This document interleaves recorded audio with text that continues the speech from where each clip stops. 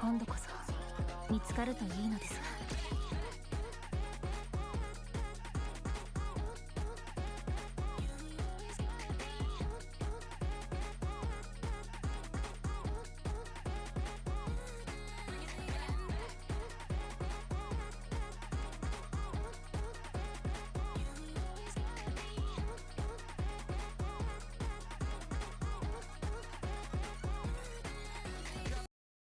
Ta-da!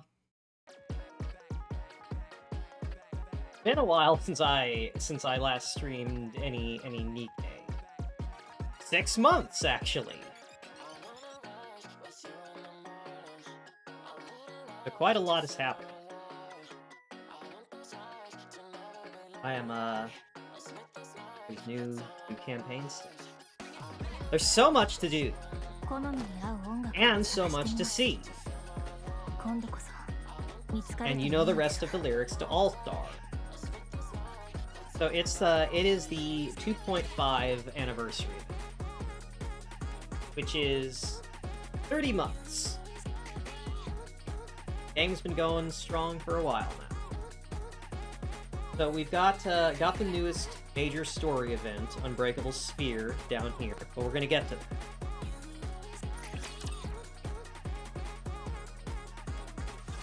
So first things first,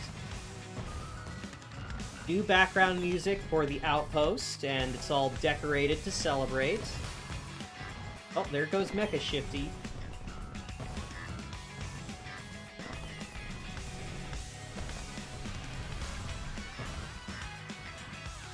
Hi, Zelkasha. Oh, it's Bolt Jr.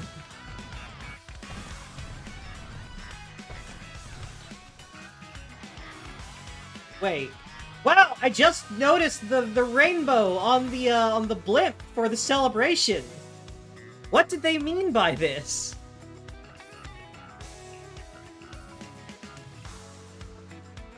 Like, this is not here normally. They added this for the event. Big blimp with the rainbow on it. What did they mean by this?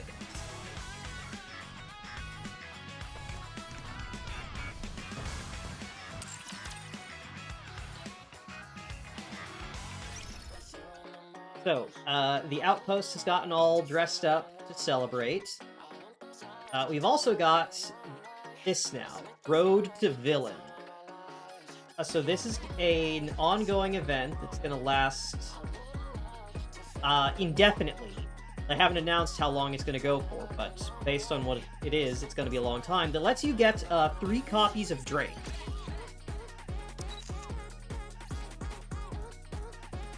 Drake, who is actually the first SSR character I got. So I'm very pleased about that.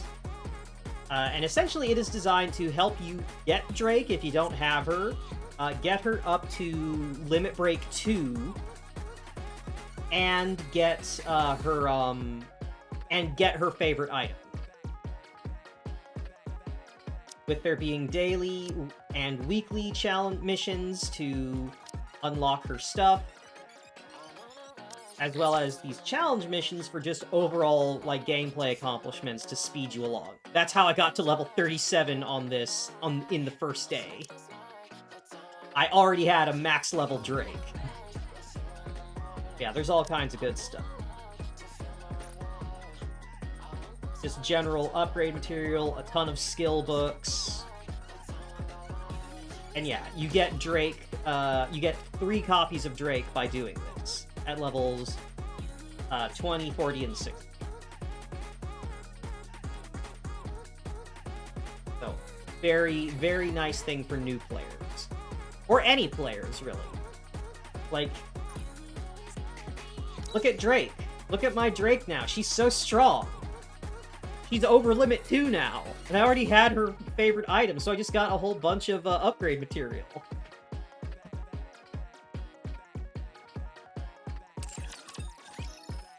So, additionally, for the 2.5, let me just scroll to the bottom here. There's a new welfare character, Mori. So she is available for free by just logging in during the event. And you can get copies of her to max limit break her by just playing and doing the event. She seems pretty interesting. Her main gimmick is she has a shield at the start of combat, and if it breaks, if her shield breaks, she gets a stacking boost to her max health. Named Mori. Looks like Mume. I don't know VTubers. That doesn't work on me. I recognize those are VTuber names, but I don't know who the VTuber anything about them. And when she uses her burst skill, she either repairs the shield or restores it to full if it's broken. And her main gimmick is that when her shield is active, she can taunt enemies, and whenever anyone on the team just breaks like enemy parts, like guns and all that, everyone gets a stacking boost to damage over time effect. She is a VTuber, knows nothing about VTubers. I don't know many things. I know what's important. Me.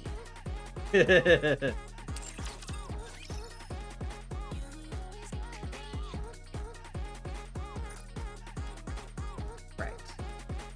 So, let's check out Unbreakable Sphere.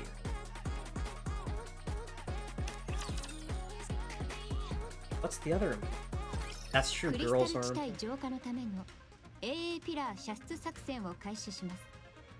Oh, back in chapter 30, 33, 34-ish. Right. Two crystals. That's what they're calling them. Reclamation Site 01. Right, so this is cutting edge main story.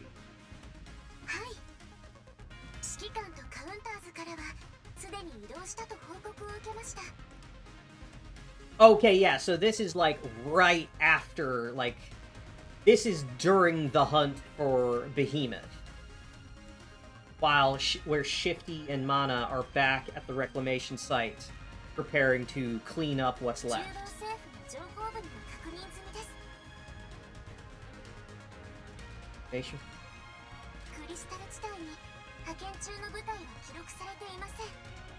Let's do.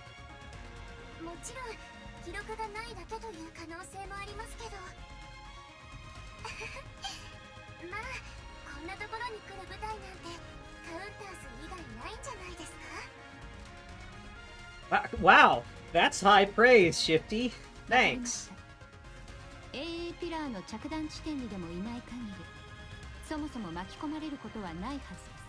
Shifty, that's gay. Oh, it's only a little bit gay because Shifty's also our co-conspirator. Shifty is absolutely in on the whole, like, oh, we need to overthrow the central government plan. She's like, she is super down with treason.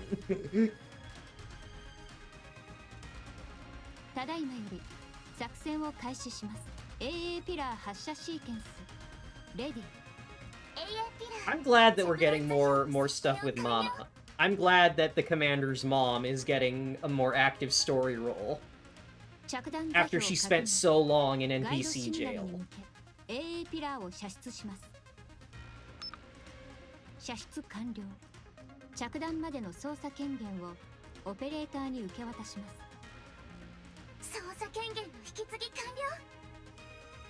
Yeah, Mana is the commander's mom. Technically. Her and Ether. In the Wisdom Spring event, Mana, like, Commander has, like, a series of flashbacks as erased memories start to resurface, and they recall essentially being grown in a test tube in an underground lab by Mana and Ether. And those memories were specifically erased, and their past, like, suppressed so that they wouldn't know it. And while Mana can't actually tell them the truth, because, you know, there's there's elements at play that keep her from saying everything and telling them all that happened. It's very clear that the commander is a manufactured artificial person. With with qualifying as human being a very not being super accurate. It is not, the commander is not fully human, and they never have been, and they only just recently found out.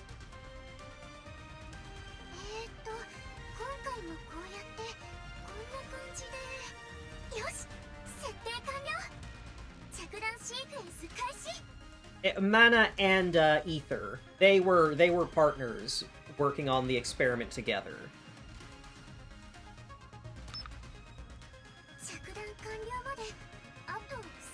And again. There it is. エネルギー量が A ピラーとは比較になりませんので。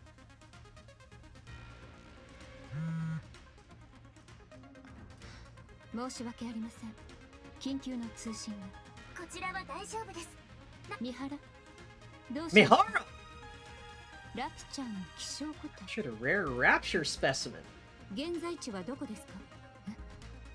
今すぐそこから離れてください。Uh-oh. Are we gonna see Mihara show up on camera? Like right over here? It's like, uh-oh.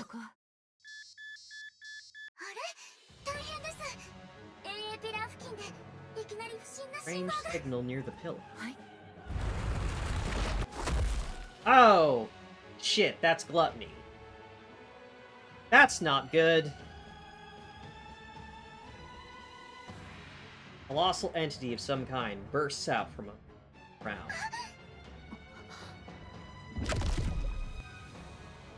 Pillar is swallowed whole by what seems to be a massive mouth.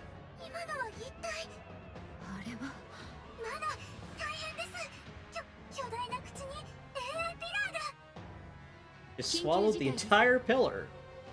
That's no good. Codename Gluttony has appeared.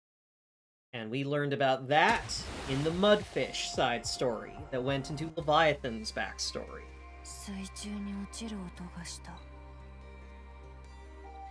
Something falling in the water.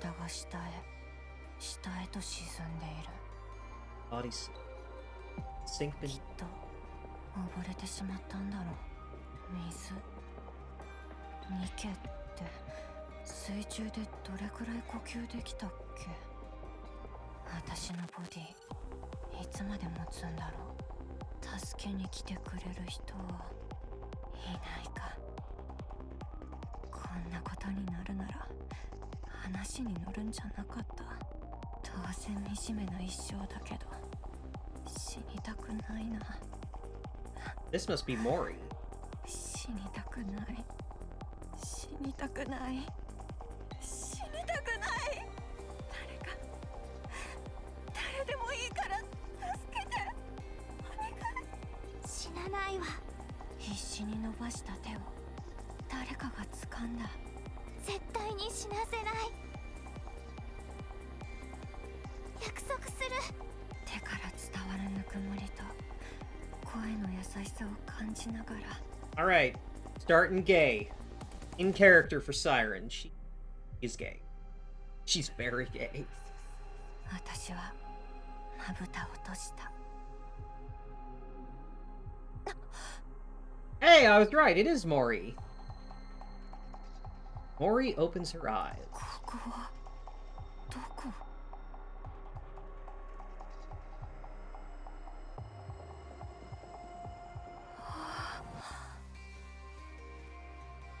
Fish swim past with a transparent barrier, as if Mori is submerged in the ocean. 私死んじゃった。Yay, Siren! Hi, Iselin!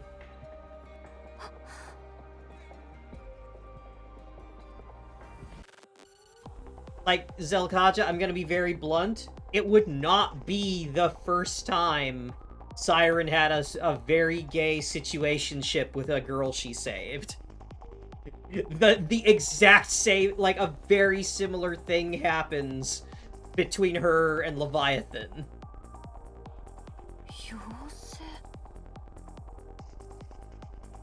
Ah, no worries, Iselin. I did start streaming very late, simply because I had tabletop earlier this evening. I will have fun with the funny shooter.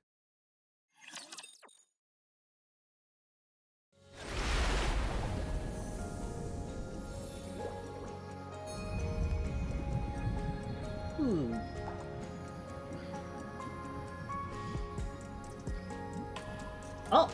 Oh! There are slimes! There's little Dragon Quest slimes!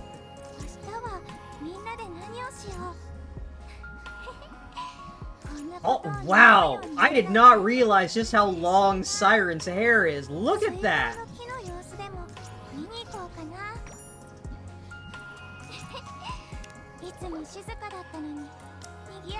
I will take those, thank you.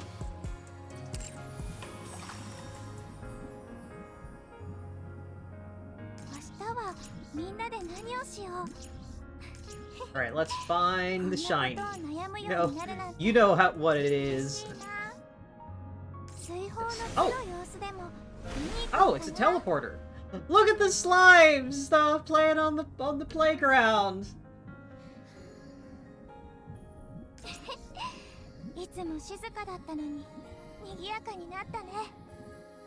What's this? Wait a... Oh, that hurts. That hurts!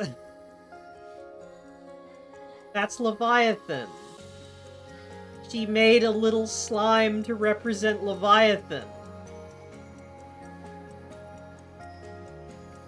In their side story that goes into their backstory, Leviathan essentially hid herself away in a cave where she always had a lantern lit when she was, alone. The bubble tree throws bubbles. Bubbles on the tree will fall to the ground once they're fully grown. Be careful not to get hit when you're under the tree. The bubbles are liquid metal, so it'll hurt a lot if you get hit by them. And it's the same black with green eyes that Leviathan is. So yeah, that is little slime Leviathan.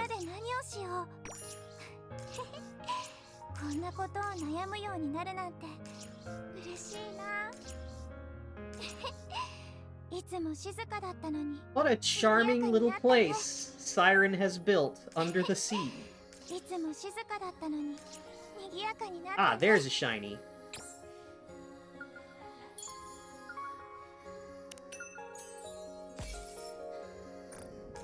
Crystals, always valuable.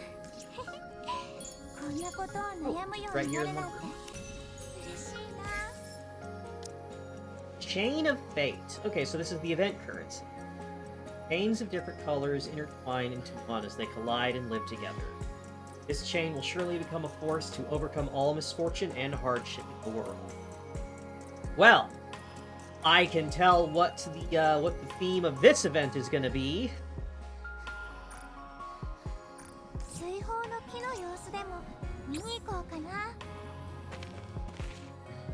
Workshop. This is where useful things that the bubbles collected from the vacant lot are stored. You can take and use anything you want. By the way, there may be some bubbles mixed into them. Don't be surprised if you come across one later.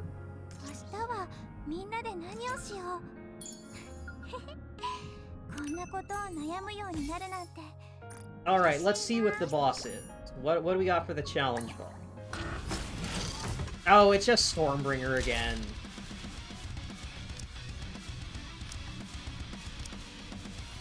Alright, Iron. Let's get an Iron team together.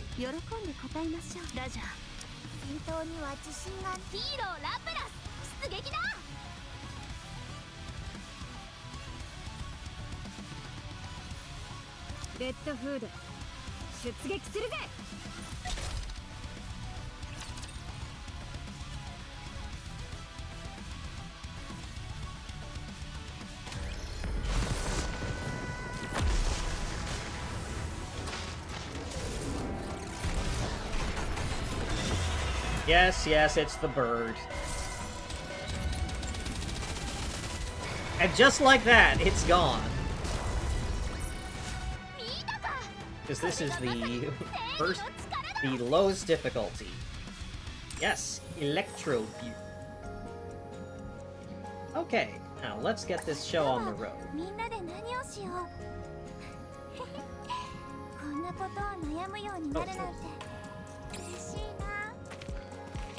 This is the playground the Bubbles built. I didn't really order them to do that, it just appeared at some point. Feel free to play here if you want. Bubbles play here sometimes, so be careful around them.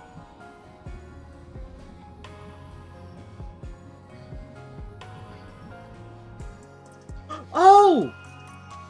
This is Cinderella! That bubble up there is Cinderella! It's silver and it has glass slippers!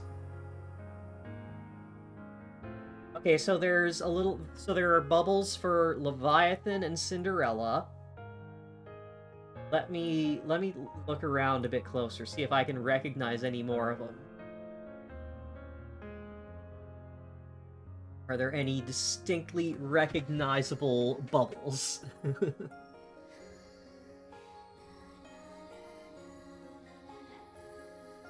That one's Abe.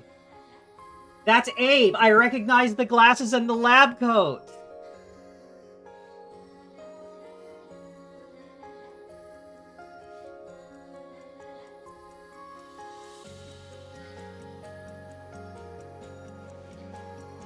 Those are the ones that stand out. Maybe Hansel and Gretel bubbles will show up at some point. But I don't see any right now.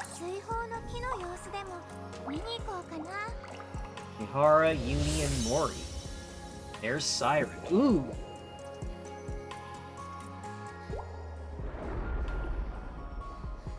Alright. Fire! Fire's the element. Good thing I've got a bunch of really strong fire characters. お前が呼ぶなら一緒に行ってあげる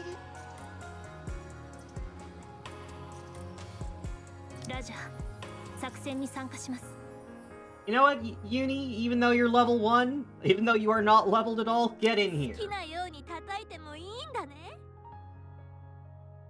And Drake, you get to come too. You're the right element.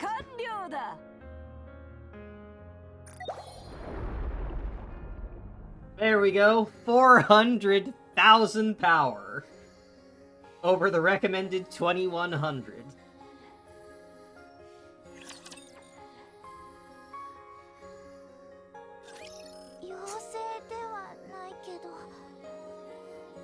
You kind of look like a fairy, Siren. To be fair, you don't look like any Nikke that Mori would have interacted with. Oh! Hi, Mihara! I see you're already here! I... just off to the side there! Hello!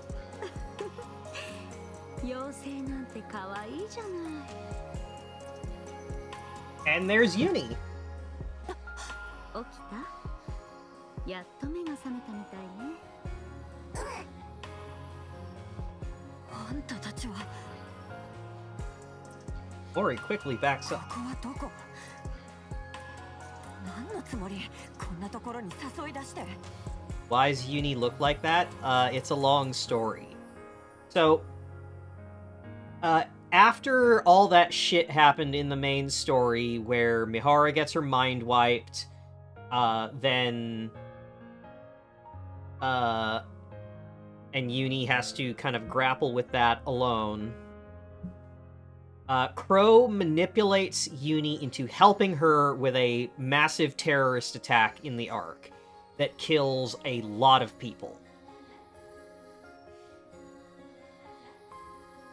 Uni, in the process, gets a hold of Unchain, which allows her to destroy the nanomachines in her brain, which means that she cannot have her mind wiped, and she cannot be controlled. So, Uni uses her newfound freedom to try and kill Xuen.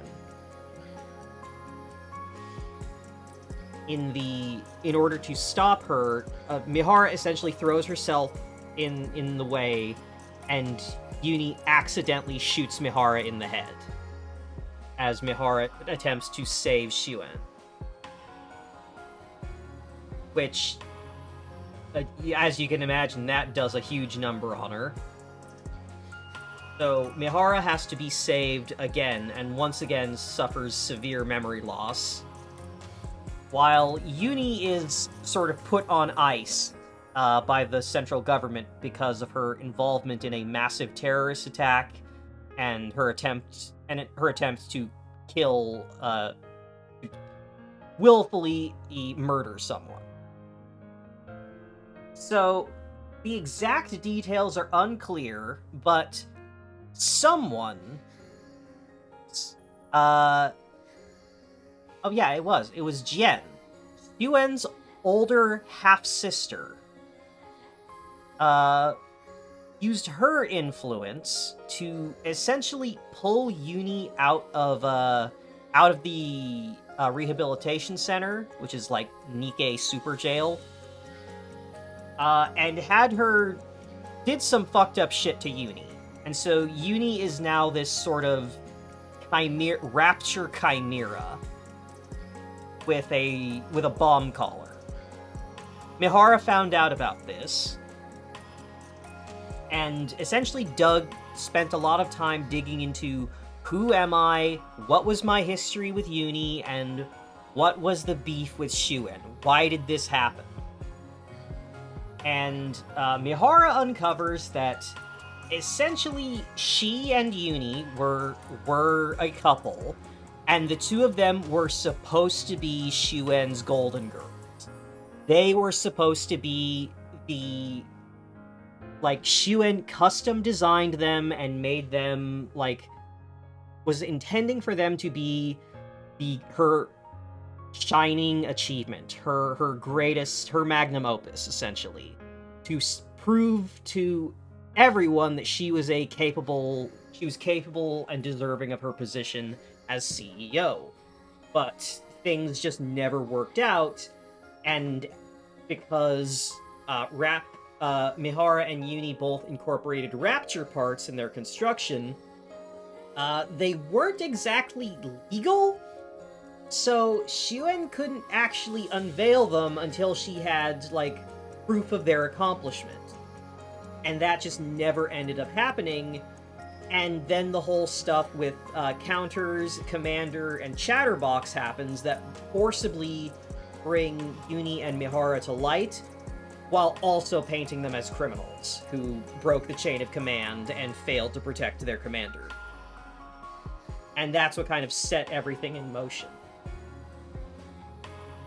And why Shuen has been forced to keep them at arm's length and essentially not give them the kind of support she wanted to.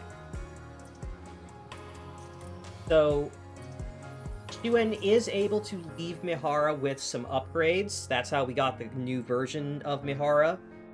And Mihara has decided that, even if I can't remember everything, the fact that Uni still remembers is enough.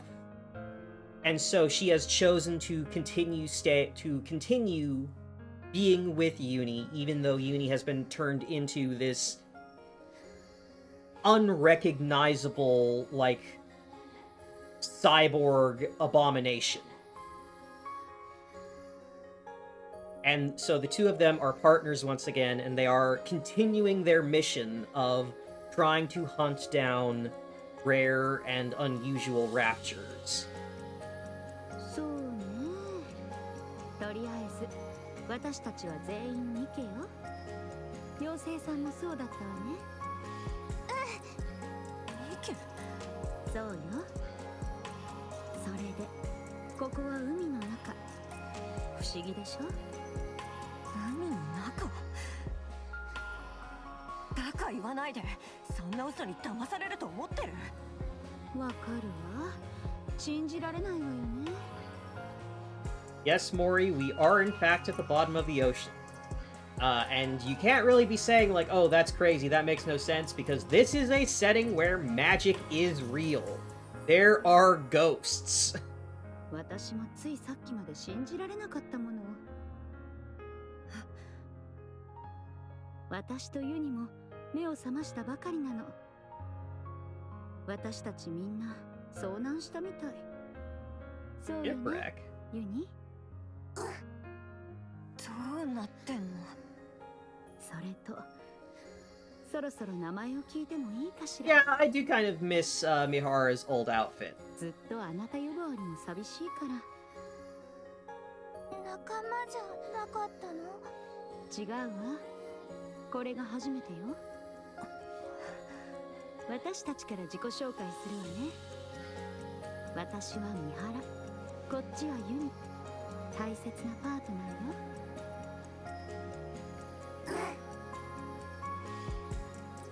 I know the circumstances it happened under are bad, but I gotta say, Uni, you look cool as hell. 見ればわかると思うけど、ユニは普通のニケとはちょっと違うの。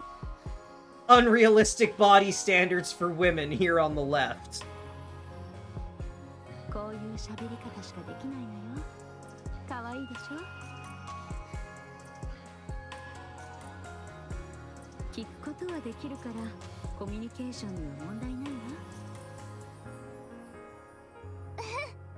わ。But yes, Uni has also been rendered mute. She cannot speak. Can only make these very sort of vague vocalizations. And that part of it was specifically because her part in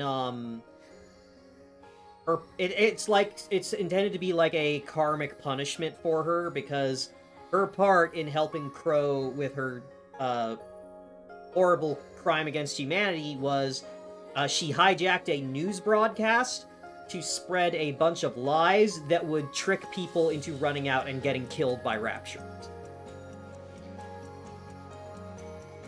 And so it was decreed like, oh, you use your voice and your words to get a lot of people killed. You don't get to have those anymore. ユニみたいな話し方をするニケが他にいたなんて。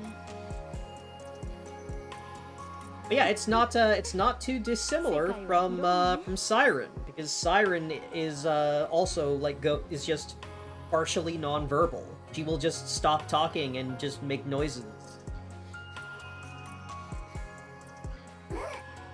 それで妖精さんのお名前は？セイレン。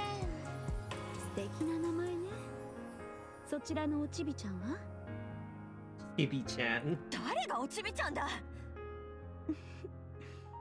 じゃあ名前を教えてちょうだい。それで呼んであげるわ。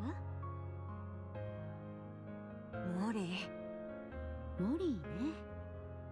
じゃあ自己紹介も終わったことだし、ここがどこかわかる人はいるかしら。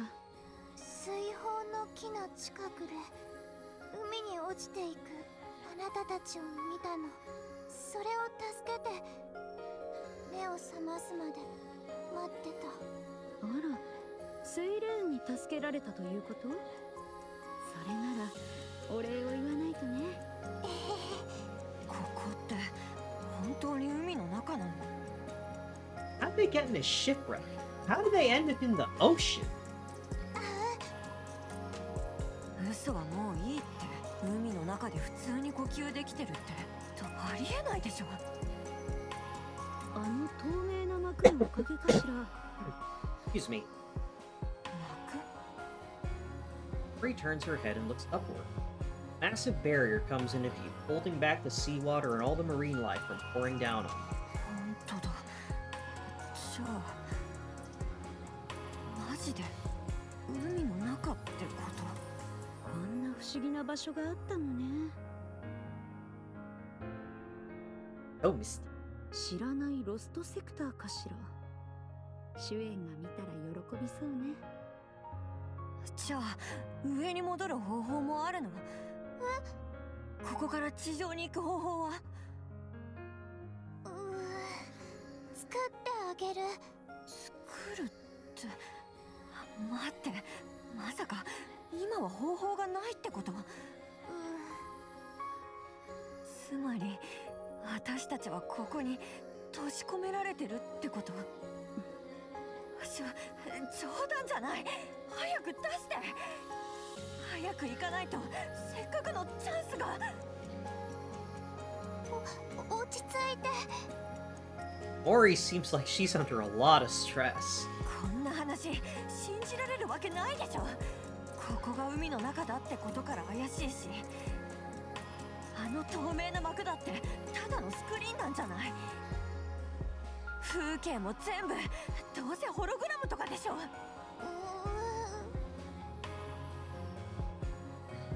The mermaid frantically shakes her ど head. いて私には時間がないの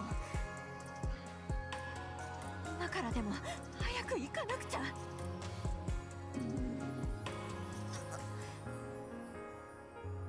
Oh, she hungry. これはその Hi, Llama Lass! It is me, the Abbey! まずは落ち着いて。何か食べてから考えたらどう？ Snack time.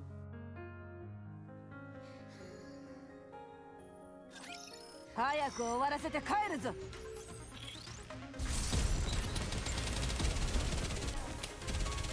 ターゲットクリア。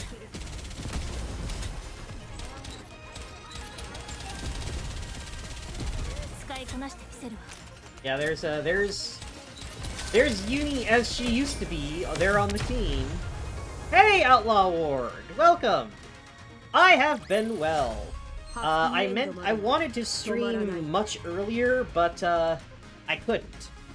The server was essentially kind of closed. Like, the game was not up until, like, 5 hours ago. And then 90 minutes after the server opened, I had tabletop. So, this is the earliest I could start streaming. Hi, Scholar. Welcome. Welcome, everyone. Mori bites into the chocolate bar in her hand.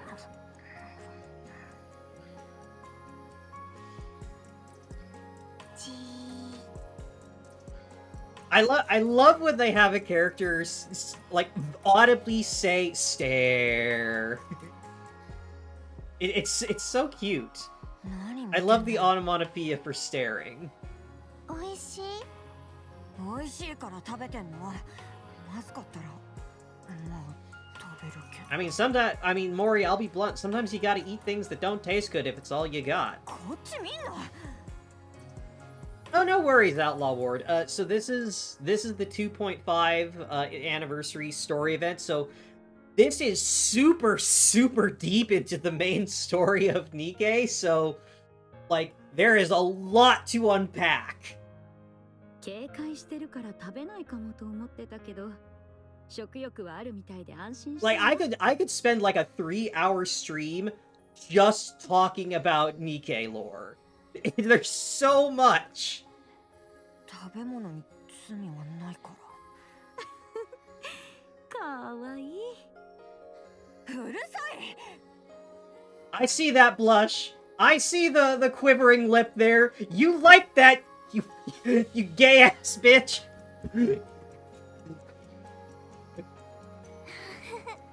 ごちそうさま、セイレン。誰か来るのは初めてだったから口にあったみたいでよかった誰か来るのが初めて？ここにあなた以外がいるのは私たちが初めてということ？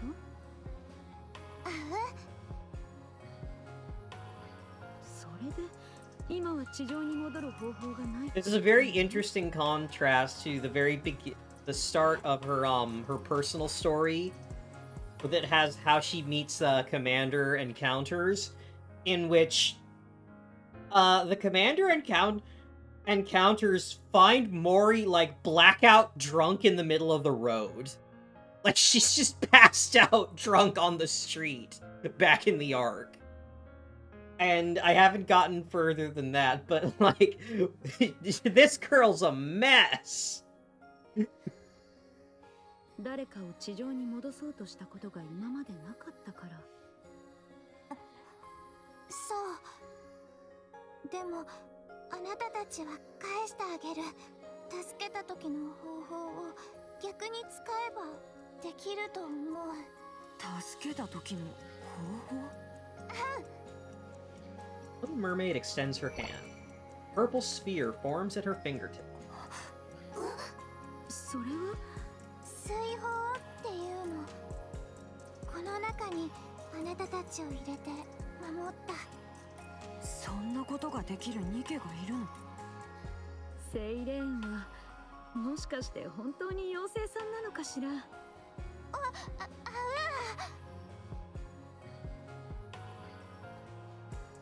Little mermaid shakes her head. 冗談よ。これが私たちを助けてくれたのね。Yeah, so Siren's ability or weapon is a... Oh, she's talking about it. これもそれで動かせるの。だから私がみんなを自分で運ぶ必要もなかった。Siren's weapon is essentially a mass of liquid metal that she controls with her mind. So she can fire, like, tiny, like, almost microscopic pellets of liquid metal as bullets. She can make walls, she can create objects. She can also transfer thoughts and emotion through the liquid metal. Because it's liquid metal. It's nanomachines, essentially. It's liquid metal that interfaces directly with her nervous system and allow her to do all kinds of crazy stuff. 言葉で物を操れる? And the Kotodama is a system that has been a thing in Nikke for quite a while. Anyone that's familiar with Nikke can tell you that Kotodama, the Words of Power system, is essentially an experimental system that allows Nikkes to just do magic with words. To say... Like, if you're familiar with Preacher and the Word of God, that's basically what Kotodama is. It allows one to turn words into irresistible commands. And we first see it being used by Maiden very early in the main story. And so 6 months ago, at the 2-year anniversary event, we found out that Siren is the origin of the Kotodama system. That she is the first Nikke to ever use it. And it was developed by Abe. Also built Cinderella, Red Shoes, and Hansel and Gretel. 何それ？まさか今も私たちを操ってるとか？そんなこと絶対しない。昔はコントロールできてなくてうっかり発動しちゃう。I thought Nikke was sci-fi? It is! But it's also just admitting that magic exists. Like, Nikke is very much a science fiction setting, but magic is a thing that exists in the sci-fi setting. Yeah, Nikke is whatever it needs to be. Like, very, very frequently, there will be... Like, there are multiple moments in Nikke's main story where something supernatural happens, and the scientist character in the scene will say, yeah, this doesn't make any sense, and I can't explain this in any kind of scientific way. And another character will say, well, maybe that's for the better. Maybe there are some things that science just can't account for. 友達と一緒にいた時にいろいろ話すようになって。Oh, she's talking about Leviathan. 誰かと喋ることは楽しいって、もっと話がしたいって思ったから、それから研究して。Yeah, science fantasy is a good way to say it. Doesn't the commander occasionally just deadlift a Nikke that way? Yeah, so because Nikke are ridiculously human robots. They are a human brain in an entirely metal, mechanical body. So they weigh, like, several hundred pounds, like, at minimum. And the commander has had multiple occasions of just being able to pick them up and move them, which we, as I mentioned earlier, before everyone showed up, in the Wisdom Spring event, is because the commander is a genetically engineered lab-grown freak. The commander is not fully human. Yes.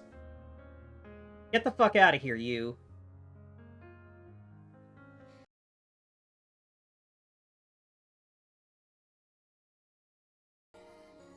だから今はうっかりあなたたちに言霊を使っちゃったりはしない。 But yes, so the commander is not fully human. They were grown in a lab. And we know the Nikkes that created the commander.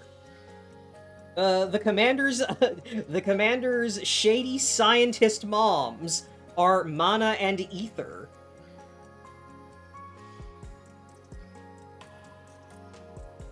And so the commander has the confirmed, like, powers that the commander has is the commander has unnatural healing factor.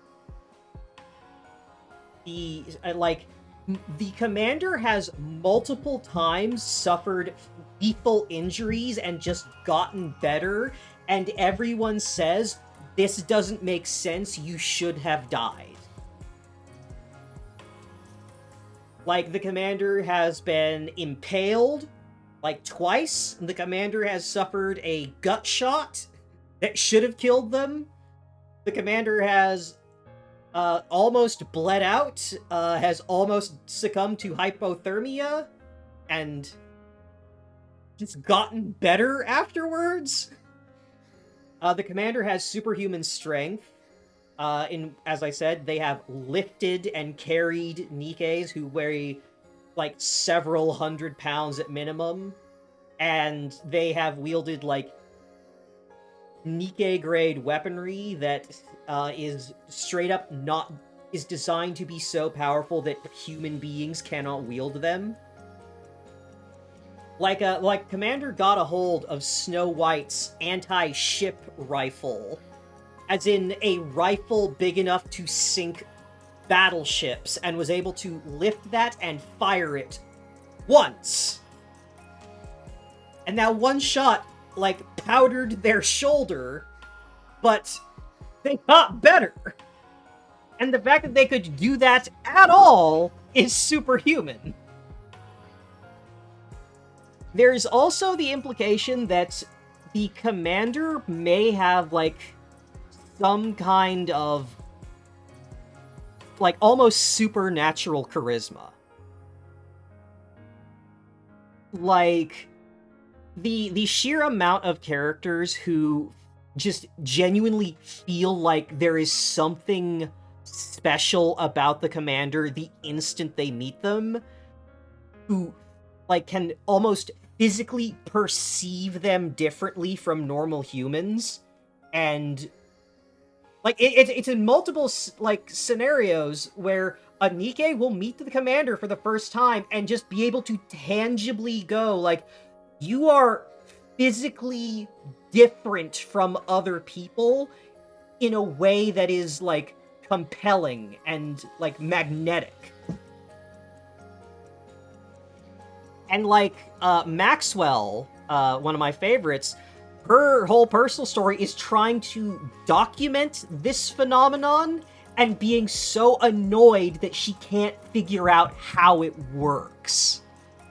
Like, she puts together a whole report, runs a whole experiment on how, and determines that, yes, there is something about the commander that causes Nikkes to become stronger and more attached to them in a way that defies all kind of physical law and sense.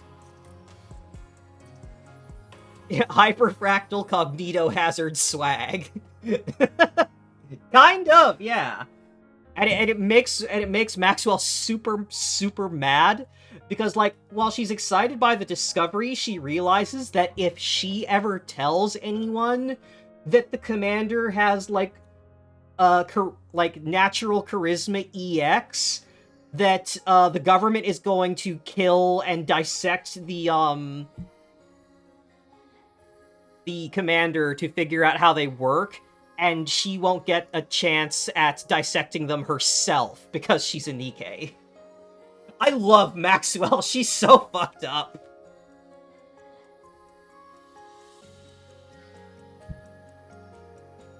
But yes, the commander is a genetic freak who is made out of wish-granting cyborg catnip. And the implication that the relationships they have are caused by their innate, unnatural charisma. Yeah. Like GN, Xuan's sister, telling them that they have an unnatural charisma makes them freak the fuck out because they start questioning all of the relationships they've ever had. And I trust Maxwell not to keep Commander alive during the operation, but I'll know she'll get something out of it. Pretty much. Like, Maxwell outright says that I have to keep you alive long enough until I can get you on an operating table. And the commander's still down.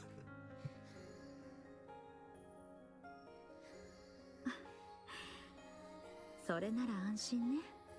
じゃあとにかくそのすごい能力で今すぐ私たちを地上に返してよ。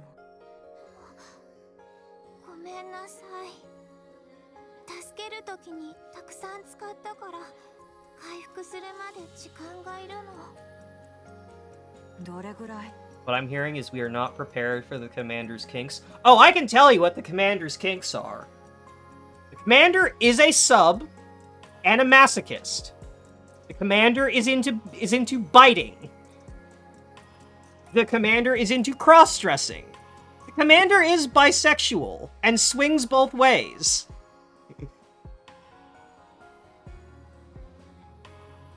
The commander has a distinct preference for shady, scary women that will threaten to kill them.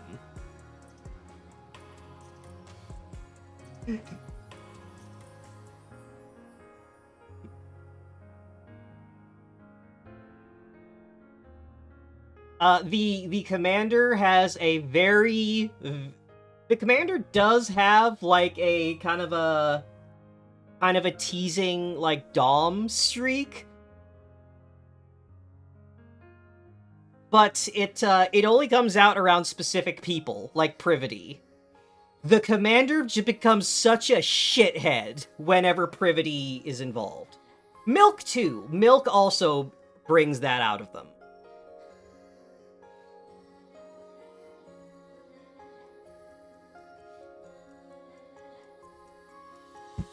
But yeah, like, in Mihara's personal story, Mihara essentially has to train Commander in how to be a dom, because, like, she wants to do some kink stuff, and the Commander is so nervous and awkward about, and doesn't, like, it's straight up like, I want you to put me on a leash and walk me around, and the Commander's going like, but I don't want to be mean to women!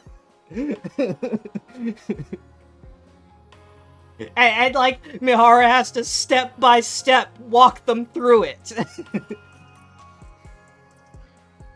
Oh, they're also an exhibitionist. Kind of. I said Mihara and Trina talk them into it.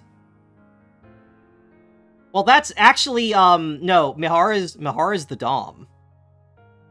Mihara actually is a dom. She is Uni's dom. Mihara and Uni are specifically a masochist dom and a sadist bottom. Yeah, no, like, Uni likes to hurt people. Uni is the sadist. She likes causing pain and hurting people. But she is the sub. And she is only allowed to hurt Mihara as much as Mihara tells her. And, like, Mihara has the final say in, like, when the scene begins and starts. And Mihara is like the hurt me more. Come on, put your back into it, hurt me more. Because, she's very particular about pain. 1ヶ月 So, it's like the whole premise of Mihara's story with the commander is she wants to try doing some degradation and shame play. Because like she's looking for new experiences, so she wants to try some like degradation, pet play, and all that. And so she wants the commander to dom for these scenes, but the commander's too shy and nervous, so she has to teach them how to be a dom. It's really, really funny. And then Uni's is actually very similar. Uni's Bond story is very similar, where Uni is like has taken a shine to Anis and particularly likes like pinching and slapping Anis's ass because she likes the way Anis reacts. And like obviously she's kind of getting in trouble because like come on Uni, you can't just do that to people. And so the commander decides, well then, if Uni needs someone to hurt, then I've got to step up to the plate.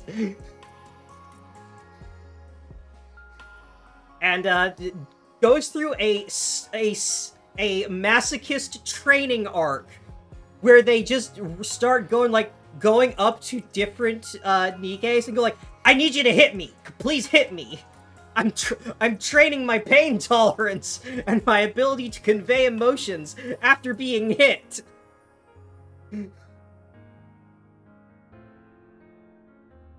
Until eventually, the commander and Uni reach a point where they can communicate without words by just the feeling that Uni gets after hitting them.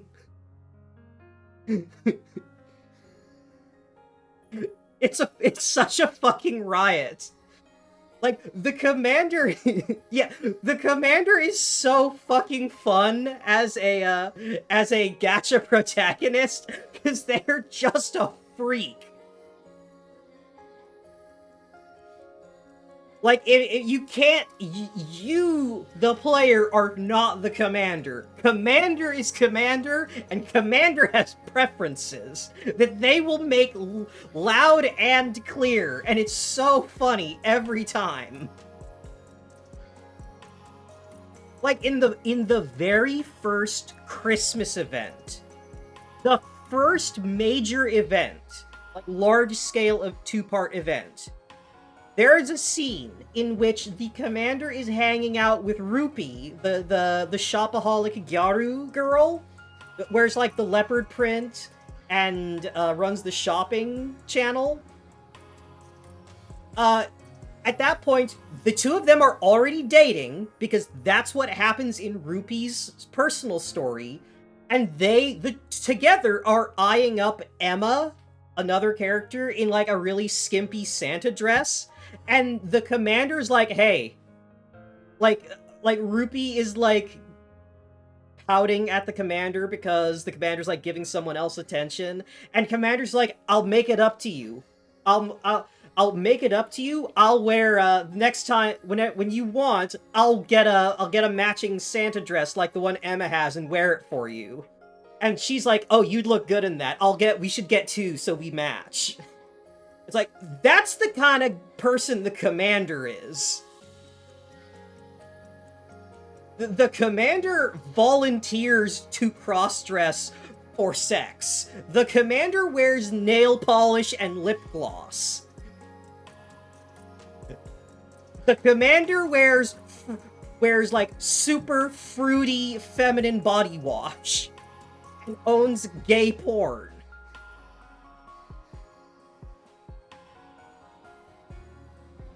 The commander is like the best gacha protagonist I've ever seen by a country mile. It's so fucking good. 1ヶ月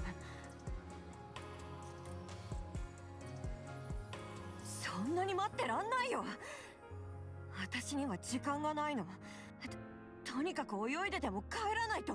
そんなことをしたら死んじゃうわ。私たちはニケだから。あら、どうして言い切れるの？事実だから。Yeah, so, like I said, since Nikkes are made entirely of metal, like living metal, they cannot swim. Nikkes sink like rocks in the water. So, being at the bottom of the ocean here is a problem.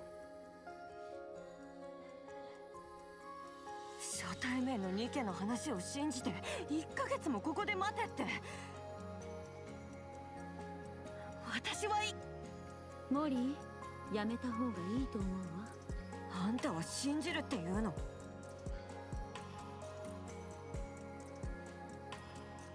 Mr. Masochist dove in front of a knife just to feel something. The knife broke off on him. Yeah, no, that's kind of the level the commander's already at.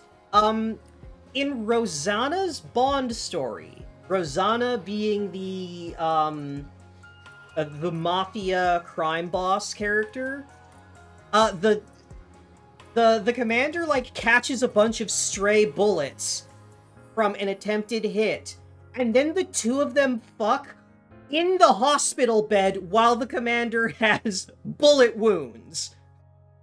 Like, that's the level the commander's at. Yes, Lamia Princess, we were playing the funny gun game. Talking about, everything but the gun game. Yeah, and there's also that. Rosanna is the bull to Sakura being a cuck. And the commander is the what is the word in that situation? I don't know. ええ、信じるわ。あそこまではっきり言うってことは何か確信があるんじゃないかしら。Yeah, I talked about it in another post that, like, Sakura's whole gimmick is that she gets married to the commander under this eternal cherry blossom tree that symbolizes eternal undying love. She has a whole thing where she wants to be, like, super domestic and sweet and is very discreet and private with her affection for the commander. And talking about how they're super gonna be one-on-one and all that. And then Rosanna's just like come here, come here, Commander, or I ain't letting you sleep tonight. And it's very, very like open and crass, and it's just like, but they are super close with each other. Like Rosanna and Sakura both know each other about one another, and like Rosanna actively says that part of their like dynamic with one another is fighting over the commander. And like Viper from an outside perspective is like, why? What? Like, if you love the commander so much, why are you sharing them? Why aren't you just taking them for yourself? And Rosanna's like, are you kidding? Us fighting is part of the appeal. Yeah, like Sakura says all her lovey-dovey shit, and then I steal the commander and fuck their brains out, and then Sakura does some more lovey-dovey shit and wins them back, and that's what the relationship is about.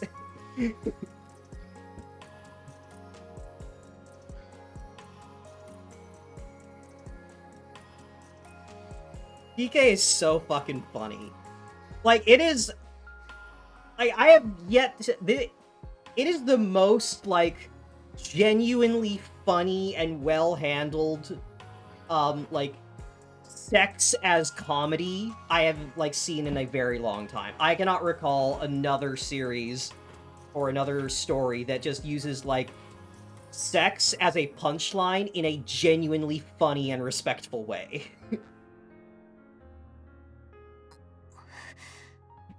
Yeah, no, like, legit, the commander is getting passed around by all the Nikkes at the outpost like a blunt. 私も危ない橋を渡るのは嫌いじゃないけど、よくわからないことでユニの命をかけたりはしないわ。急いでいるからって命を捨てたら本末転倒でしょ。そそれはそうだけど、私は必ず地上に返してあげる。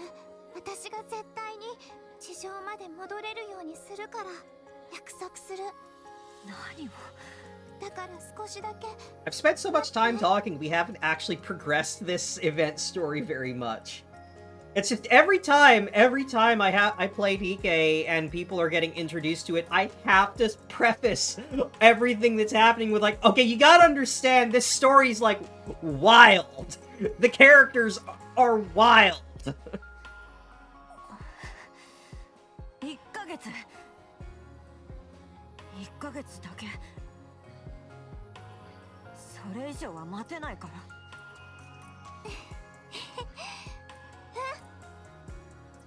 Little Mermaid smiles brightly.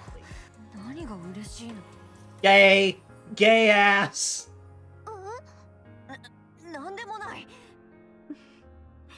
落ち着いたみたいでよかったわ。セイレーンが帰り道を準備している間、私たちは何を手伝えばいいかしら。何もしなくていいの？後でやっぱりとか言わないでよ。後出しされるのは嫌いなんだ。助けてもらってばかりなんて落ち着かないし。 These characters fuck and the people need to know. Yes. Listen, I played Grand Blue Fantasy and Fate Grand Order for years where they keep avoiding it and dancing around the subject and all that. So having a story that is very upfront saying, yeah, no, the characters have sex. They have adult relationships because they're grown-ass adults. And that's part of their personality, part of their story, but it's not the central focus. I feel that having this much, like, being frank about that aspect of the characters gives them so much, makes them feel so real. Yeah, and as Zelkaj is mentioning, there are many characters that have relationships with one another, not the commander. Like Trony and Eleg are gay. Like, they have 2 events dedicated to how the 2 of them love each other specifically. Like, Uni and Mihara's entire storyline is what their struggle to stay together as a lesbian couple. That occasionally bring in the commander as their third.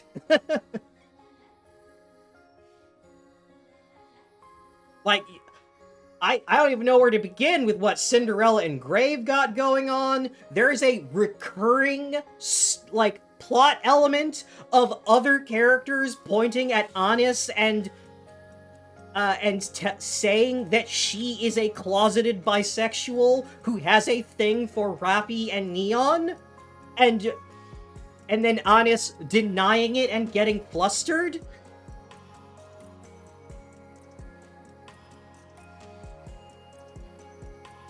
Like, the 2 most recent events we got with Crust and Breddy, like, those are, like, a major focus in those is that Crust and Breddy are the couple that care about each other. They're the partners. Breddy just uses the commander for casual sex.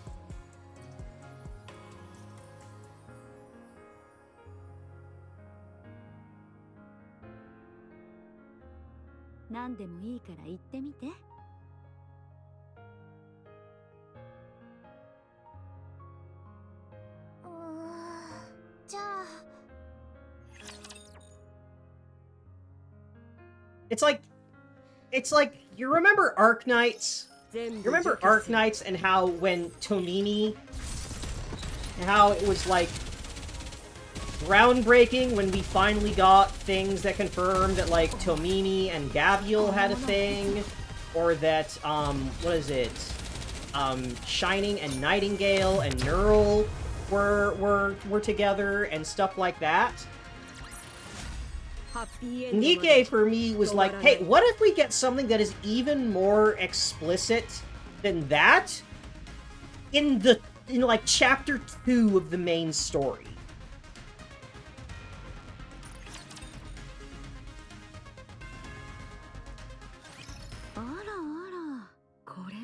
ごいわね。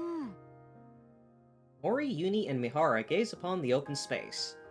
Destroyed remains of plans, buildings, submarines, and even more lie scattered everywhere. それにこれ見覚えがあるわね。ピラーだったかしら。 Oh! Oh, that's why. They're inside Gluttony. そんな名前なのね。すごいエネルギーを持ってるけど今は動かなくなってるみたいで、とりあえずここに置いてあるの。 Okay, so that explains it. They have all been eaten by Gluttony, and Siren has survived by creating a gigantic bubble inside Gluttony. 面白そうなものがたくさんあるわね。こんな場所に連れてきたってことは、もしかしてこの山を漁れってこと？使えそうなものを持ってきてほしいの。私だけの時は別に困らなかったけど、今は一人じゃないから。嫌なら別にいいから。はいはい、いわゆるジャンクあさりでしょ。始めるからあっち行ってて。言われたことはやるからさ。結局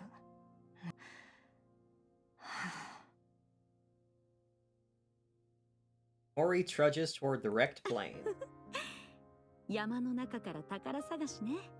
面白そうだわ。ねえ、ユニ。セイレン、私たちも何か探してくるわ。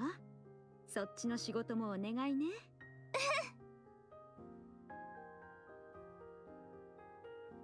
なんだろう。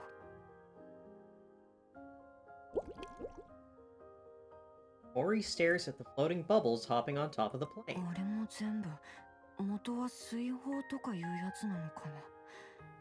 ロボットみたいなもの。なんだっけ。Bubbles hop and roll around on the ロボットなら少しは役に立ったら。うっとうしいな。あっち行け。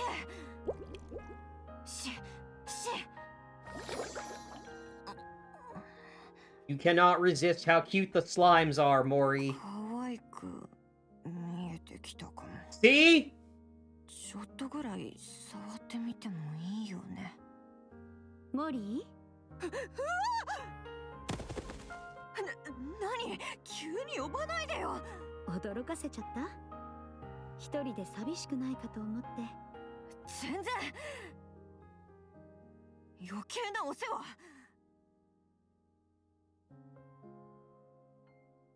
A Nikke named Onion. 本当？偉いわね。子供扱いするな。本当に可愛いわね。それで何のよ。収穫の横取りでもしに来たの？え？それとも私の代わりに仕事しといてとか。図星だった。そういうのはお断り。どうしてそうなるのかわからないけど、落ち着いて。ノルマのある作業じゃないんだし。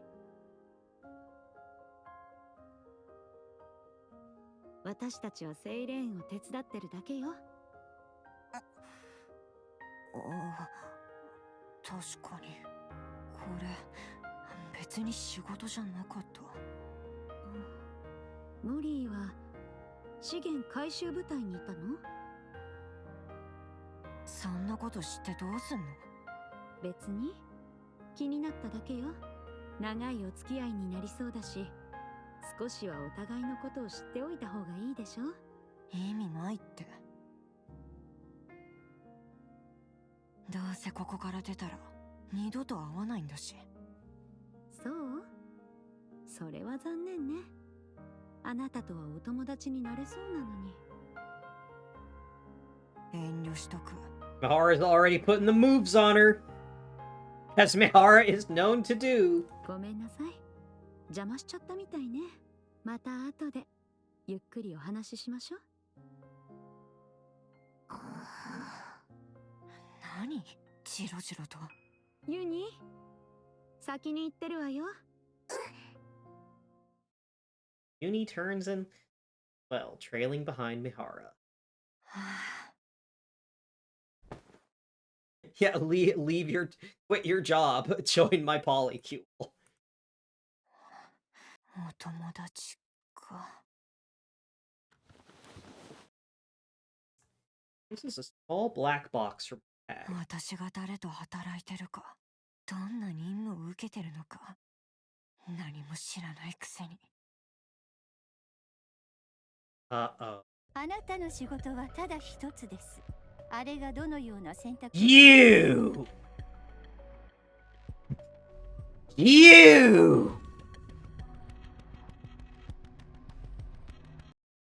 Hold on. Where's the angry face?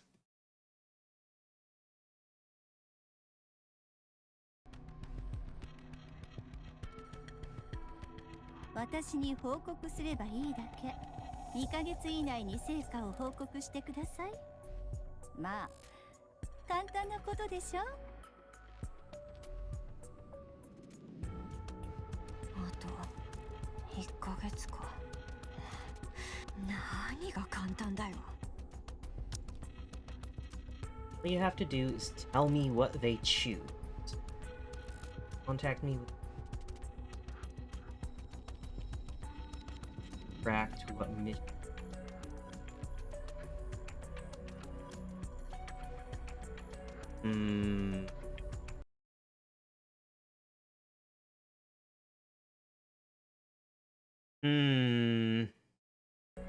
Does Jen know that Commander has been working with Leviathan? Is that what she's supposed to be tracking? あんたたちにはそうかもしれないけどさ、詐欺師が。Alright, so Mori is in dire straits and has been given an offer she can't refuse by Jin, who is just about the evilest human we know of. If she's even fully human, she might not be. What with, you know, all that's involved in the bottom level of the arc. Bubble of...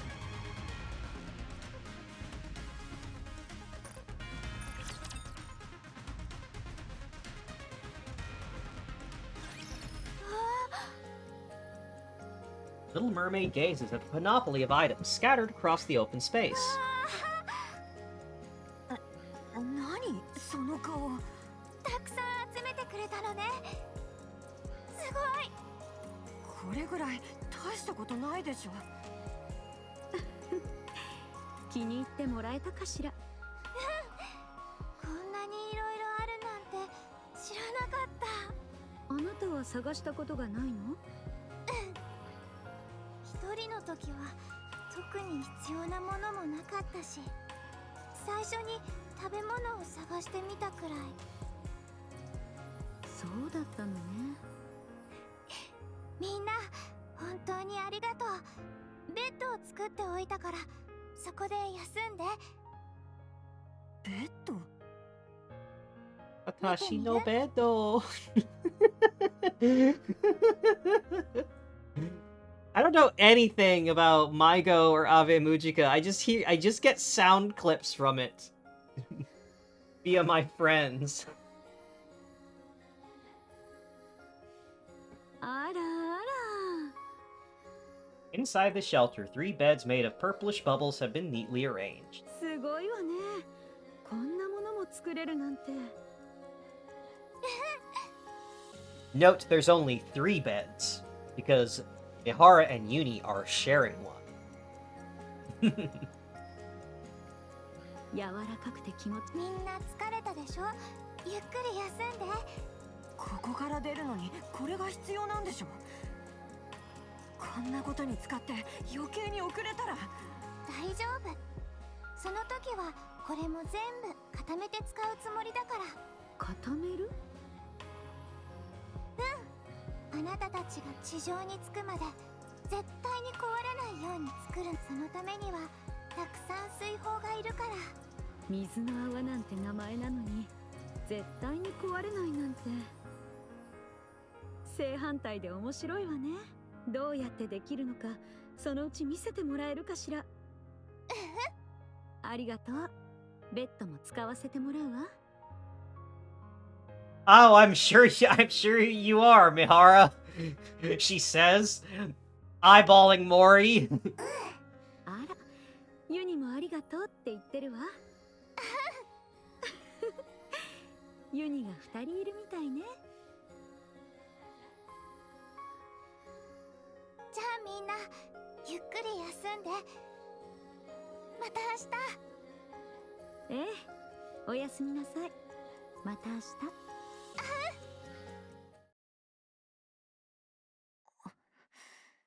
それじゃ。どこに行くつもり？使わせてもらえばいいじゃない。せっかくだし。別に私はいい。Mori runs out of the ship. 私たち避けられてるのかしら。まあそうよね。つけ回してた相手と顔を合わせるなんて居心地悪いでしょうし。Ah. あら、そんなに嫌そうな声も出せたのね。モリーのこと気に入らないの？どうして？アークからずっと尾行されてたから？やっぱりそれよね。あんまり悪く思わないであげて。彼女なりの事情があるみたいだし。Yen is the one that turned Uni into her current state. So, for Jien to send Mori on a mission to track the two of them, he's up to something. そうね。嫌なのは仕方ないわ。ユニ、セイレーンの方はどう？あの子のことは好き？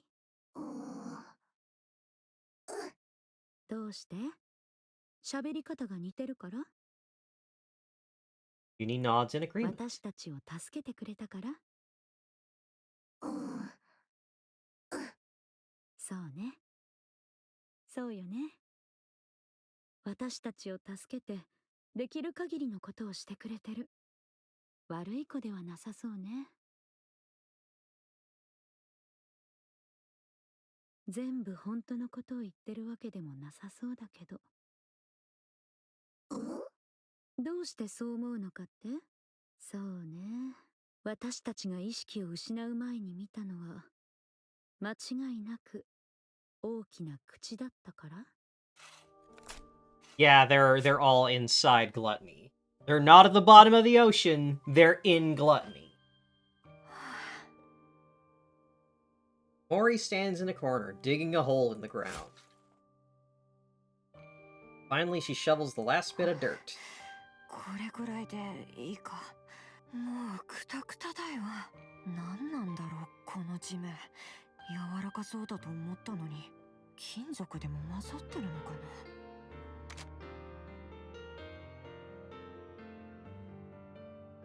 Mori folds the entrenching tool back and returns it to her bag. Hops down inside her newly dug こ hole. れでやっと一息つける。何もかも落ち着かなかったからな。そう？ベッドが合わなかった？What a cute face! Oh, she's so sad.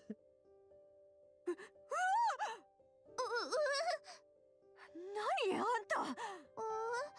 セイレ名前を聞いたんじゃなくて、なんでここにいるのかってこと。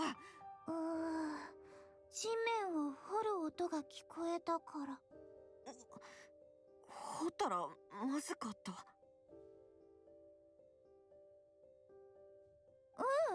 そんなことない。ならよかったけど、私のことは気にしないでいいから、こうしてるのが一番落ち着くんだよ。何か文句ある？早くどっか行って。モリー、今度は何？地面に穴開けたのがそんなに気に入らない？可愛いものは好き？可愛いもの？水泡の雫ができるところ見てみない？ふわふわ浮いてるやつ。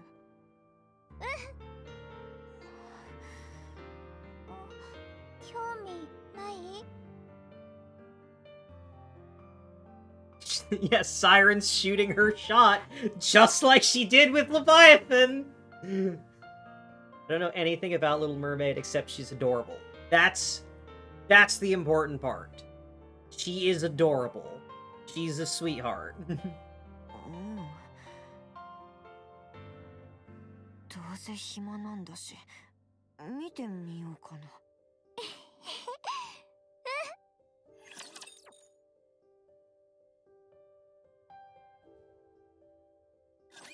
交戦開始。指揮官、私の後ろへ。使いこなしきせる。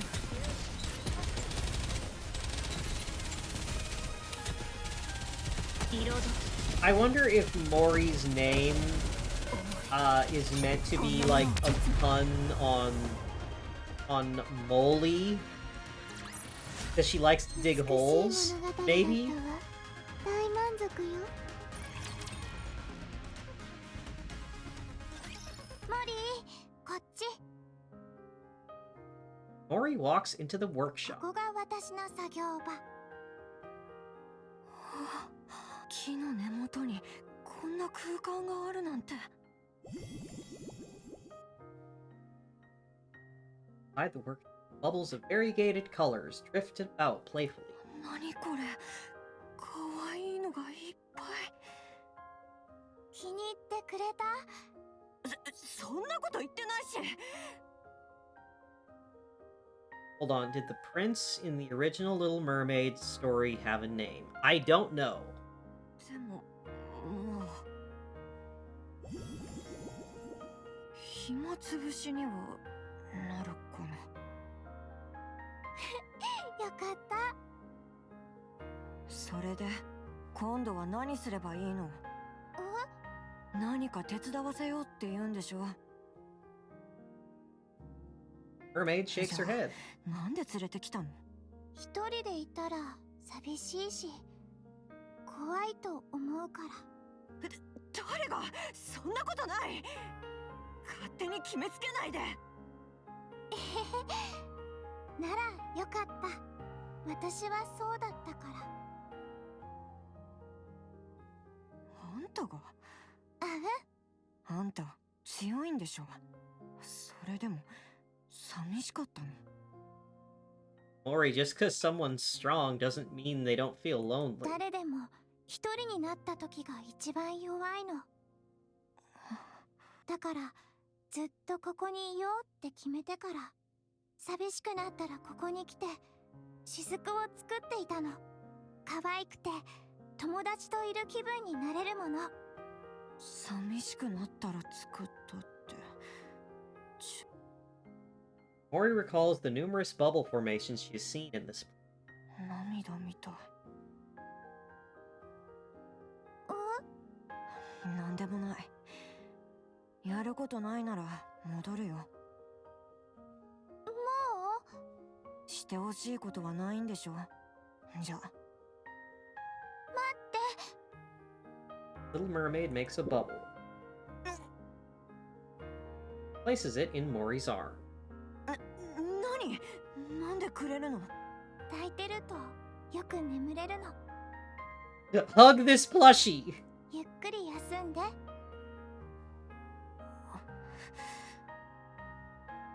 Mori looks at the bubble in her arms, exceedingly soft and あ warm. んたさ、なんで私によくしてくれるの？何か企んでる？ここから出してくれるっていう話もそうだし、初対面の相手なんてどうなろうと関係ないじゃん。なんで私たちを助けるの？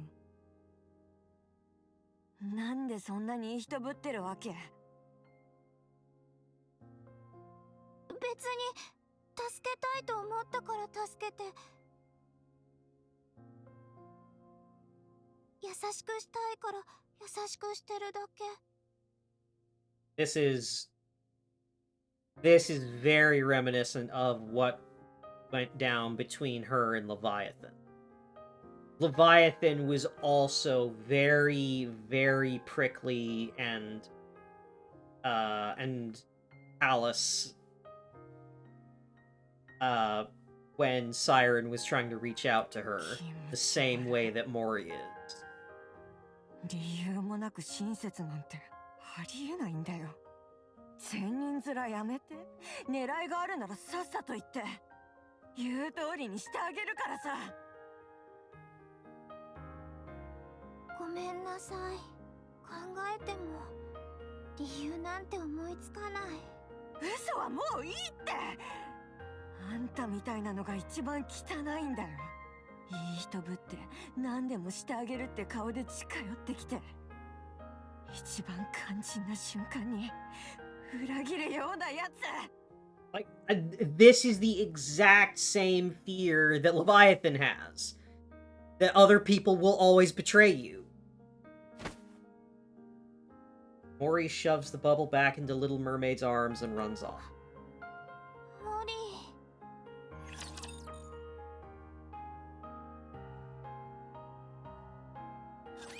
交戦開始。指揮官、私の後ろへ。Siren has the type. She's out collecting these bristly, short-haired, bristly and foul-tempered girls with white hair. そうね。つまりこの木は時間が経てばあなたの使っている水泡というものが身になるということ？あれは私が持っている武装から生み出せるものだけど、この空間全部を包み込めるほど大きいものは作れないから、まずはこの木を私が持ってた水泡を使って作ったの。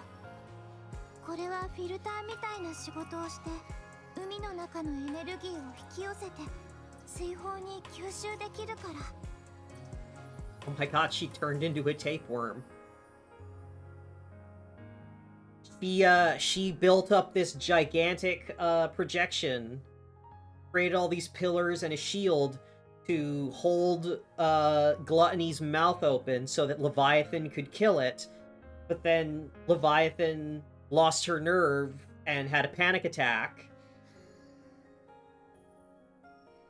And as a result, Siren was swallowed whole by Gluttony. And so Siren used her bubble that she already had available to keep herself alive, and now has since then has been just siphoning energy off of Gluttony to make more bubbles. そうして大きくしていったの。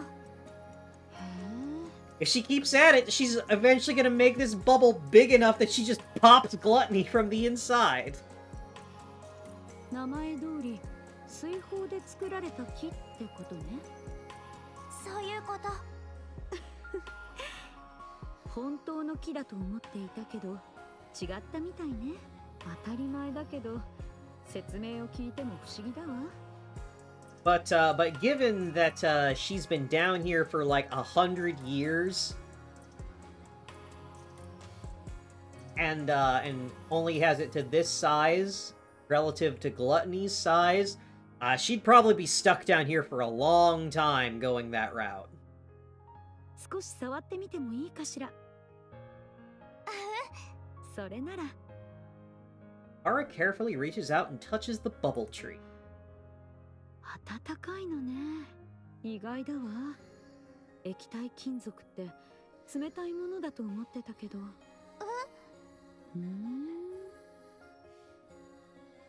Tree made of 液 liquid. 体金属の木。確かめる価値はあるかしら。セイレーン、ちょっとの間失礼するわね。Mihara closes her eyes. In order to exchange senses with the tree, she activates her power. Warmth of the tree travels up the trunk. Warmth of the water travels up the trunk of the tree, reaches the massive membrane that touches the ocean. Frigid touch of a sensation. Something is watching. 三原 Mermaid grabs Mihara's arm. やめて。それ以上は危ない。 Yeah. セイレーン、注意を引いたらダメ。注意を。どういうこと？まだ準備が足りないの。気づかれたら危ない。私と水泡の力じゃ目隠しして時間を稼げるだけ。もし見つかったら勝ち目がない。 We gotta lay low so the immune system doesn't find us. 二度と地上に戻れなくなっちゃう。何がいるの？言葉が通じない危険な存在。あなたはここで隠れ続けていたということ？私の能力は通用しないって分かってるから、準備が整うまでそのままにしておきたいの。私たちがここに来た時のことを考えると、とっくに何か気づかれてるかもしれないわね。厄介事ばかり引き連れてきたのに、どうして私たちによくしてくれるの？あなたもそれが気になる？そうね。モリーほどではないけど、気軽に助け合うのも難しい世界で生きてるから、理由もなく優しくされることに慣れてないの。Yeah. Yeah. どうしても That's 気 the になっちゃ arc. うのよ。The arc is a lot like Night City in Cyberpunk. The city always wins. なんでそんなに親切にしてくれるの？知らない相手を警戒しないの？ So is gluttony the enemy? I presume getting out of their stomach is the goal. Yes. So in the Mudfish side story that introduced us to, that went into detail about Leviathan and Siren's history together, Siren explained that gluttony is a supermassive rapture that guarded the space elevator that the Raptures were using to arrive on Earth. And that it had disappeared shortly after, it had disappeared shortly before Goddess made its, or Goddess Squad attacked the lift, and it has not been seen since.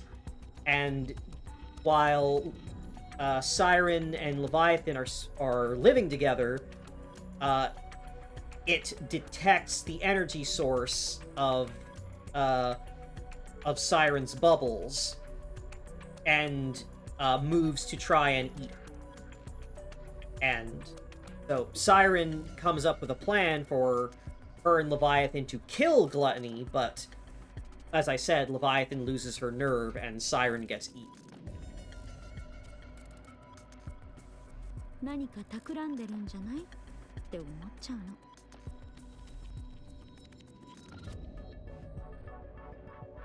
Gluttony is the supermassive flesh pit. Kind of. Like, the way it's described is it is just a titanic mouth with a bottomless stomach attached. And it just tunnels underground to emerge and eat things. Which we saw in that opening scene where it just bursts out of the ground to swallow the pillar. プレゼント。ずっと一人でいたから。久しぶりに誰かと話せて、プレゼントをもらったみたいな気持ちになったの。だからお返しをしたかった。役に立ちたいって思ったの。どれぐらいここにいたの？今は何年？ちょっと待って。Kihara pulls out her phone and shows her the screen. もうそんなに経ってたんだ。ここに来て70年くらいかな。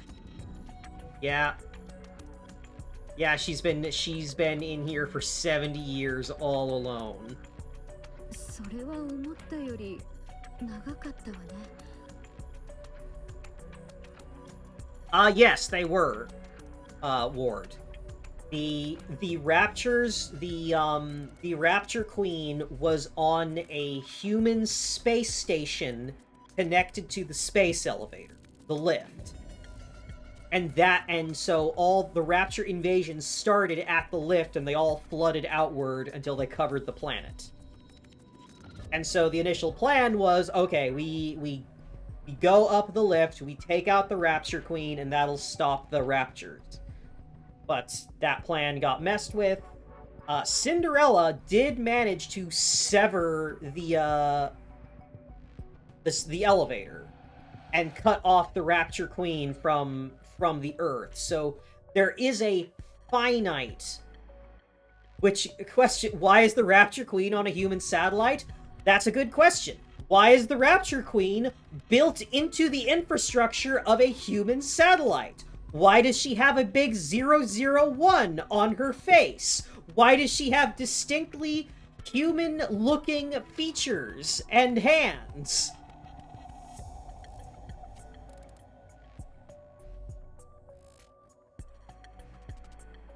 We don't know.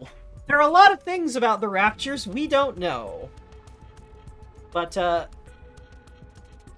so it's a bit of a mixed, we don't know all the details because Cinderella destroyed the elevator and cut the satellite off from Earth. So presumably the Rapture Queen that we saw her fight is no longer in the picture, but there is still a Rapture Queen. Nylister talks about the Rapture Queen as if she is still present, and Nylister wants to get rid of the Rapture Queen. Like, Nylister is opposed to the Rapture, command structure. Yeah, probably, Scholar. Good night, Llama Lass. Thank you for tuning in. Sleep well. Yeah, no, I am absolutely willing to believe that the Rapture disaster was engineered.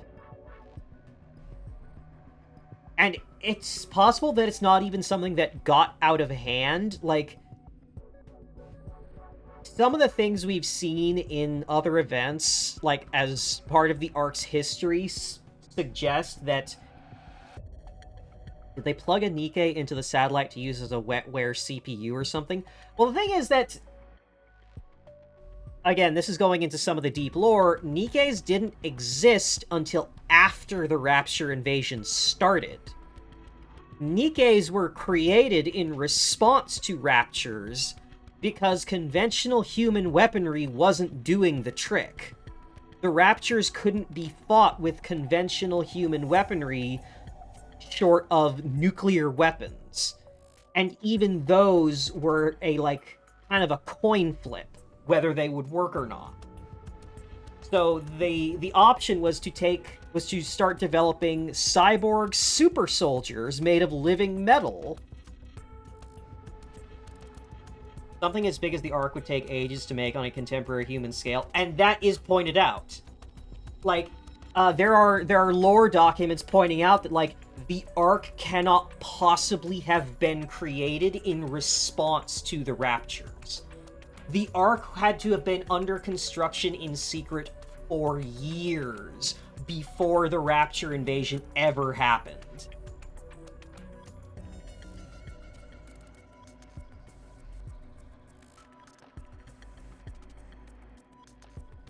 And what's more, there are multiple locations of failed arcs.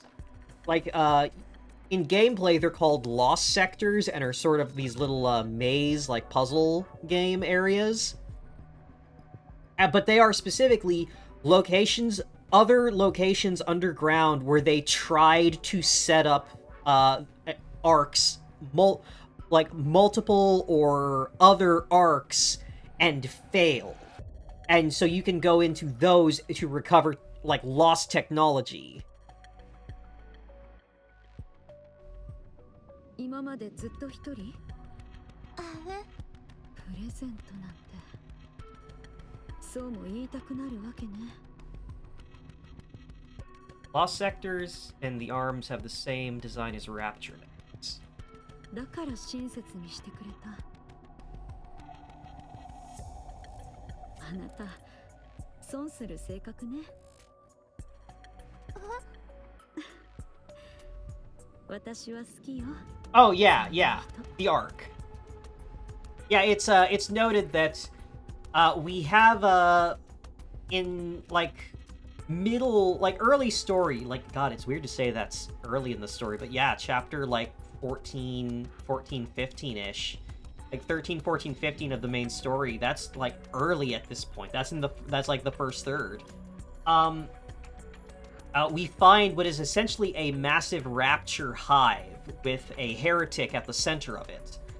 And when studied when observed at like a zoomed out scale, the rapture nest that the raptures created has an almost identical layout to the arc. And the arc itself was generated by a piece of like hyper advanced technology called a harmony cube.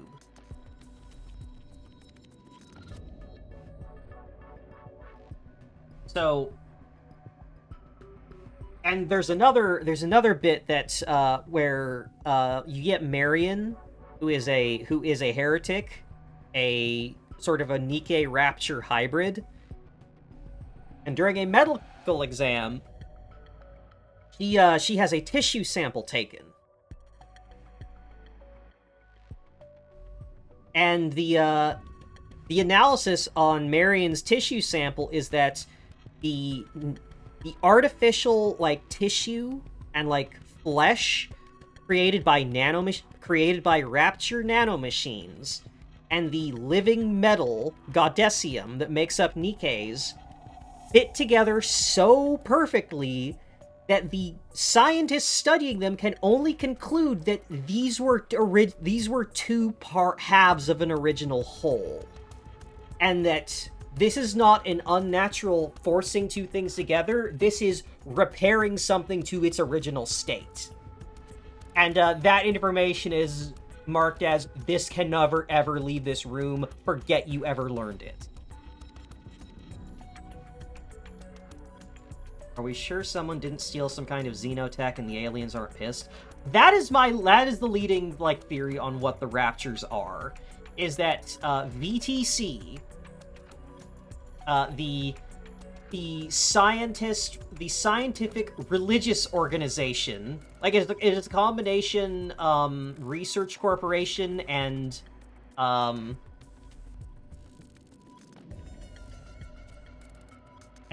religious cult called VTC, which is wow, doesn't have a lot of letters in common with Vatican. Wow, isn't it crazy that someone who was formerly part of VTC was a candidate to be the Pope? Much to think about. Anyway, it's the leading theory is that VTC got a hold of some kind of extra-dimensional entity and cut it apart to create all this advanced technology. And that Raptures are one part of whatever this entity was, and the metal that creates Nikke's is another part of it. まあ、そうね。聞きたいことがいっぱいあったんだけど、今はいいわ。ねえ、セイレン。いつか必ず全部教えてちょうだい。私たちも結構苦労してるから、どんな話でも聞いてあげられると思うわ。どう？ありがとう、三原。どういたしまして。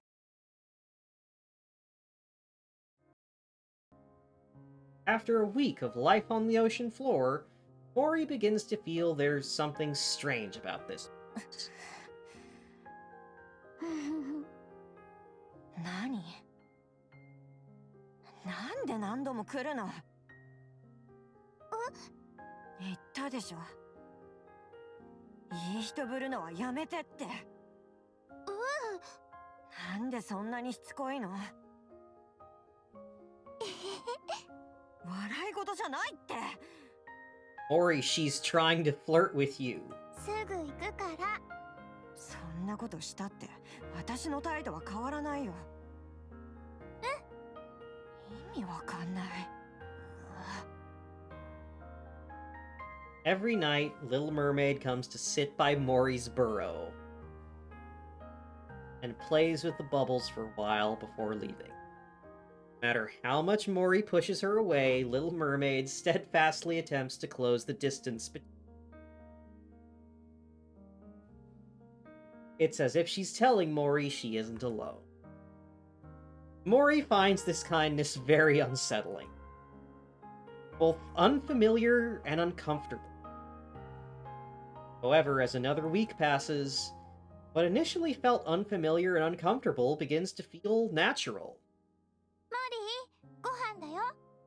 言われなくても行くから。Eating meals with someone becomes familiar. 何見てんの？ Blush on the mask! Uni proudly holds up a box of canned food Mihara had found. 何それ？もしかして缶詰の詰め合わせ？ Bosco is dreaming. And by the foot of my bed and I hear him making little puppy noises while he's sleeping. どこで見つけてきたの？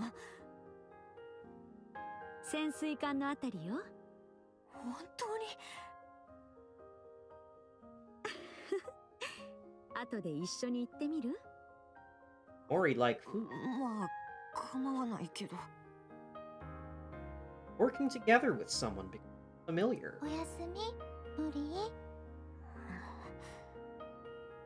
Sleeping around other people becomes familiar. Another week passes.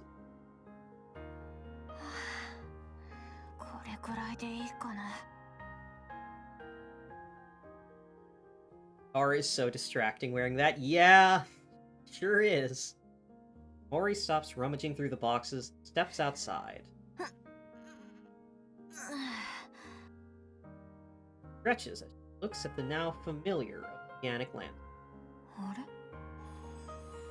The water, streaks of silvery liquid flow and undulate like a galaxy. 綺麗。何に見とれているのかしら。びっくりするでしょ。気配を決して近づかないで。あら、海の中ってこんなこともあるのね。最初からこうだったかしら。知らない。私だってたった今気づいたんだし。そうだったの？どうしてこんなものが急に。セイレン、海水に銀色の何かが混ざっているの。なんだかわか。消化液。どうして？ Uh-oh. セイレン？何その顔。あれって何かやばいの？それはとりあえずみんな中に。本当にどうしたの？ただ事じゃなさそうだけど。 Wait. あれ？ There is a red light in the water. あの光り方って。 Light flickers, reminiscent of a あれって rapture. ラプチャーじゃない？こっちに来てない？ Raptors approach the barrier, their glowing cores burning red. ラプチャーって海中にいるものだったかしら。例外もあるとは聞いてるけど、基本的には水中で活動できないはず。セイレーン、ここはどこ？本当に海の中？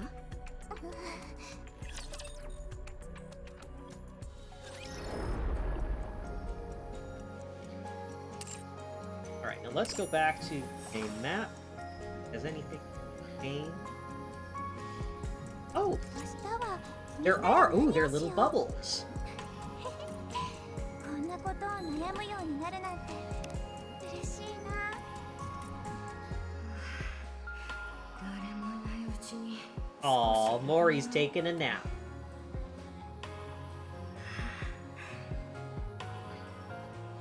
思った以上に柔らかい Oh, it's Siren's watching her from a distance. 居心地も良さそう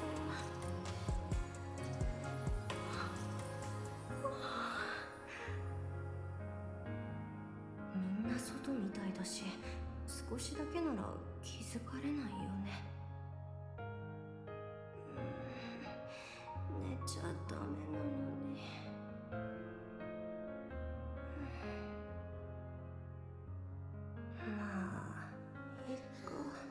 Siren creating a memory bubble of that time where she watched Mori sleep in secret.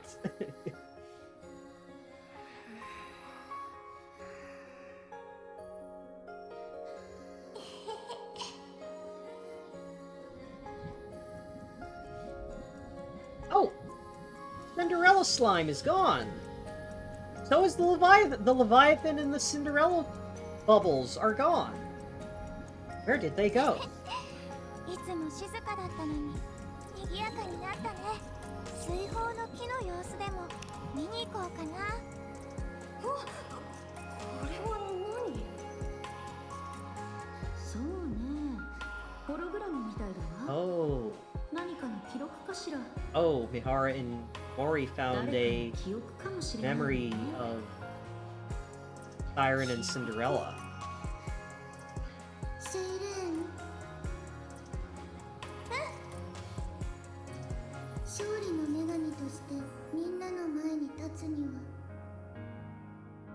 美しくないといけないわ。性格と実力は当然だけど、自分自身を美しくしようとする心がけも大切よ。それで聞くけど、髪のお手入れはしてる？ Yeah, Siren's hair care routine must be crazy. Like, she's already like one of the tallest characters in the cast, and her hair is that so long. やっぱり何もしていないのね。それでもあなたの髪はこれだけ美しいの。少しお手入れするだけでも今の美しさが続くようにできるはずよ。シンデレラの髪も綺麗だよ。 Siren's been trapped in the belly of a robo whale for 70 years. Her social skills have atrophied. お手入れをした甲斐があったわ。 Yeah, 今日から true. セイレーンの髪も一緒にお手入れしてあげるわ。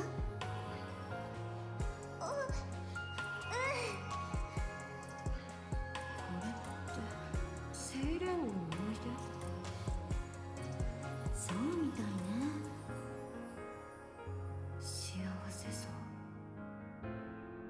そうね。 Cinderella is one of the most trans femme characters in Gacha. There, the energy is there, absolutely. こんなことを悩むようになるなんて嬉しいな。またこれか Oh, memory of getting scolded by mom. だったっけセイレーン、お前はまた言っただろう。優しいのは構わないが、バカみたいに人を助けようとするな。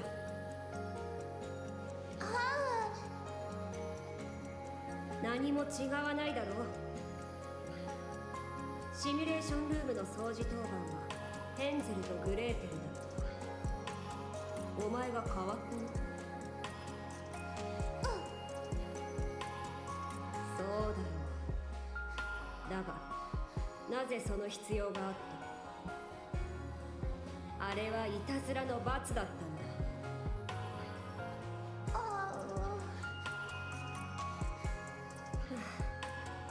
聞くまでもない。喜ぶと思ったからだろ。もう付き合ってられん。エイブ、そんなごめんなさい。これも真に受けるのか。どうしたらいいのか。とんだお人よしだ。 Although, Zelkaja, I definitely get where you're coming from with saying Cinderella's one of the most trans-femme characters in Gacha, but there's a lot of trans-femme characters in Nikke. I mean a lot. Like Abe also is very, very trans. Privity is almost like explicitly a trans allegory. For the fact that her whole issue is that she passes, and so no one at her job knows she's a Nikke.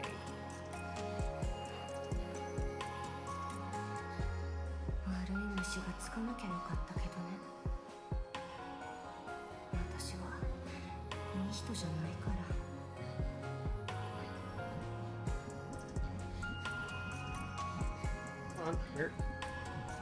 水泡の木の様子でも見に行こうかな。This is a flower bed. Although they grow bravely even under the sea, you must not step over or pluck them. Oh, there's the pillar. I just noticed that's where the pillar landed.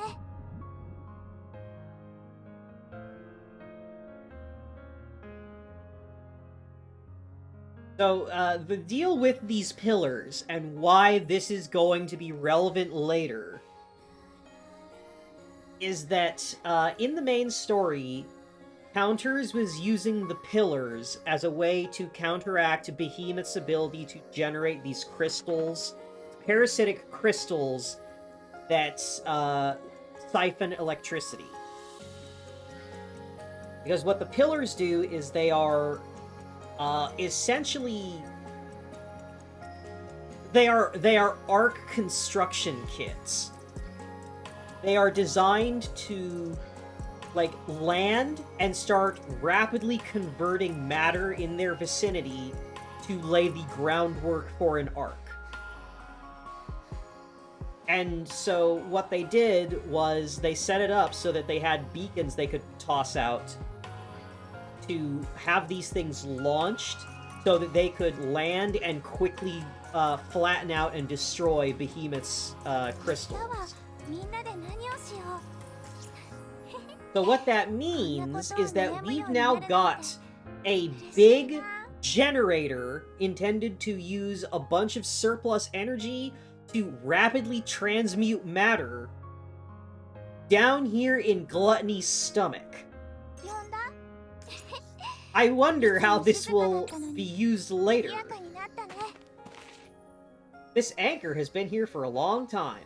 It's rusted all over, so be careful when you touch it. Me giant rusty anchor! The pond. Sometimes the fish wandering in the sea fall into the bubble wall, so I built a pond to keep them inside. When I'm really bored, just watching the fish makes time go by faster. By the way, I'm not sure if they are edible, so don't eat them raw without cooking. Addendum. Who would even eat the fish here? We're not stupid.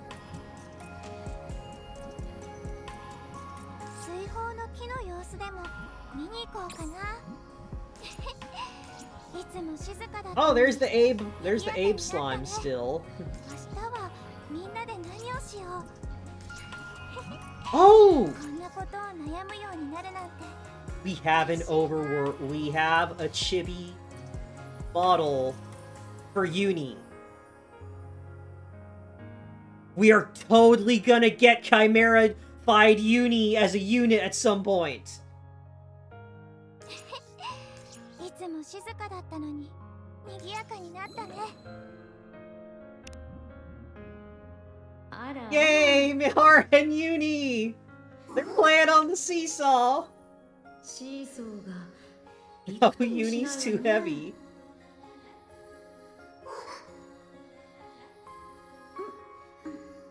力を入れても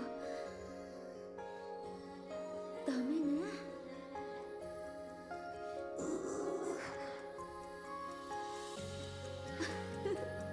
謝ることじゃないわ。きっとユニの私を好きって気持ちが私より重たいからシーソーが動かないのよ。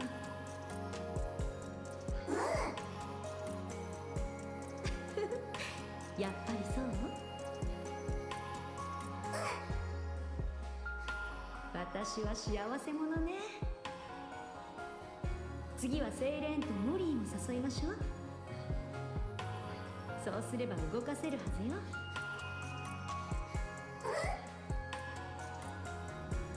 Yeah, I wouldn't say Kamen Rider is the best analogy. 明日はみんなで何をしよう。こんなことを悩むようになるなんて嬉しいな。 Uni looks at Mihara, who's sleeping soundly under the bubble tree. Ooh. Uni? Ooh? What are you doing here alone? Where's Mihara? Little Mermaid promptly spots Mihara, who is fast asleep. So you're on your own because Mihara is sleeping. Oh. Oh.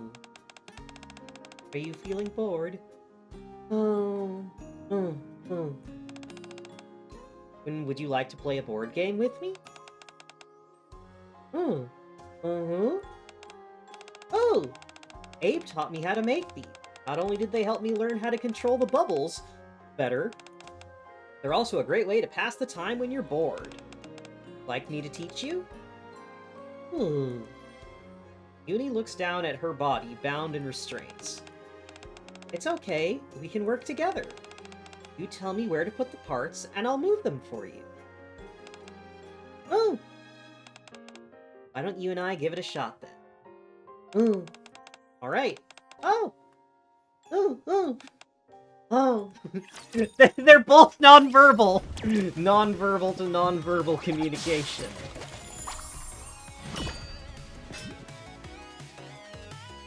Free my girl. She did all that shit, but let her go anyway.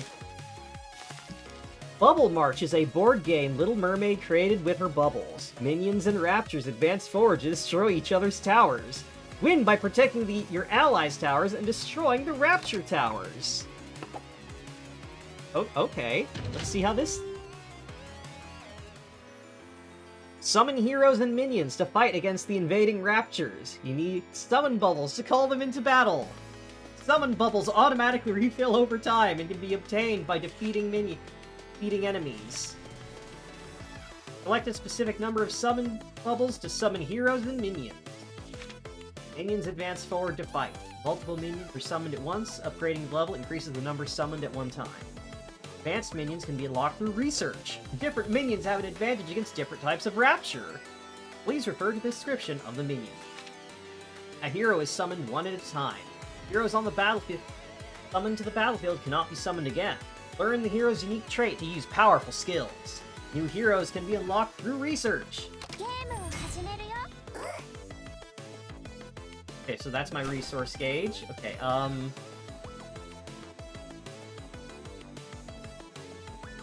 those are my medics. Okay. Oh.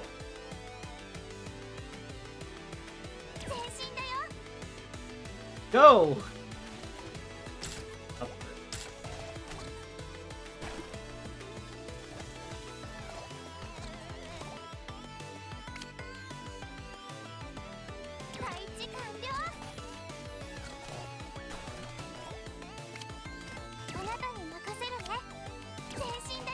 Then...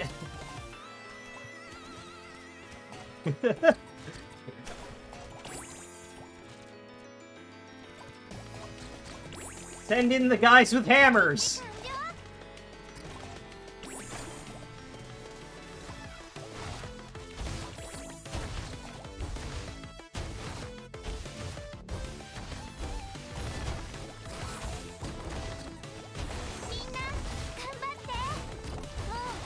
Oh no, my medics!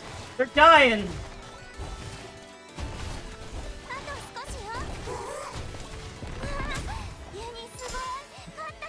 We did it.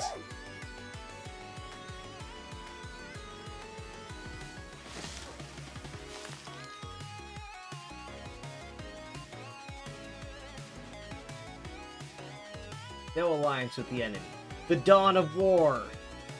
Fearless brothers charge forward, undaunting and unyielding, never flinching from the call to total war.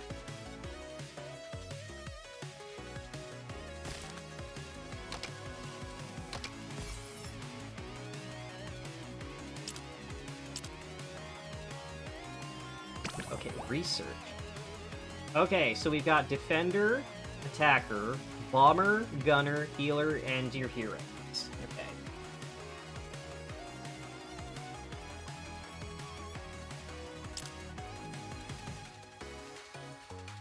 Bubble grenade. Advanced bomber. Performs AoE attacks and explodes when it dies. Bubble slayer. Moves swiftly to the target's rear to perform sneak attacks, but cannot be used against towers and bosses. Has an advantage against ground type and long-range enemies. Advanced defender. The protective barrier to safeguard its health. Has an advantage against ground-type close-range enemies. Against gunner. Temporarily reduced skill, allowing for quicker attacks. Good against air type. Bubble medic.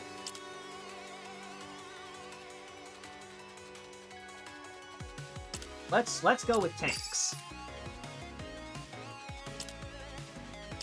I think tanks and AoE attacks are the way to go.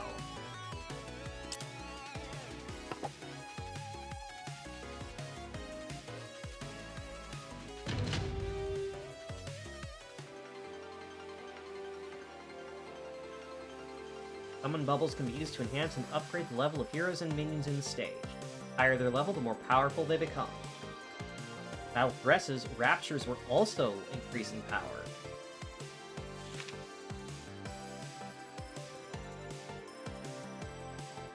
Summon bubbles will count.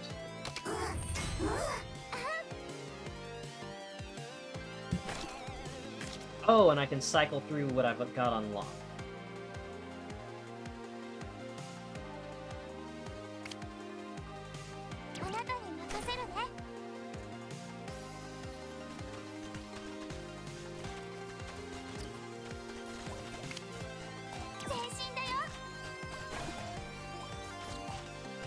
I love the expression on these little tank guys.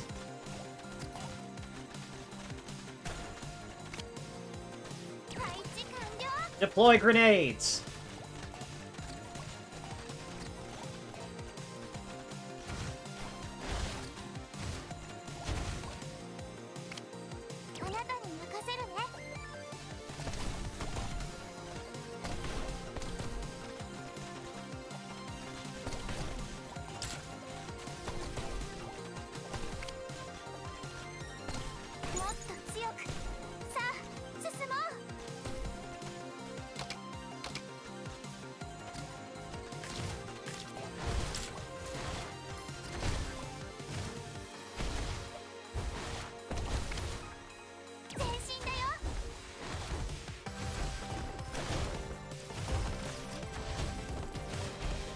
Yeah, post-apocalyptic shooter, with a focus on the dehumanization of soldiers and the exploits of corporate government.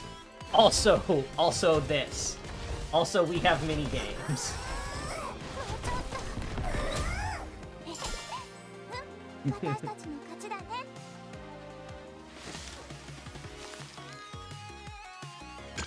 Traits. Traits provide advantages in battle. If stage is too difficult, try upgrading your traits. Traits are required to trait bubbles are required to learn and upgrade traits. Trait bubbles obtained by repeatedly clearing stages. Traits can be reset to combine different traits to create your own winning strategy. Okay. Increases basic level of summon currency. Oh, yeah, here we go. Yeah, this is the one you want. This is the one that gets you more, lets you summon faster. Summoning cost reduction and charge up your summons faster and make them cheaper. That's what is important.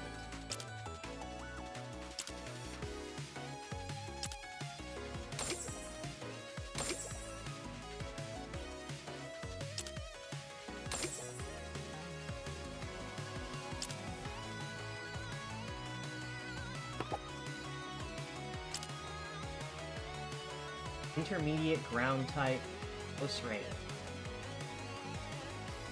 All right, so we need to bring in the tanks.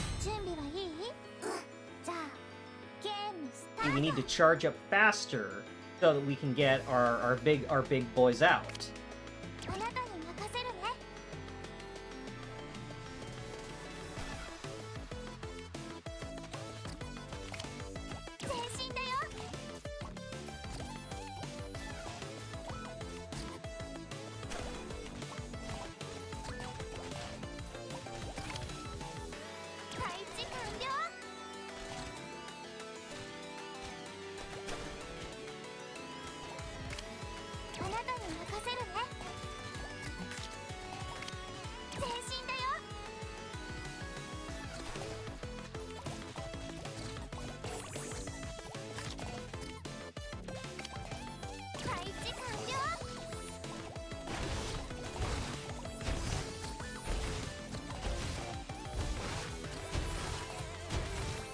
You see, now we're cooking.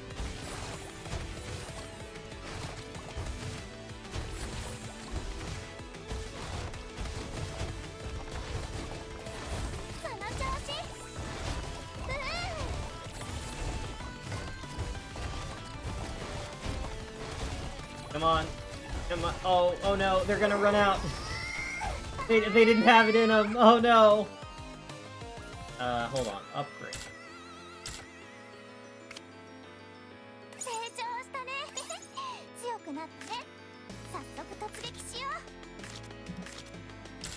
There we go. I have to get used to these controls.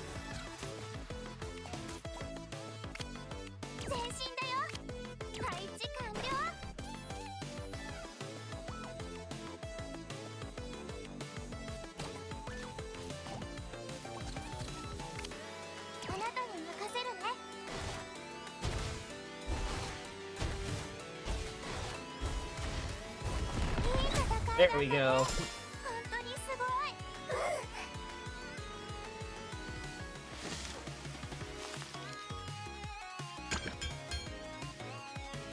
Alright, so let's just max these out. Thank you very much.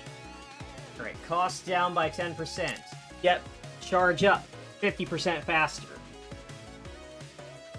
Alright, what else? Summoning cooldown. Okay, that's good.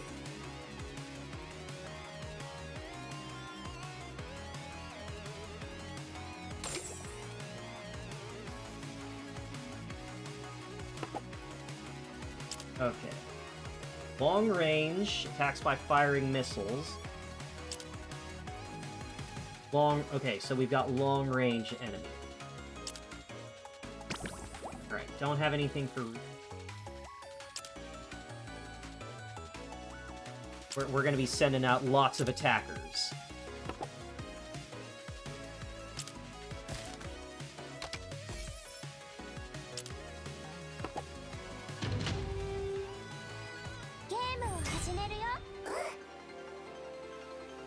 Oh yeah, look how fast that shit is charging! It's charging so fast, I can afford to wait and upgrade before I deploy anything. 前進だよ。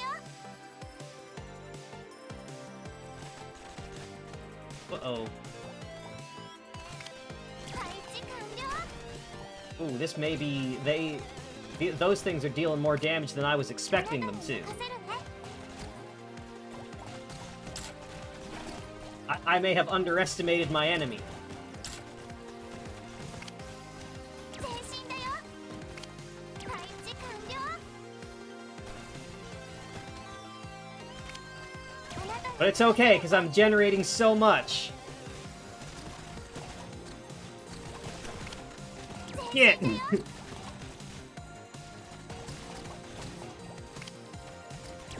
完了。 When they told me that overconfidence was a slow and insidious killer, I thought it applied to other people, not me! How could this happen? 前進だよ。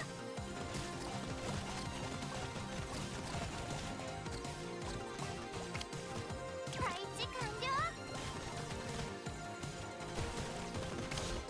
あなたに任せるね。 Surely I can get the momentum back. 前進だよ。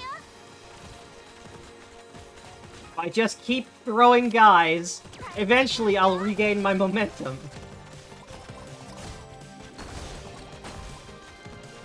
There, see? They're thinning out. ここは私の出番よ。 Big siren! あなたに任せるね。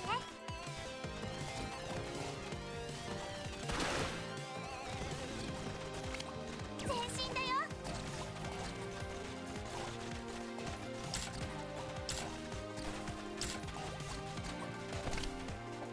成長したね。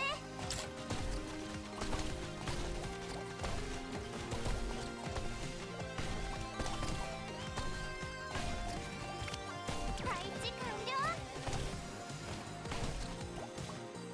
There, you see? I'm turning it around. We're not done yet. It's not over yet.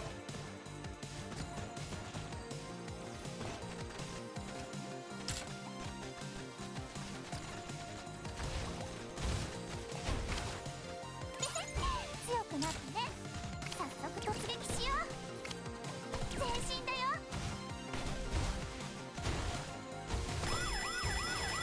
Oh shit, there's a time limit.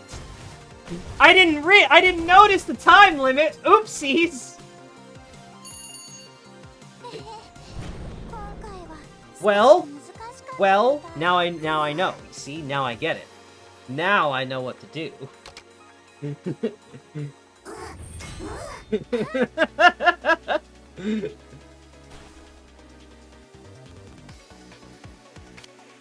配置完了。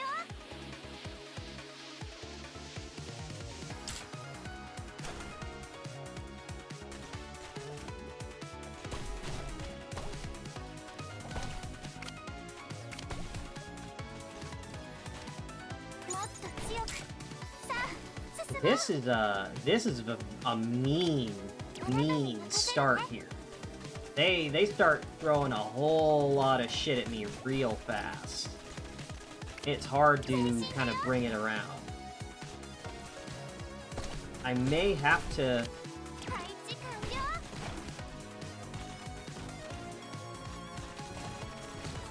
God, no, like, they send so many things, like, right out the gate here. I'm not sure... Like, do I just...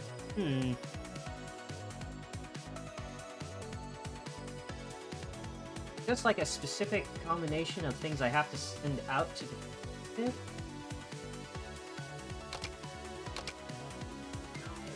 ユニ、準備はいい？じゃあ、ゲームスタート。 Need to remember I have medics. あなたに任せるね。前進だよ。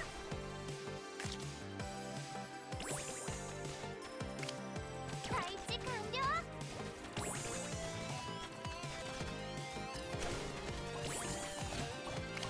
あなたに任せるね。Okay. This is already off to a better start. Numbers are making a difference.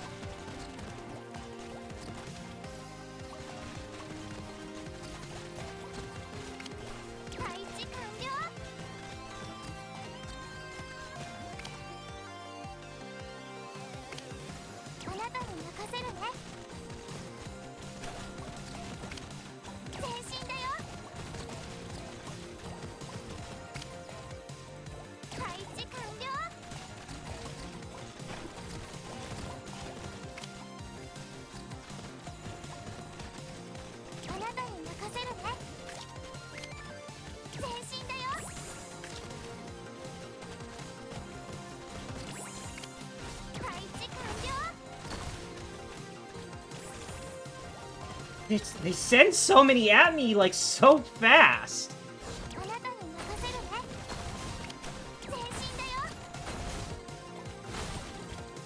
And my own guys, like, they died so quickly.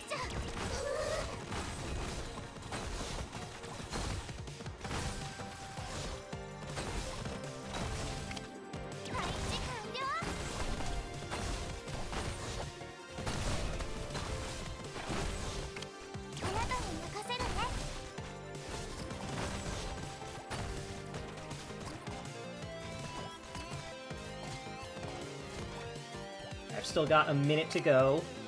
We can pull this around. I feel it. Feels like the pink attackers. I feel like they are dying too fast against these ranged versions. Okay, now is the time to deploy Big Siren.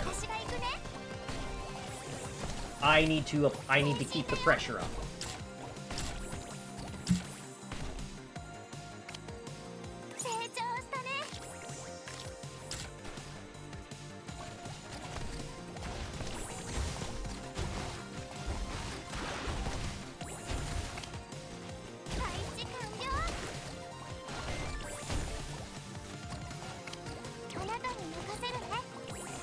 I don't think we're gonna get there in time. Yeah, we don't have enough time.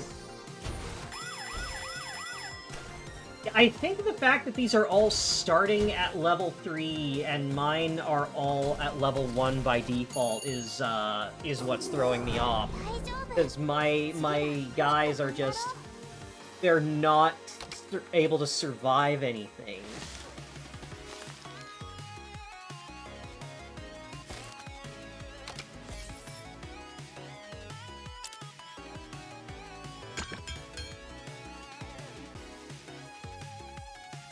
Yeah, okay, I think I understand the issue here. I need to put ones into this.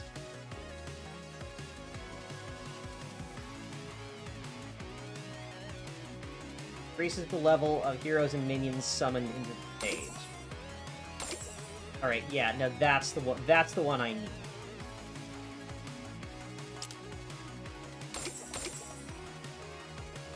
Now, alright, so now everything is gonna start at level 3. Let's see. Alright, so my it'll take me a bit longer to summon, but now everything's gonna be stronger.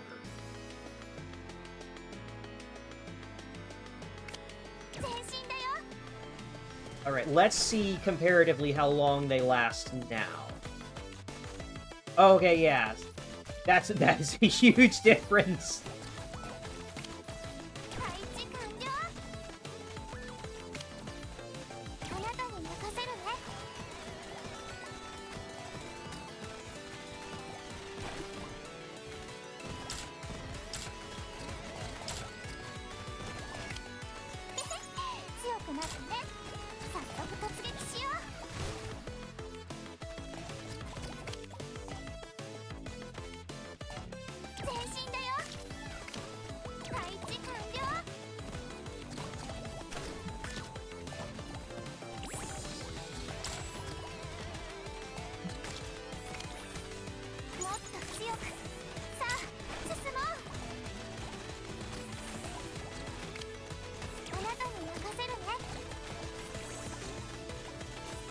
Yeah, okay, yeah, now that my shield guys are level 3, they are super tanky.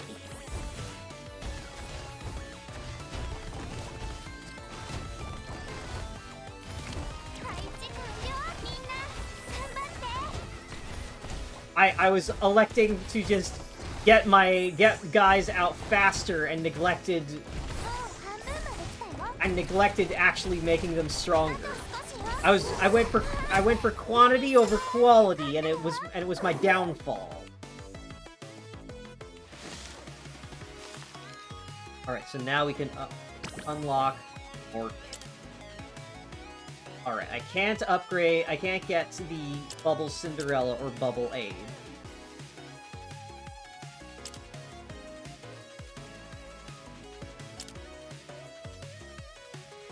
Bubble Warlord! Launches strong attacks wielding a shield.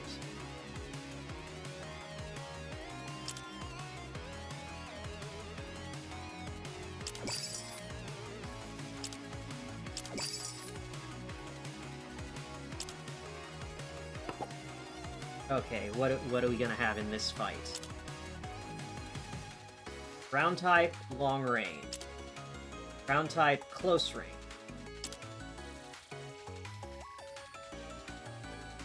Medium, ground type, close range. Advanced, ground type, close range. With AoE attacks. Okay. Mostly close range enemies, so let's get our, we gotta get our rangers. Bubble Sharpshooter.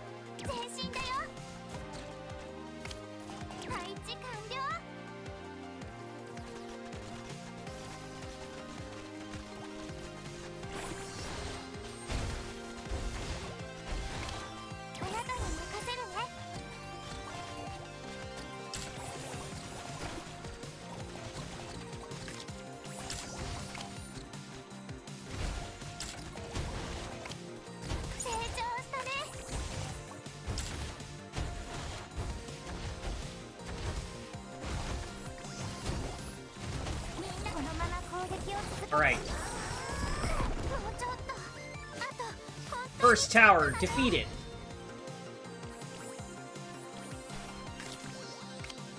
More medics!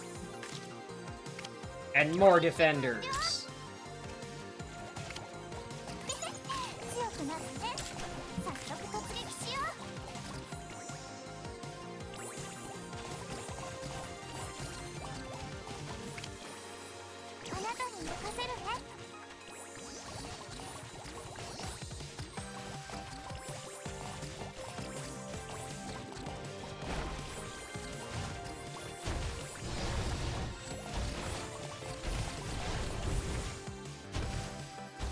We got our tanks, we got our healers, we got our ranged DPS. We got a proper raid group going. Oh no!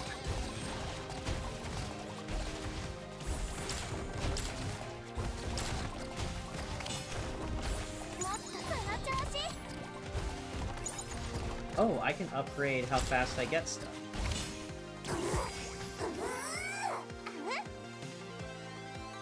Go, big siren!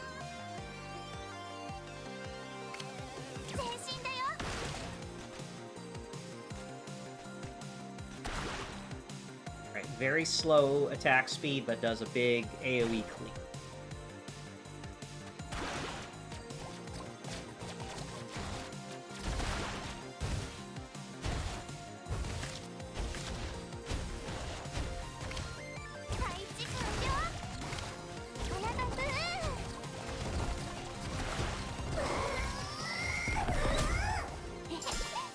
We did it! Yeah, StarCraft strategy book, Marine Deathball. Never fails. Alright, well, it seems that increasing base level is gonna be the way to go. Whenever possible. Alright. Close range, long range, long range. That means the Slayers are gonna be stronger. ゲームスタート。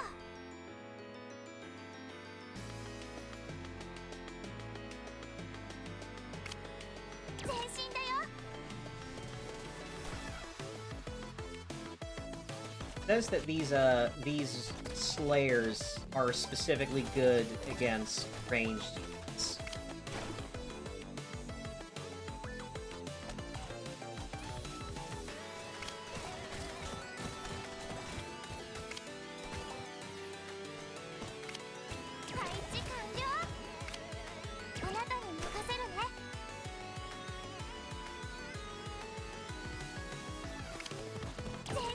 Okay, yeah, they have a fucking flash step to jump behind enemy units. That's their special ability.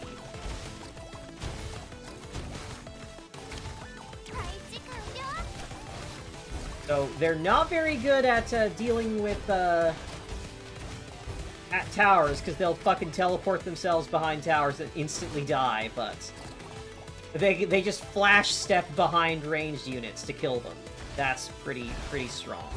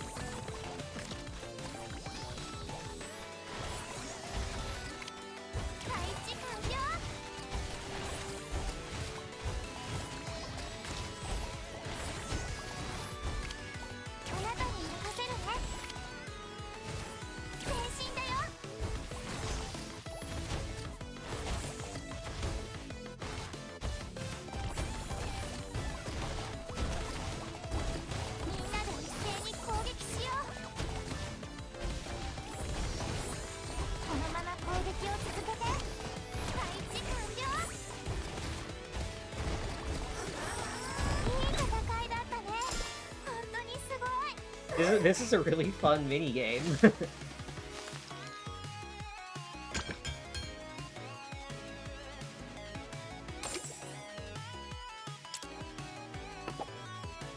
Ooh, level cap. Oh! 2 towers, and then Gluttony.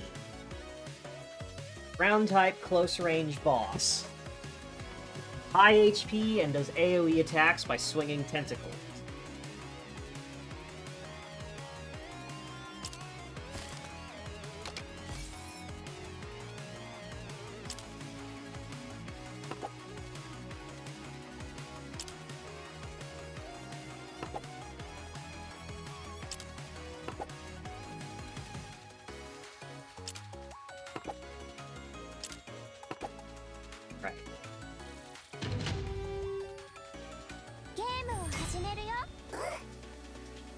We're starting at level 5 on everything.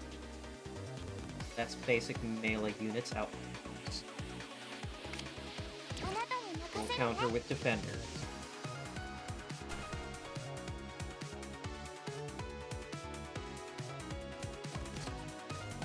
Oh, up though.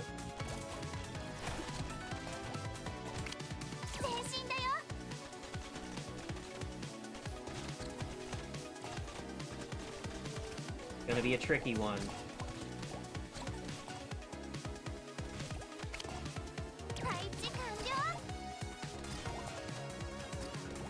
I'm gonna need to use these early waves to build myself up. upgrade my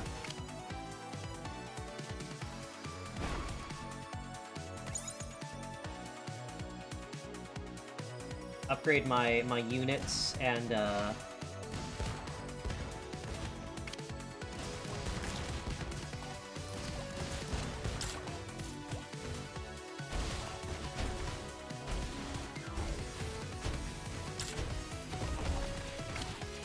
upgrade medics 強くなったその調子 and upgrade basic. もっと強くさあ進め All right, through the first wave.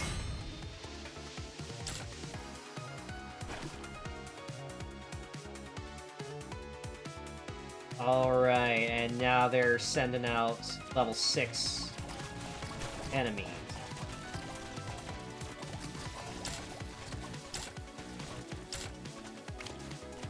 Upgrade my assassin. 早速突撃しよう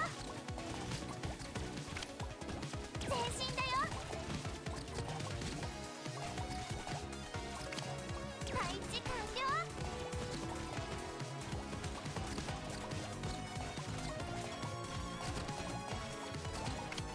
あなたに任せるね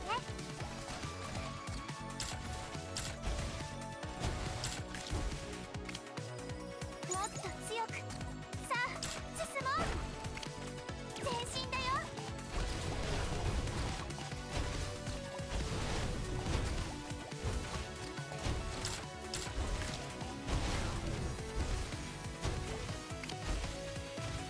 配置完了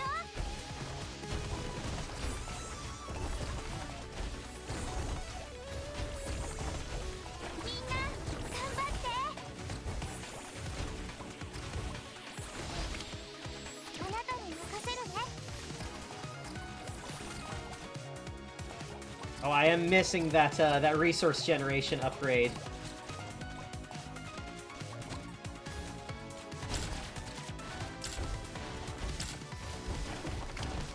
成長したね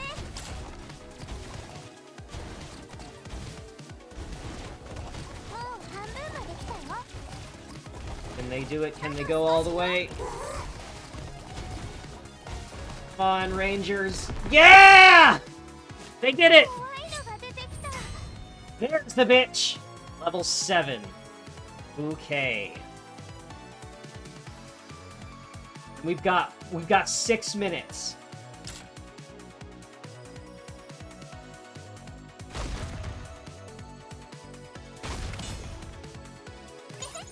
強くなったね早速突撃 Right, し so よう it does AoE attacks at close range. Going to summon additional enemies the whole time.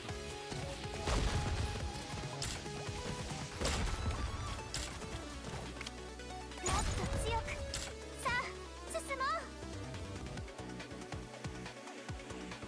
Right, I'm gonna need my 前進だよ small shield guys to buy me some time. I want to upgrade my my rangers and whatnots, but I may not get that time. 成長したね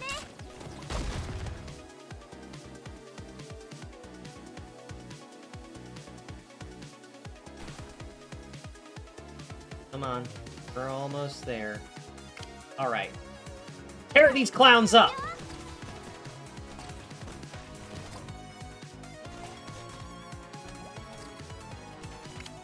あなたに任せるね Can't go wrong with assassins.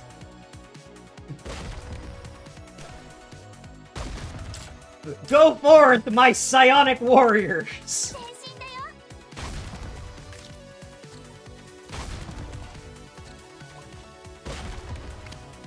配置完了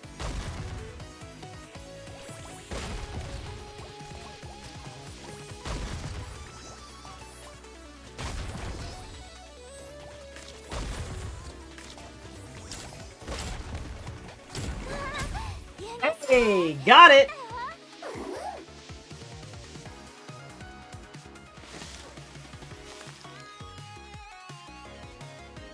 We did it! That's stages. That's easy mode 1 through 7. Alright. Summon level up. Thank you. Let's get that charge level up.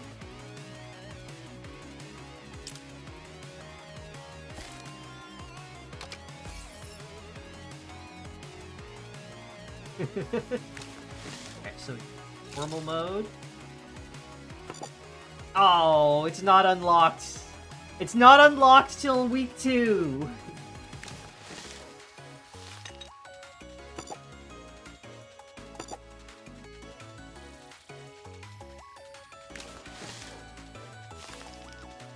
I can do challenge mode though. And challenge mode, like, historically is, like, endless mode. So let's see how far we can get in challenge mode. Unlimited waves.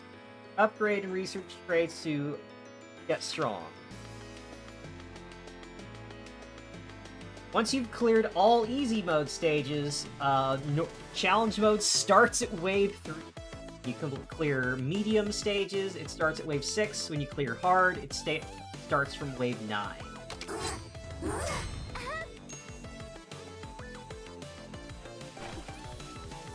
Oh, those are air units.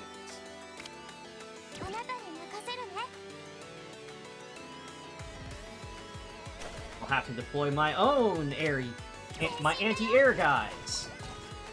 Oh shit, those hurt.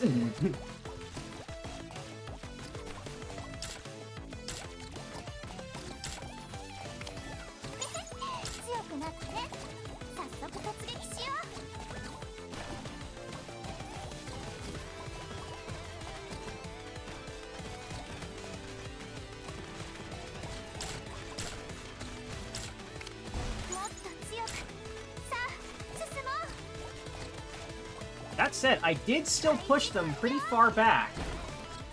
But wow, they're throwing a lot of things at me very, very quickly, and I don't like it.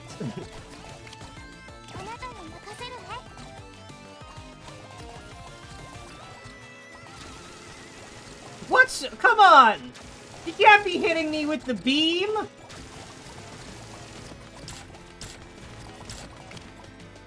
Right, well, if you're gonna fucking play hardball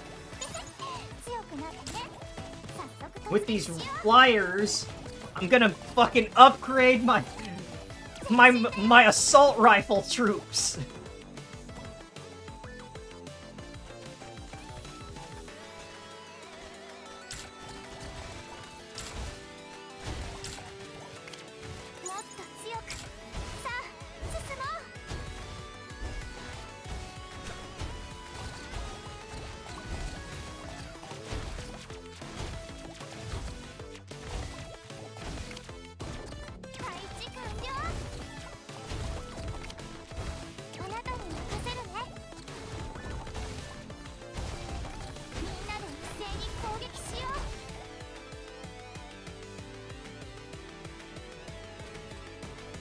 Wanna play fucking hardball? Alright.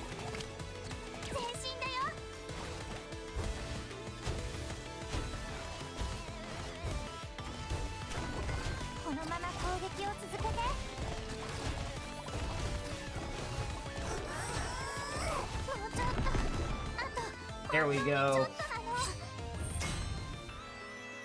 Slime War has changed.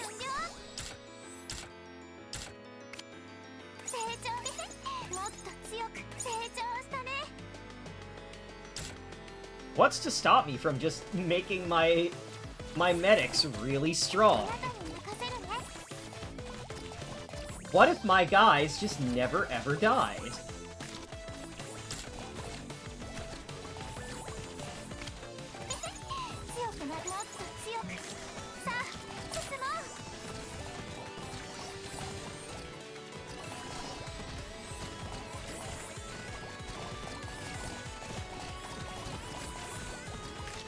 The marine ball is working!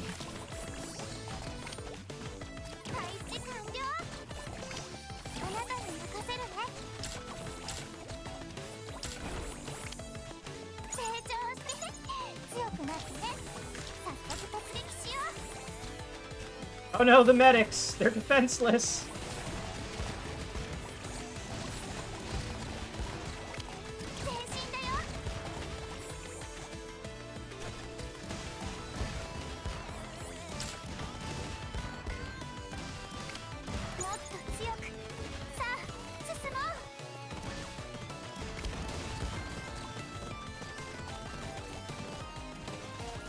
Oh, that's a lot of dudes.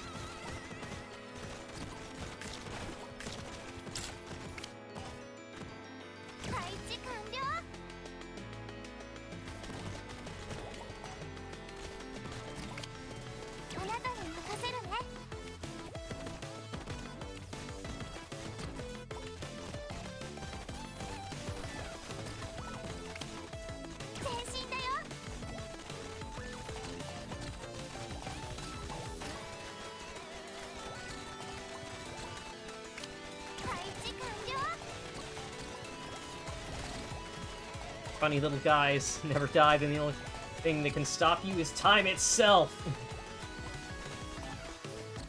But unfortunately, it seems my little guys very much can still die, which is lame. They shouldn't be allowed to do that. My little guys should be invincible.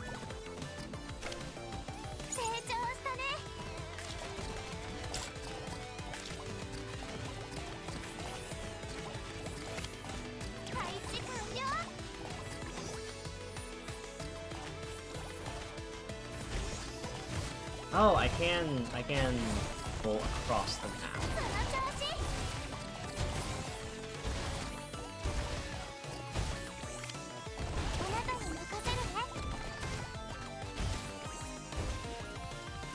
Oh, those medics are dead.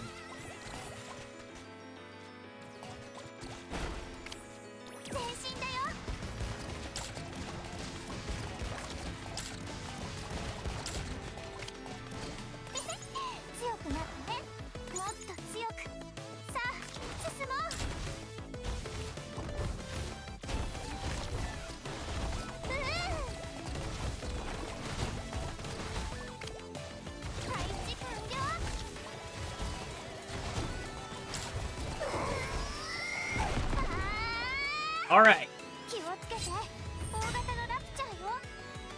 Shit, they're making me fight Gluttony again already?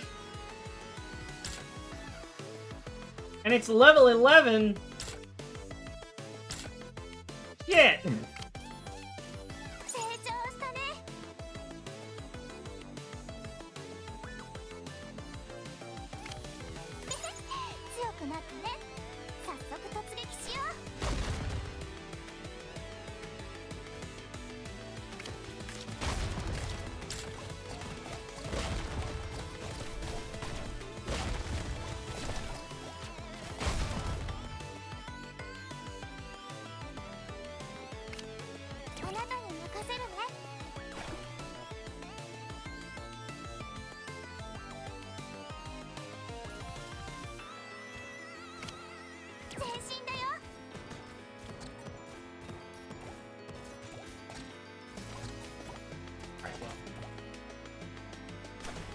That's work.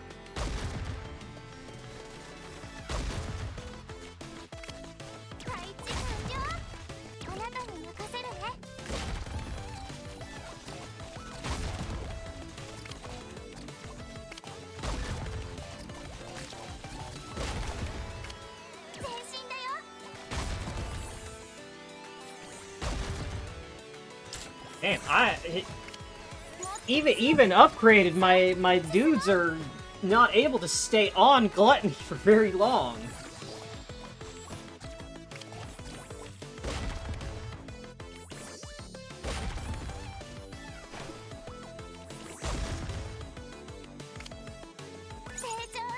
If I just put more levels on them, that eventually.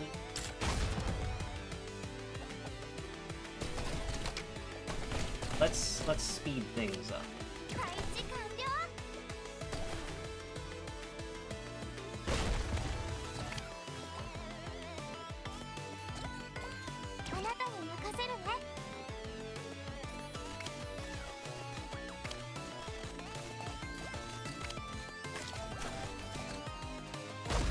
Oh, hold on.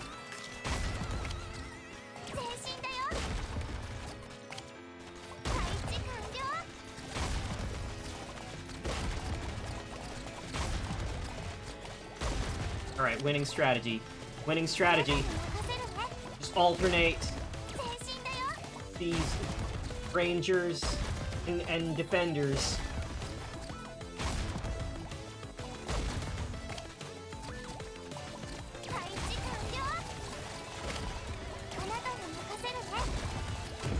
There we go. Got him. In the desert. Wave 6. Yeah, everything's level 14 now. You can't be that strong. That's fucked up.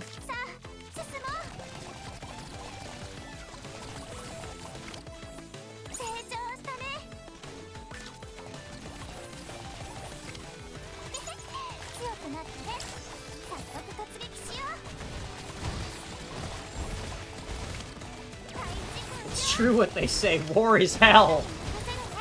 My little bubble guys. I'm sending them into the meat grinder.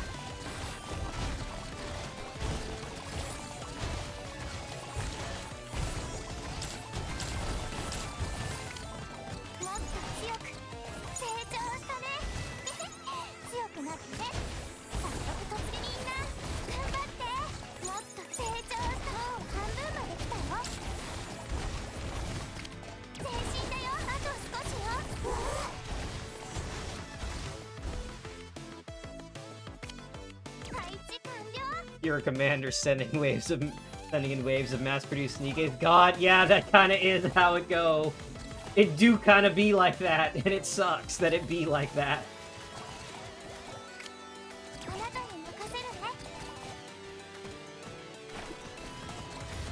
The central government is not so good at the strategy thing. They're quite poor, in fact.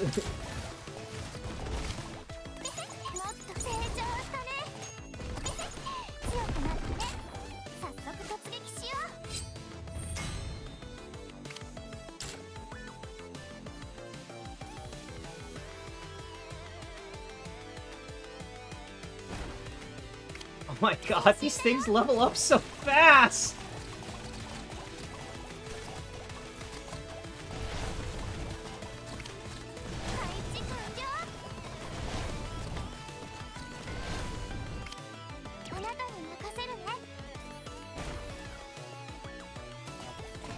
I think this may be curtains for us, gang!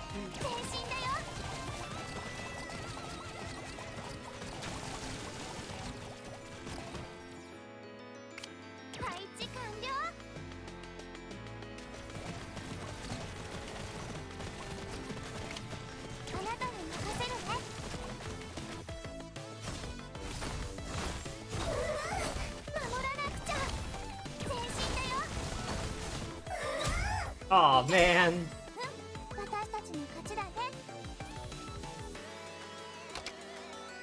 Well, lasted for like 12 minutes.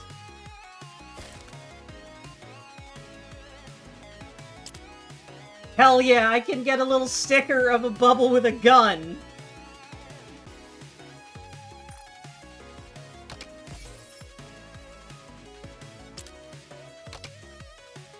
Hell yeah, I'm doing the best.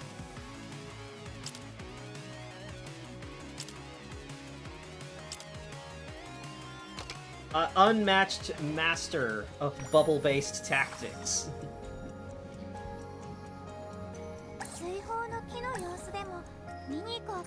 Daily mix.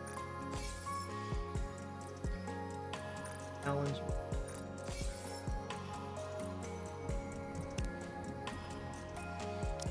And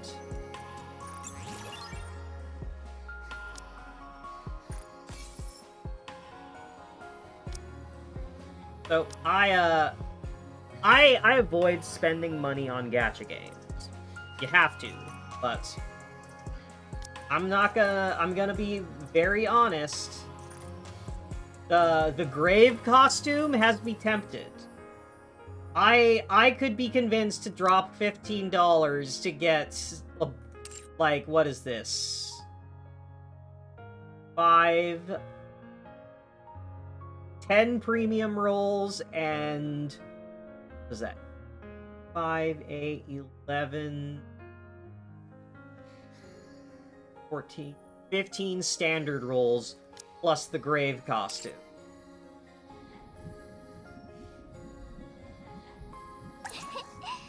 いつも静かだったのに賑やかになったね。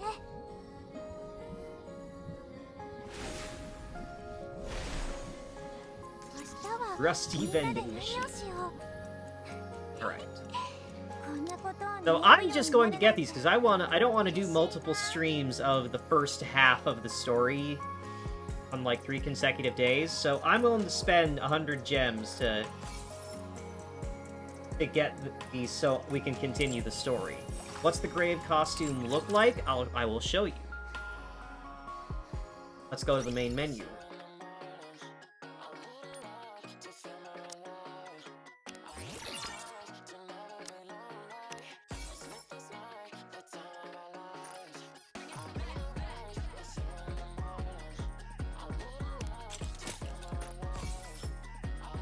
What else do I have to...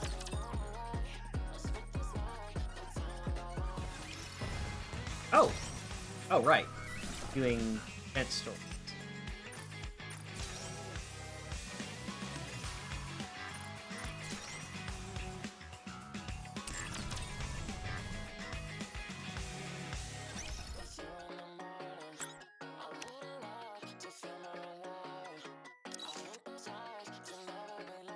This is the grave costume.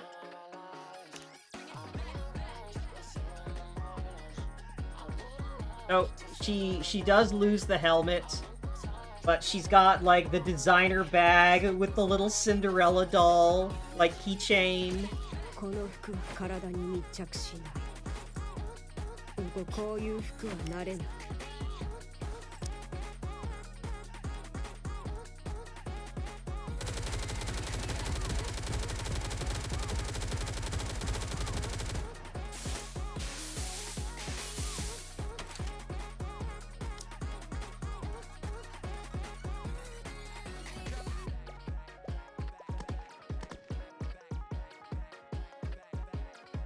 シンデレラと散歩をするのにぴったりな場所だ。It's a good costume. And we also know that there is going to be another costume during this event that is going to give Cinderella a matching costume with this grave costume. Like Grave and Cinderella are going to get a matching couple's costume.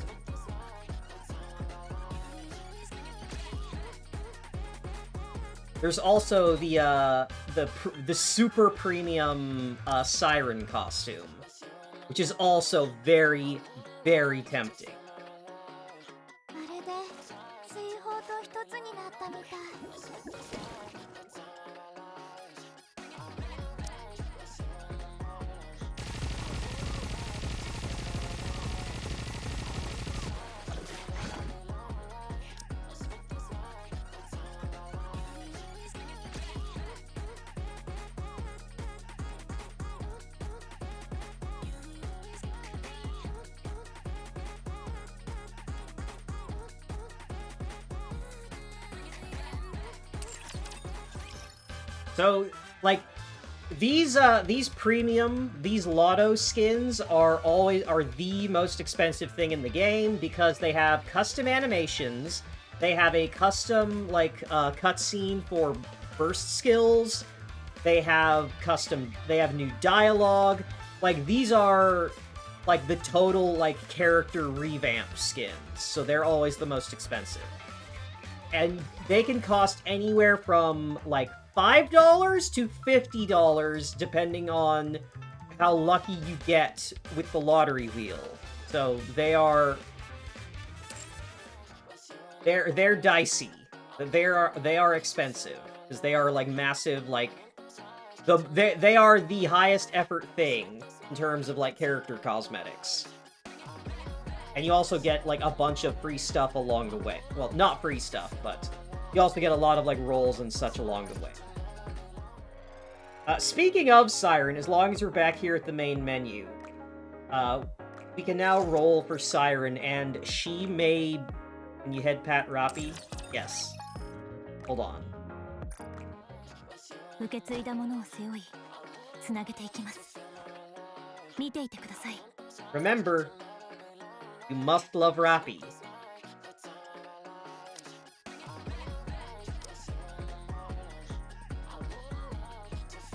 Yeah, little slime with a gun for my profile.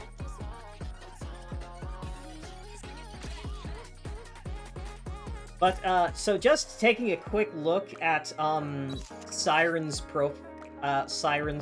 unit details, she's got some crazy stuff going on, specifically her skill 1. So, the way that Nikke works is that when you do a burst chain, you go into full burst mode, which allows you to manually control the aiming for all of your characters at once, which is extremely valuable for focus fire. Siren is now the only character with the ability to do full team control outside of burst. Her passive on her skill 1 is that when you're directly controlling Siren, she just activates focus fire for the entire team, regardless of if you're in burst or not. Which means that she gives you more manual control over your characters than anyone else. Which is crazy strong. She also has just some really, really nice support things. So, burst skill cooldown is always valuable. Just a attack damage buff. Like, attack damage specifically is really, really strong because of the way attack damage works.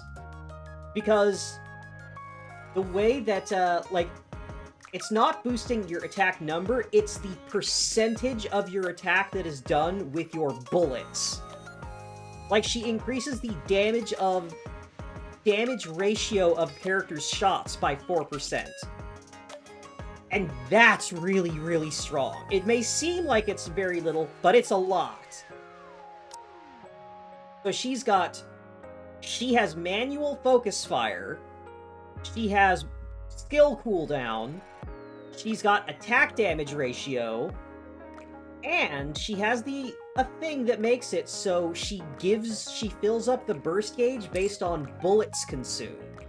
So every 400 bullets, she fills up a big chunk of the burst gauge, which is incredibly valuable for teams that are heavy on assault rifles and machine guns, because rapid-fire weapons have very poor burst generation.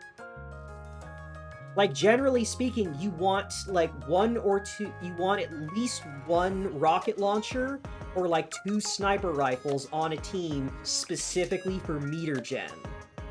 And this allows, like, Siren to get around that and have, like, a full team of machine guns or SMGs build up meters super fast.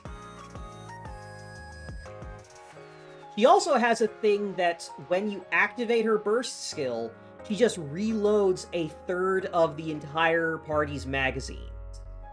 Like, she just refills 33% of everyone's ammo on burst skill, which means that if you are already pairing her with machine guns and SMGs and assault rifles, they don't have to stop to reload during burst.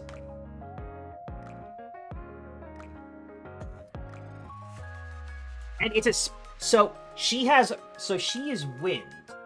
She's wind element. She has incredible synergy with Diesel. Diesel is a launch character. Let me show you.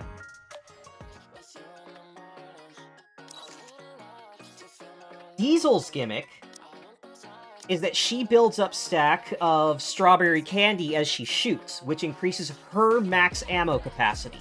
And because she is a machine gun, she already has, like, the highest possible max ammo. So she gets, like, 400% boosted max ammo with a base magazine size of 300. So she just gets to keep shooting for a long time. And then once she hits maximum stacks, she reloads everyone else's ammo. So if you put Siren and Diesel on the same team, Diesel can get huge stacks of her ammo buff and then not have to stop to reload because Siren will refill her ammo, and that will let Diesel get to full stacks of her buff and refill everyone's ammo again. Also, while also just unloading constantly, which will allow Siren's skill to fill up the burst gauge. Like, Siren is specifically designed to support machine guns, which are already a very, like, high damage priority. Because they work on minigun rules, where they have really bad accuracy and slow fire rate at the start, and a long reload time. But once you have, like, held the trigger down for, like, about 2-3 seconds, they have really fast rate of fire and really tight accuracy. Like, they have minigun spin up. Yeah, Diesel's great. They brought back one of her costumes, and I'm tempted to pick it up, because I really like Diesel. どうぞこちらへ。今日もお疲れ様でした。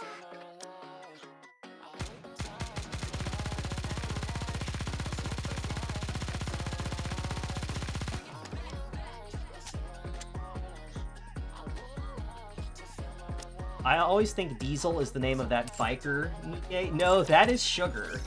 Let me find her. Where's Sugar? Short High Shotgun. There she is. コーヒーの香りがするキスってやみつきになりそう。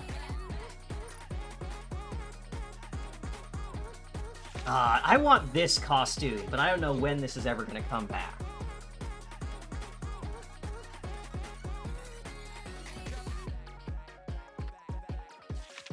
Yeah, they for the event, they are rerunning a bunch of premium costumes. Well, premium. They're not lotto costumes, but they are like, they are cosmetics you have to spend money for.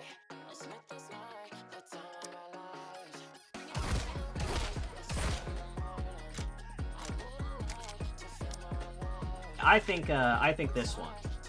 I think this is, I think that one's Sugar's best costume.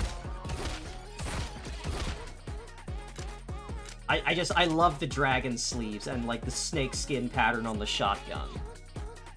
Maxwell is a sniper rifle. Where's my girl? Here she is. ベビーと一緒にテストするのはいつも楽しいよ。 Good night, Scholar. Thanks for tuning in. Sleep well. Also, I am really excited because I've seen a picture that suggests that we might be getting overspec Maxwell in the future.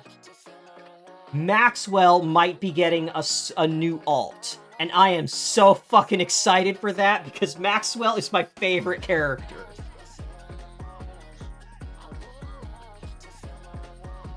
I need to put more time into upgrading her because I have not gotten very lucky with getting dupes of her, so she's not as strong as she could be.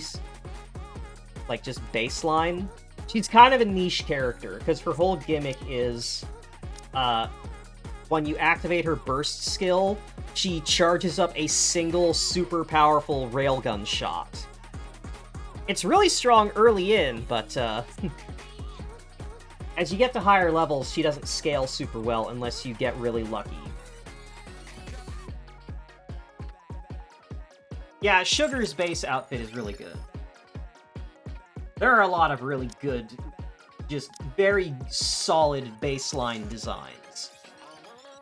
I would honestly get all of Drake's outfits if I could. Like, I got her maid outfit when it got rerun recently. It's just like, I love Drake like, Mattis as a squad are up there as my favorite characters. Like, it's hard for me to pick which one is the best. I love all of them. So I bought the Drake costume, this Drake made costume when it got rerun. But I would, if I could, I would absolutely get this one too if I could.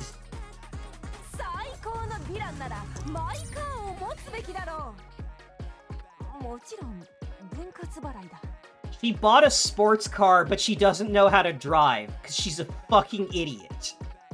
And I love it. She's so stupid, it makes me want to kiss her under the moonlight.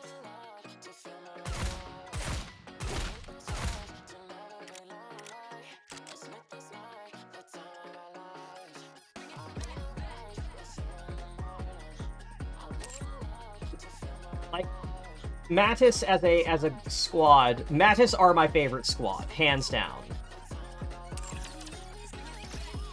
And I have gotten very fortunate in that I got Drake, Laplace, and Maxwell very early in, and like they were my early game carries. And like even now, Drake and Laplace are still like some of my end game powerhouses. So I am shocked that Laplace has never gotten an alt costume.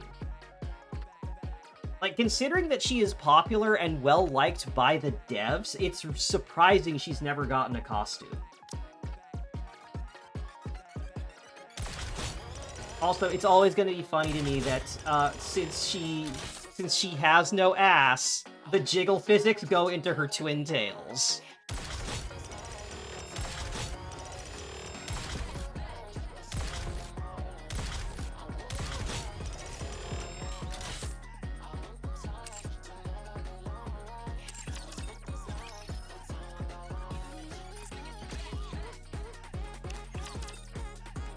Alright, so minor distraction set aside after we, I deviated so I could show off the grave costume, and then I got distracted. Drake's the wannabe supervillain, right? Yes. Drake has based her entire, like, persona, her character, off of the villain, she's trying to be the rival Kamen Rider, while Laplace is the main character Kamen Rider. And in the story for Drake's personal item, which is a figure of the rival rider that she has based herself on, another character goes like, oh, she must not have finished watching the series because the rival rider is like becomes a hero at the end and like sacrifices himself to save everyone.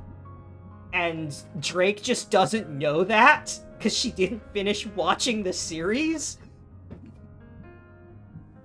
So she has based her entire edgy villain persona off of an anti-hero she doesn't know is an anti-hero. Which is why she is so chronically bad at being a villain.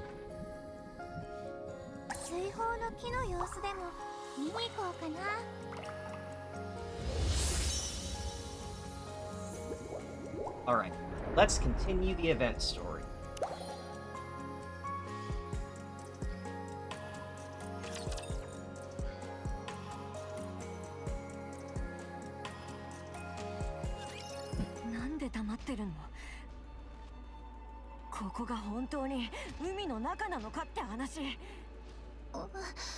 Well, Siren, time to come clean about how you've been eaten by a whale.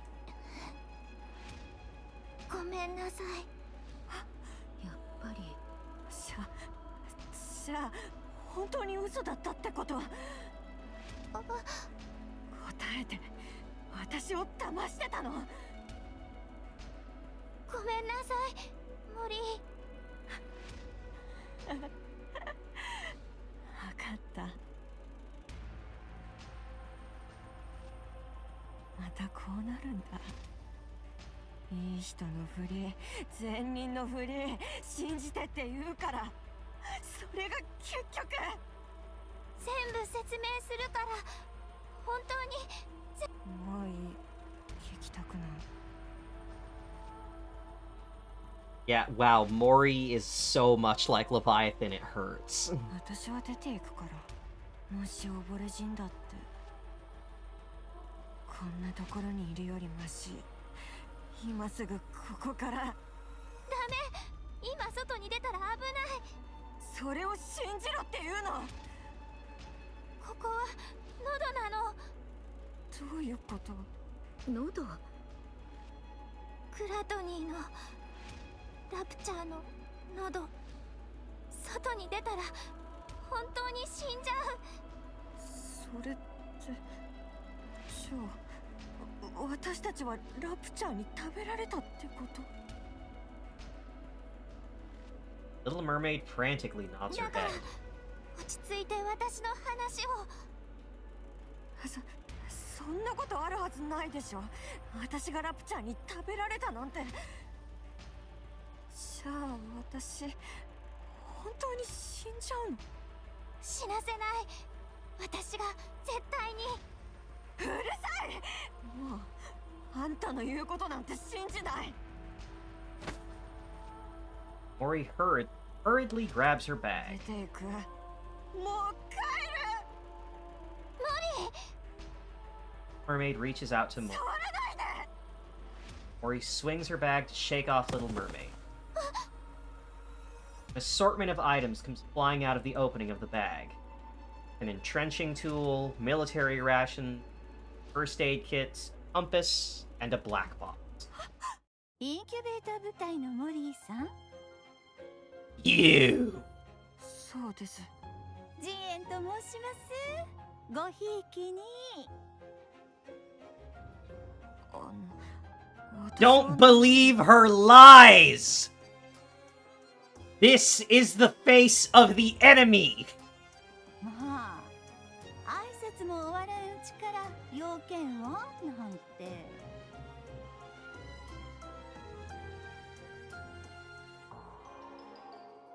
I told a friend about Wisdom Spring, where Jien actually first shows up and like told her all about like how Jien talks and what she does.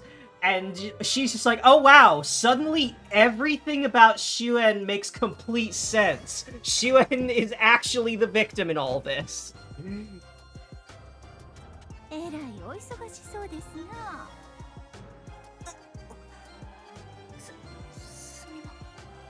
あらやだ、冗談ですよ。私も前置きで時間を使いたくないですから。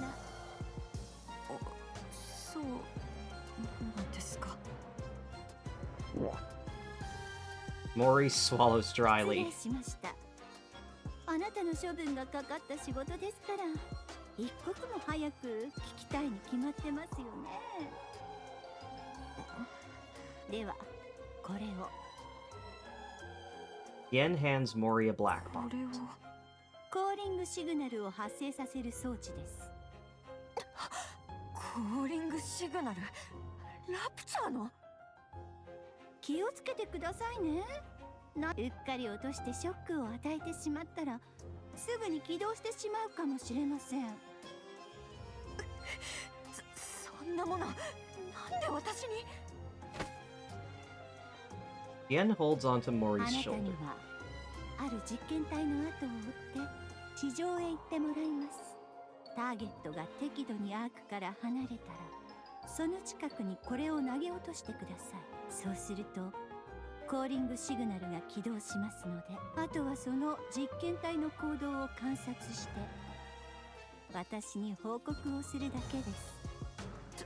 どうしてそんなことを。だって気になるでしょ。ラプチャーとニケの融合体がコーリングシグナルに呼ばれた時、ラプチャーとしての本能が目覚めて。 Oh, that's so fucking cruel.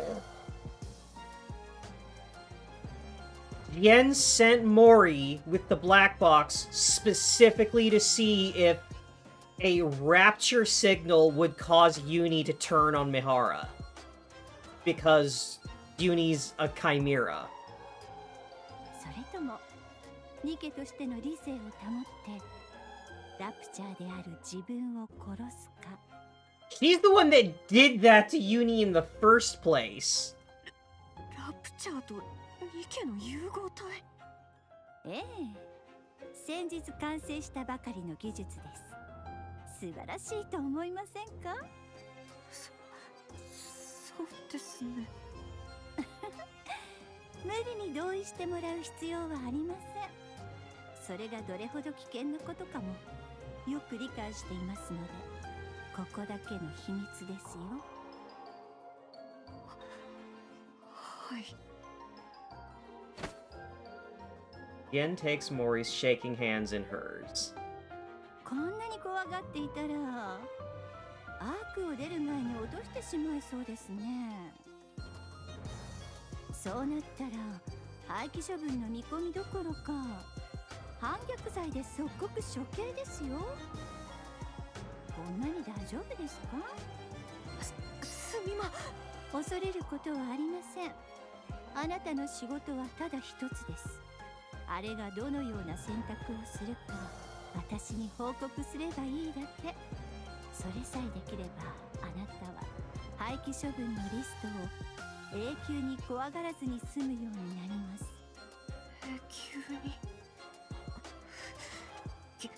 期限はいつまでですか？あなたの予定日は2ヶ月後だと聞きましたが。そうです。わかりました。ではそれに間に合うよう2ヶ月以内に成果を報告してください。ま、簡単なことでしょ。 He's so fucking evil.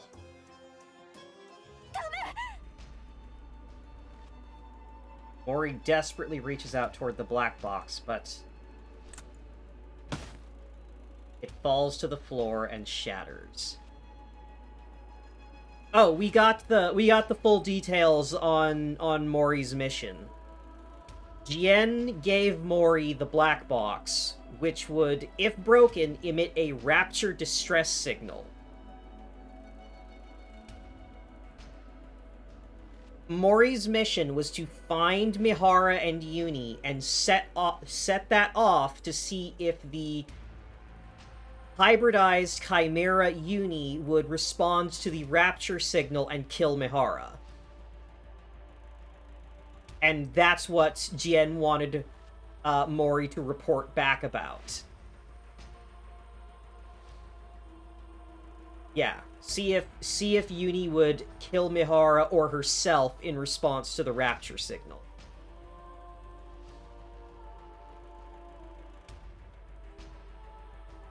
And in exchange, Jien would take steps to ensure that Mori was not scrapped, because Mori is on a list of Nikke's marked for disposal for being useless, essentially.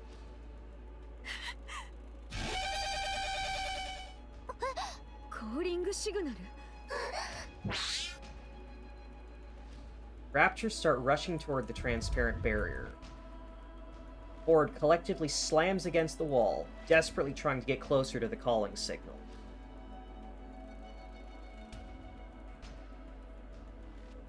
Jien says it's because she is curious. He created Uni as the hybrid, Rapture Nikke as the Rapture Nikke Chimera, and she wants to know what happens. And yes, Jien is needlessly evil. Like, the whole point of the Wisdom Spring event was Jien wanted to bring the commander down and throw just enough of their history in their face to hurt them. Like, Jien spends the entirety of Wisdom Spring basically taunting the commander that everything they've ever done, every relationship they've ever had, is because she created them that way. And that she owns them. Like, she is a violently evil, evil person.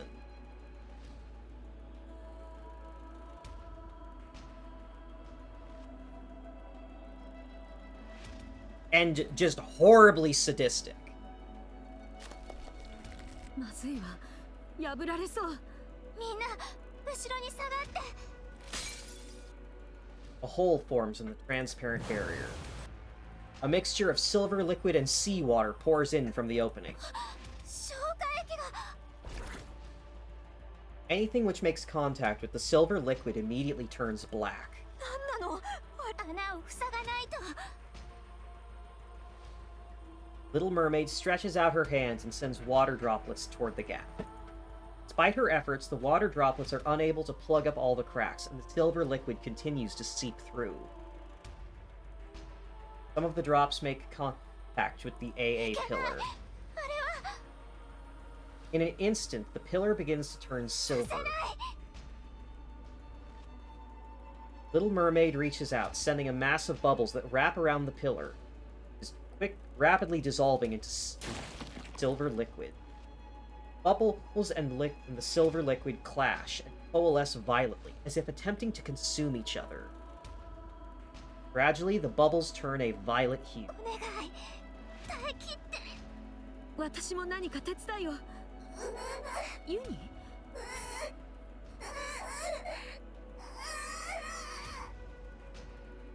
Uni starts to thrash violently. どうしたの？ Uni's eyes glow red. ユニ、しっかりして。高速具が。ユニ、気をしっかり持って。 Uni grabs Mihara by the throat.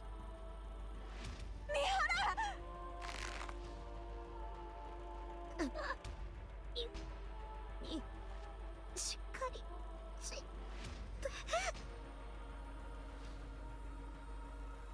Mihara looks at Uni's eyes, which have turned red. Despite her seeming to have lost her mind, tears streamed from Uni's eyes. 泣かない。大丈夫。ミハラ。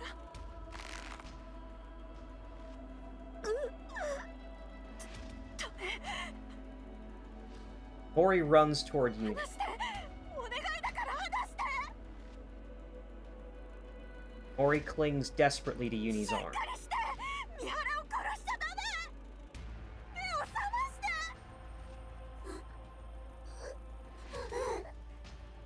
やめて。お願いだから。誰かやめさせて。停止。 Uni's movements stop.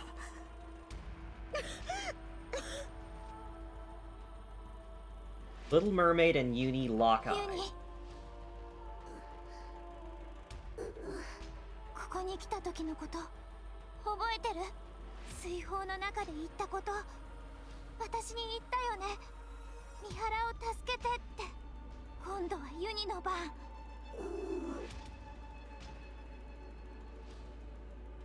Uni's eyes start to quiver. ユニの番。あなたはニケだから。三原のことが好きで三原を助けたいと思ってる。ニケ。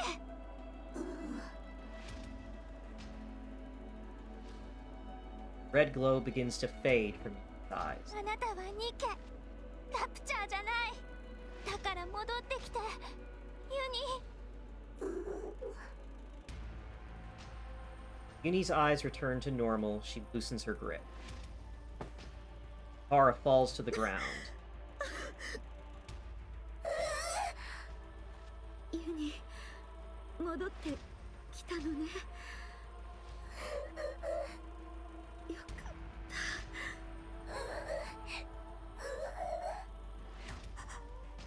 よかった。 Mori's feet stumble upon the remnants of the black box. With throes of panic and desperation, Mori had forgotten her sins. Now, Faced with the evidence of her error, a wave of guilt crashes over her. 私なら本当に大丈夫。平気よ、ユニ。本当に。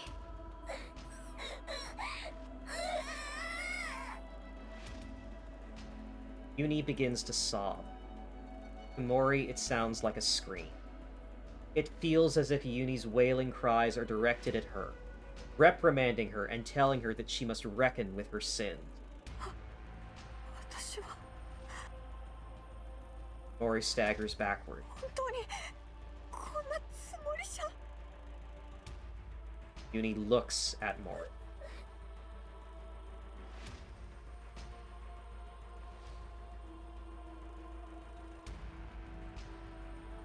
Uni's mask is stained with tears. ごめんなさい。ごめんなさい。本当にごめんなさい。 Mori runs away in desperation.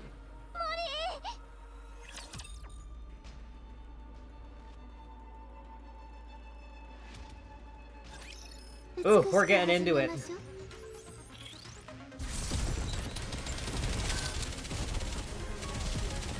撃墜を確認。準備中の私も美しいわ。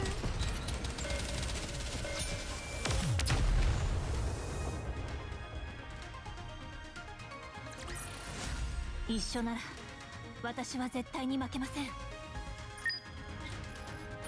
Uh-oh, dangers approaching the bubbles.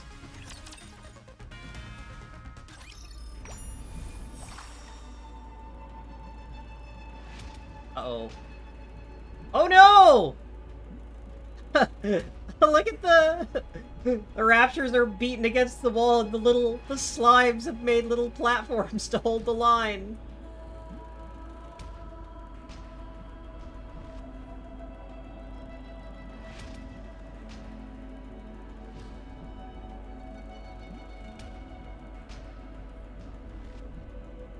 Oh, there's the A there. Well, that's where the AA pillar was.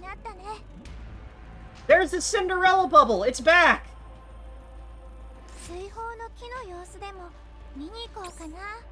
明日はみんなで何をしよ Oh, う。 Cinderella bubble. We're really in it now. こんなことを悩むようになるなんて嬉しいな。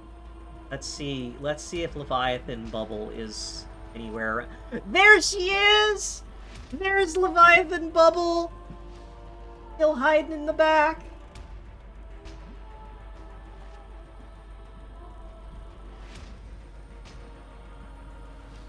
It fucks me up so bad that 70 years later, after Leviathan lost her nerve like that, Siren still has feelings for her. Oh, it's not like one I can read or anything. It's just like, oh shit. Just a thing that's there.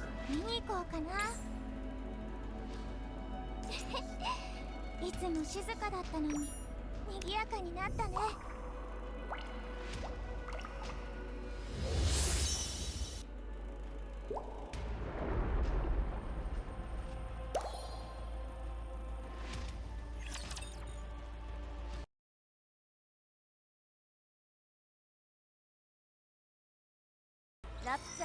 Oh, this is just this is a repeatable combat state. No story attached. 使いこなしてみせるわ。準備中の私も美しい。こんな撃墜を確認。リロード。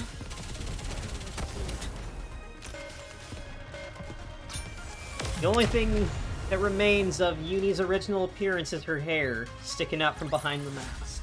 もうちょっといじめたかったのに。 I understand, Mihara. Truly I do. I too would risk it all for a girl built like this.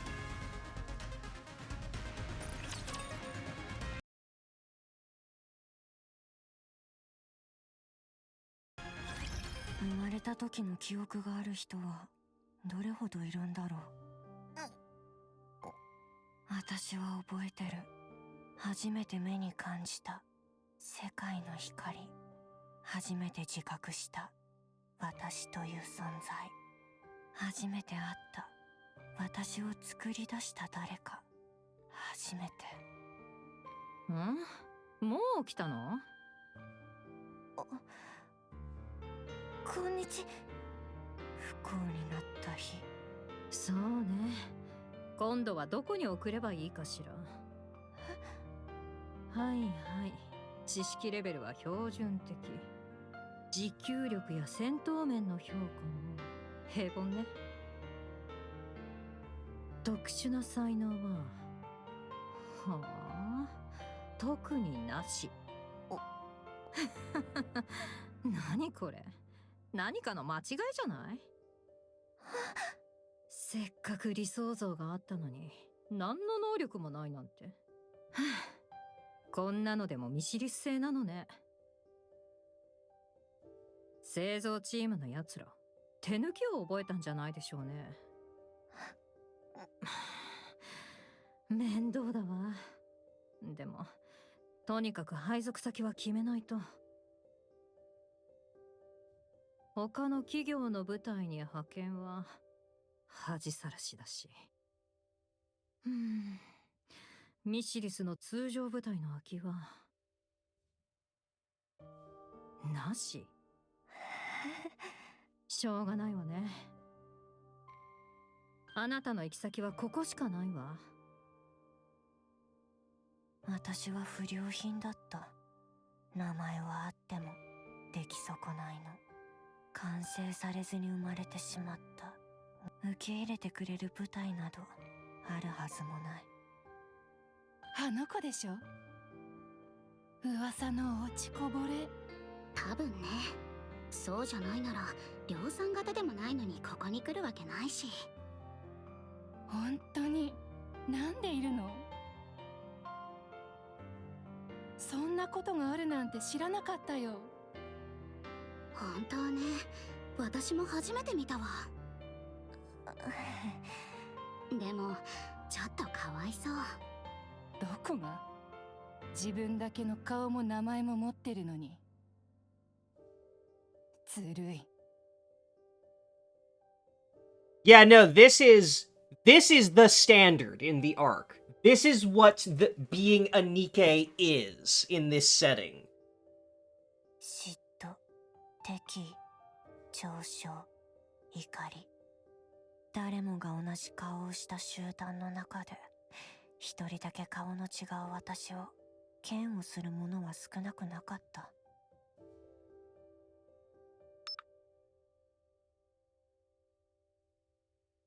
Your access has expired. 今日受け取ったばっかりなのに。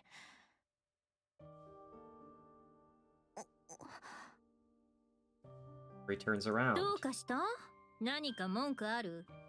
最初は本心を笑顔で隠し善良な自分を演じようとした。なんでもない。多分機械の故障じゃないかな。本当に？困ったわね。リーダーが今すぐ出発だって。食べずに行くしかなさそうだね。あ、そう。仕方ないね。みんな準備はいい？行くわよ。はーい、リーダ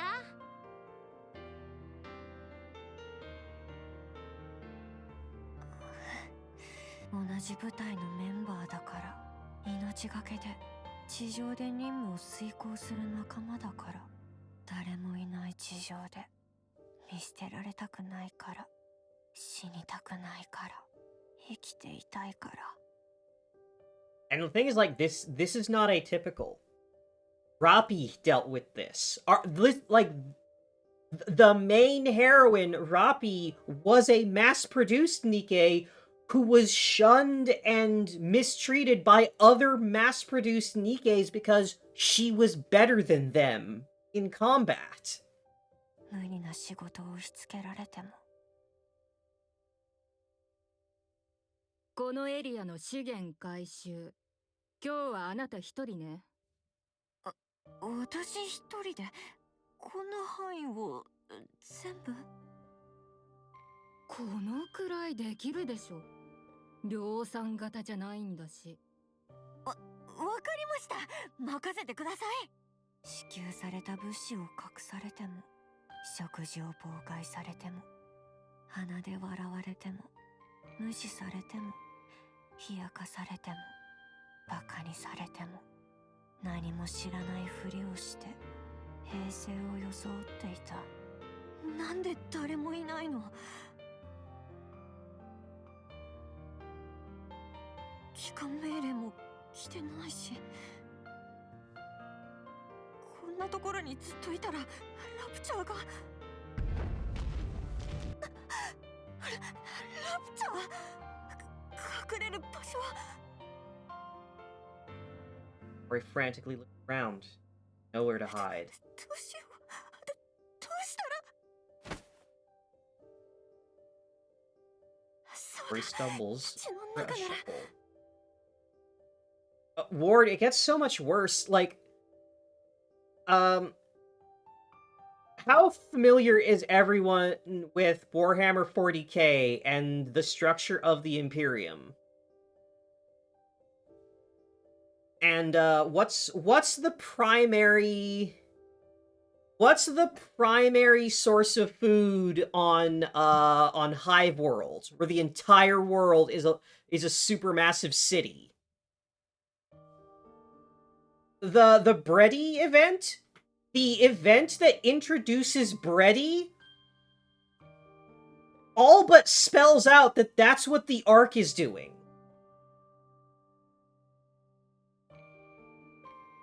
Like, the Bready event asks, hey, where does Splendimin actually come from? What is it? Considering that it is the food source that the entire Ark is dependent on. And every time we try to look for an alternative, we're told, no, we can't do that. Yes, really. The whole premise of the Bready event is that there is an issue with Splendimin manufacturing, and food in the Ark is limited temporarily. And so Commander goes with Bready and Crust up to the surface to see if they can find any alternative food sources. And during that time, they talk about, like, Bready's, like, personal history and her, like, psychic powers and all that. And that's gone into. But the Commander keeps coming up with, like, wait, there's something off about this whole Splendimin situation. How could it go wrong when we don't even know how it's made? Bready has these psychic powers that let her learn everything there is about a food, yet she can't tell me anything. And there are multiple readily available alternative food sources on the surface that are super easy to bring back to the Ark. There's so many kinds of edible plants and fungi and the like that could be grown in the Ark to replace Splendimin, so why haven't we done that?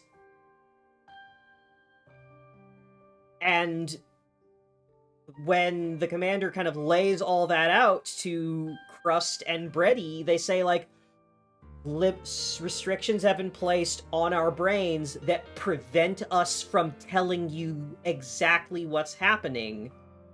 But the fact is that the Ark cannot stop using Splendimin. Because it is made from the one resource in the Ark that is in abundant supply. And the one thing that the Ark has an infinite supply of is people. And while it's never spelled out, the Commander puts the dots together real quick. Because if the Ark stops using Splendimin, for one, the central government, who manufactures Splendimin, suddenly has less control over the populace. And second, since it's made of corpses, suddenly a lot of bodies are going to start piling up if there's not as much demand for it.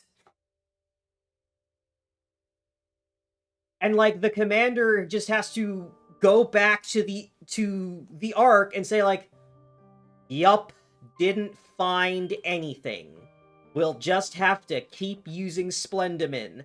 And Anderson, the commander superior, goes like, yup, I sure don't know anything about Splendimin that makes me come to the same conclusion.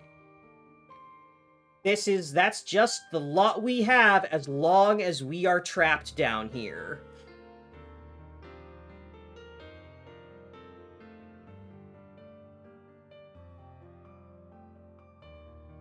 So, like, the commander is painfully aware that most of the food in the Ark is human remains. Everyone in the Ark is a cannibal without knowing it. Excuse me.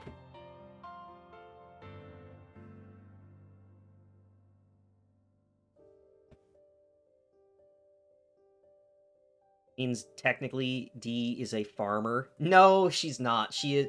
Like, her role is very specific. She is an executioner.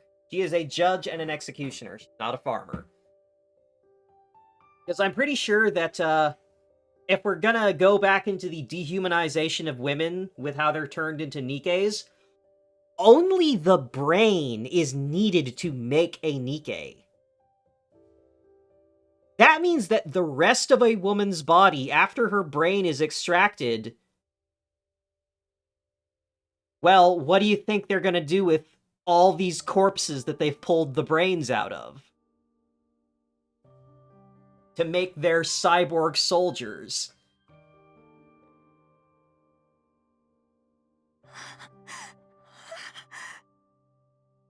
Tosses herself inside the hole and covers her head with freshly dug dirt.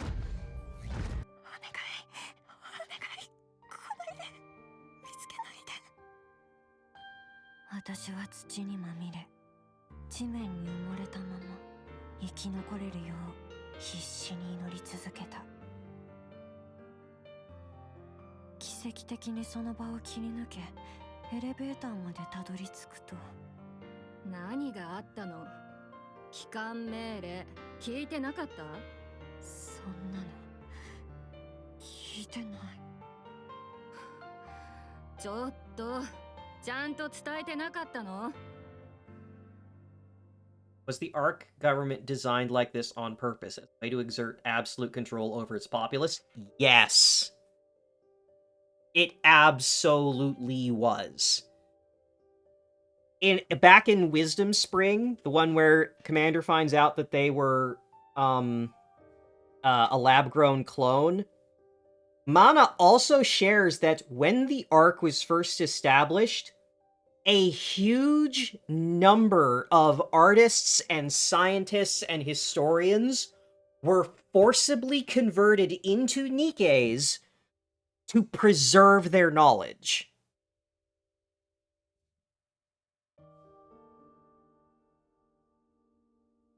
Like they were forcibly turned into Nikkes and essentially conditioned to be obedient. So, because them being cyborgs made it easier to store the information that they knew. Like, they were completely stripped of humanity as a source of data preservation.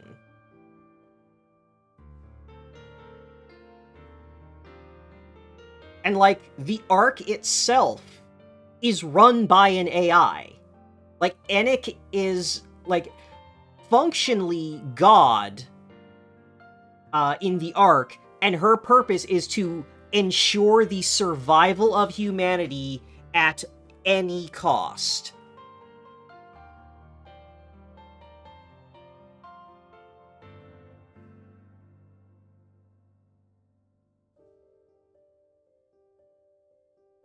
It's why I've said that I don't think that the Rapture invasion and humanity moving into the Ark is an accident, because the Ark is perfectly designed to be a sealed preserved civilization. Like, it is meant to be stagnant. It is designed to never, ever change. So that humanity is kept in one state and all of its knowledge preserved indefinitely. It's like Camelot in FGO. Not Lost Belt. Singularity 6, I think. Or 5 or 6. I always forget if Babylon is 7 or not. Because I know Babylon is the last before the Temple of Time, but I forget if Temple of Time is the 7th, counted as the 7th singularity. But yeah, it's FGO Camelot. It is human society meant to be preserved in a bottle, like a butterfly on a pinboard, rather than as a living, breathing thing. And everything about the Ark, from food production to the government to the military, and everything is designed to be stagnant. Okay, Camelot is 6, Babylon is 7. Okay, that's what I thought, but I couldn't remember exactly. Or he turns around. 確かに伝えたけど何も聞いてない。聞いてなかったんじゃないの？違う。何も聞いてない。何？自分が聞いてなかったのを人のせいにするつもり？もしかして耳も出来損ないだった？その日、初めて同じ部隊の仲間に、悪意には悪意で応えるしかない。そう身をもって学んだ日でもあった。厚生館に送られ、外の世界へ戻った時には、私を引き受けたいという部隊なんてあるはずもなかった。Boy, is this a trans femme allegory or what? Expected to be constantly abused and mistreated, and expected to just put up with it and be a doormat to fit into women's spaces, and then the instant she defends herself, she's labeled as violent and rejected. Like I said, Nikke is not subtle with trans femme and transgender allegories. To the point that I am convinced that someone in the writer's room for this game either is a trans woman or is close friends with a trans woman. Because it happens so consistently, so accurately, that it cannot just be coincidence. どこの部隊にも入ってないなら私たちのところに来ない？私に言ってるの？そうよ。モリーだっけ？私たちも資源回収部隊よ。ちょうど経験者を探してたの。うちに来ない？喜んで。ありがとう。よろしく。 Also add on that Nikke is a Korean game.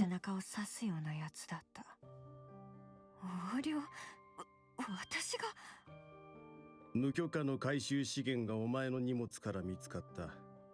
私はただ預かってるように頼まれただけで。そういうのはもう聞き飽きてるんだ。言い逃れなんかじゃ。じゃあバックパックの中にあったものは何なんだ？ それはでも。もういい。お前も共犯者だな。騙されていたとは誰にも信じてもらえなかった。ああ、厚生官の前歴あり？おまけに特別な能力も何もなしと。他にどうしようもない。インキュベーター送りだな。インキュベーター部隊。 問題を起こし、惜しまれる能力もない。他の部隊での活躍も見込めない。そういうニケたちが集められ、廃棄処分を免れるため、そんな建前の吐きだめ。Oh, incubator like they're eggs waiting to hatch. Incubator as in, we're gonna put them in here to keep them warm so that they can eventually turn into something worthwhile. そこでも何も That's 変わ why ら it's な called かった。 incubator.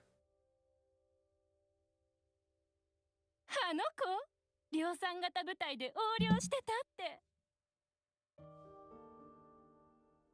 ちょっと気をつけなさい。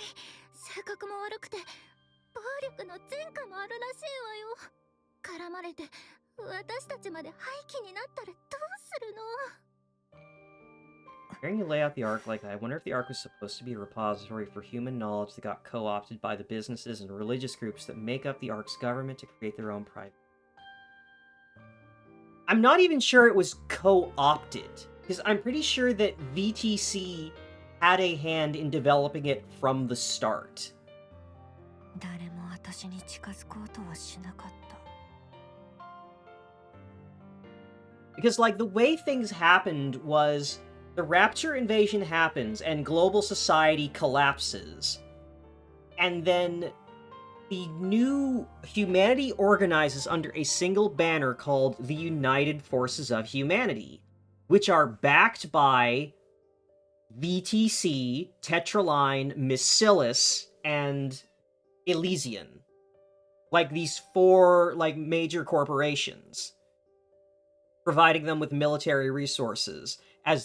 And then, when the Rapture War goes south, and it's becoming less and less likely that humanity will actually win, that's when VTC buys up every smaller corporation that isn't the big three, and merges with the United Forces of Humanity, like, central control, and VTC plus the UFH, like, chain of command, that's what makes the central government. Is the company with all the religious, like, combination research program and religious cult that made the Nikkes, merges with the impromptu military command that was made from the remnants of humanity from various world governments after the fall of mankind, and they took over. And the only reason that the big three still exist is they had enough money and influence that they could resist being bought by VTC. 生き残るための最後のチャンスを危険な出来損ないのニケの手に預けようとする者などいない。それでも私は生き残りたくて。あなたの仕事はただ一つです。それさえできればあなたは廃棄処分のリストを永久に怖がらずに済むようになります。 Yeah, I'm absolutely convinced that Jien is 6-0. Because this tactic of preying on a poor and desperate Nikke when she is facing, like, death with like this horrible thing, this is exactly what 6-0 did to Liverin.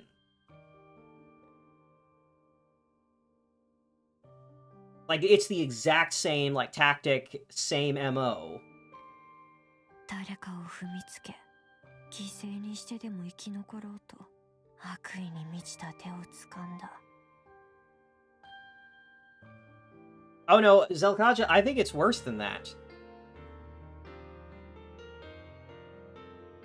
Jien's plan was something that was going to kill Uni either way. Because assuming that the signal goes off and Uni kills Mihara, once Uni regains her sense of self and, like, the rapture thing wears off, Uni's gonna kill herself immediately for killing Mihara again. Or the signal makes Uni, like, tear herself apart and she dies that way. Jien was going to unperson Mori and turn her into... No, that's what I mean. He's going to unperson and remove any record of Mori's existence and turn Mori into a new Rapture Chimera. Because she just lost the one she built already for this experiment. そして他人を陥れたこんな私が生きていていいの？敵損ないで生まれるくらいなら生まれなかった方が良かったんじゃないの？敵だらけの世界の中で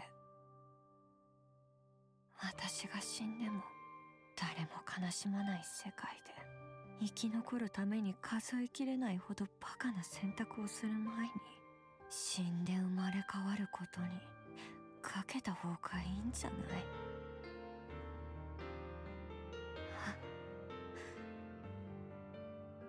Mori curls up and buries her face in her... hiding deep in her burrow. もうやめようかな。生きるのやめた方がいいかも。どうして？どうしてここが？迎えに来たの。あなたを。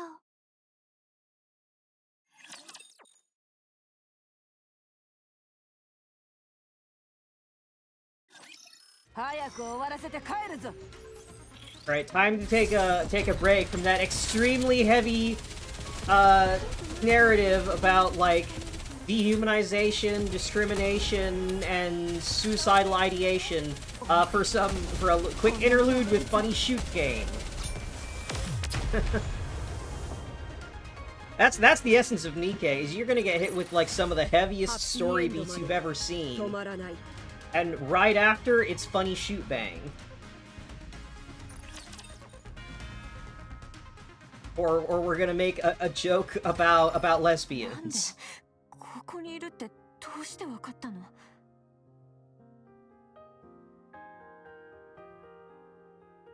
あなたが一番安全だと感じる場所は地面の下だから。ここにいる気がしたの。誰でも不安な時は一番安全だと思える場所に行きたくなるものよ。だからそれをどうして？毎日あなたを探していたから。なんでわざわざ探してたの？見つけてどうしようっていうの？ここから追い出すつもり？分かってるよ。自分で出ていく。私だって自分がしたことは分かってる。つまみ出される覚悟はできてる。外に出たらダメ。死んじゃう。死んだらなんだっていうの？どうだっていいでしょ。誰も私がいなくなっても悲しまないんだから。生きてるだけで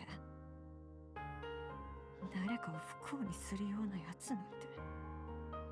モリー。そんなやつ死んだ方がマシでしょ。その方がみんな幸せになれるんだから。誰も傷つかないで済むし。私だってこれ以上こんな生き方しなくていいんだから。何が違うっていうの？私は悲しい。モリーが死んだら悲しい。なんだっていうの？あんた私のなんだっていうの？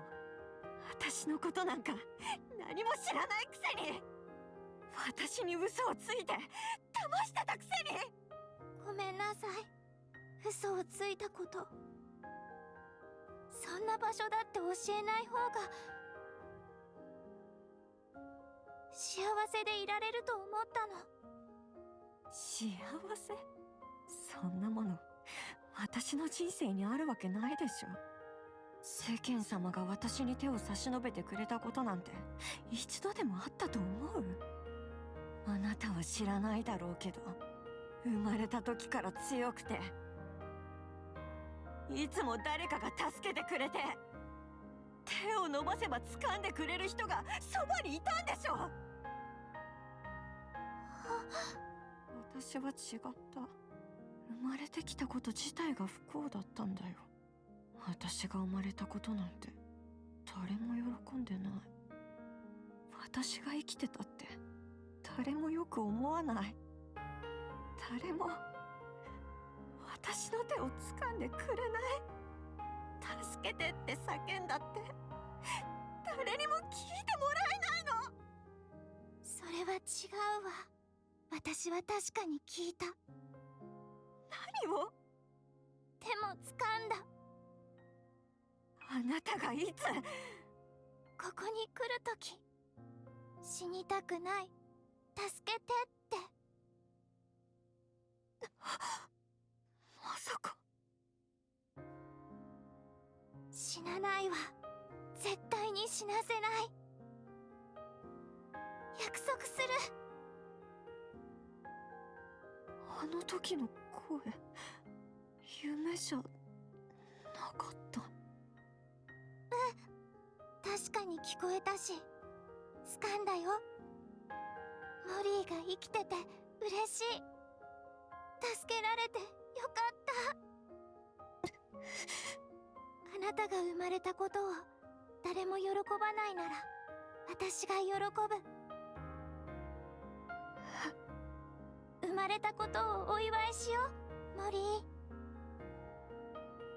あなたに会えて嬉しい。セイレン。ニケには誕生日がないけど、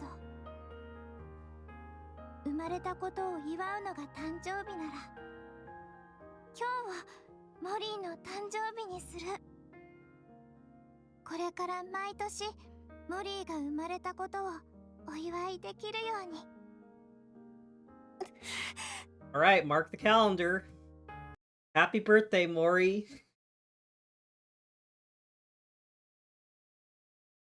April 24th. なんで？何のつもり？どうして私にそこまでしてくれるの？ねえ、なんで？あなたを助けたいから。あなたに幸せでいてほしいから。だから、なんで？モリーが死んだら、私はすごく悲しいと思う。私はモリーに会えて嬉しかった。ここに一人でいるのは寂しかったから、すごく幸せだった。だから、生きていてほしい。生きて幸せでいてほしい。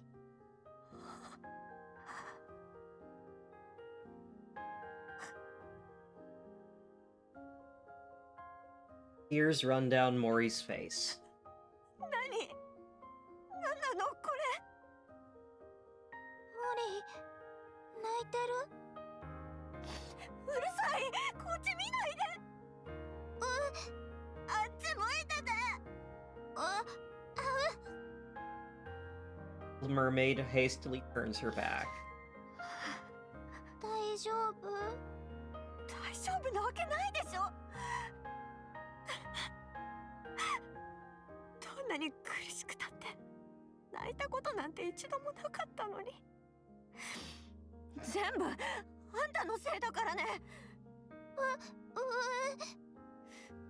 セイレン、私ね、自分が裏切られてばかりだったからって疑って警戒してばっかりで、あんたの行為を丸ごと否定してた。あんたの親切も全部疑って騙そうとしてるって思い込んでた。自分が生き残りたいからってユニと三原を巻き添えにするところだった。それでもそんな私にも手を伸ばしてくれる？うん。友達の手を取れなくて後悔するのは一度だけで十分だか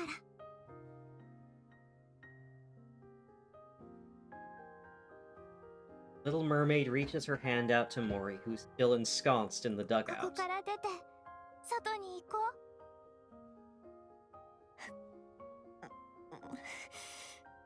掴んでくれないの？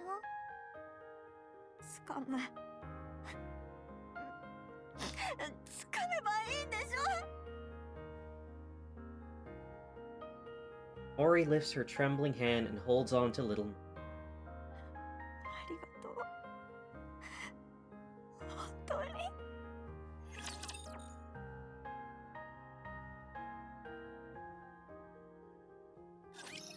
早く終わらせて三原と遊ぶんだ。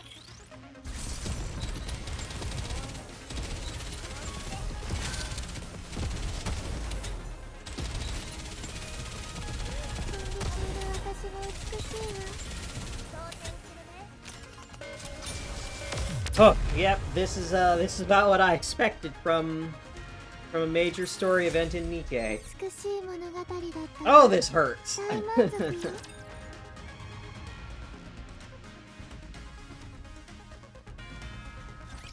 本当にごめん。私のせいであなたを死なせるところだった。ごめんなさい、三原。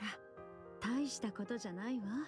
特に大きな傷はないし、ボディにダメージも残ってないし。Yeah, Mihara is very, very tough.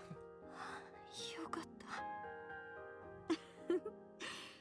それに、ある意味久々にスリルを楽しめたし。ね、ユニ？ユニ？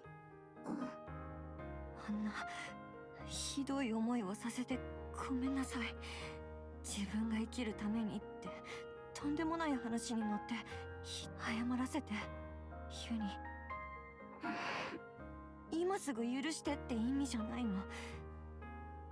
ただ私が謝らせてほしいだけ。本当にごめんなさい。返事はしてあげるのね。ありがとう。それじゃあ次はセイレーンも話があるんでしょ？隠していてごめんなさい。ここがラプチャーの中だって教えない方がみんなのためだって思ったから。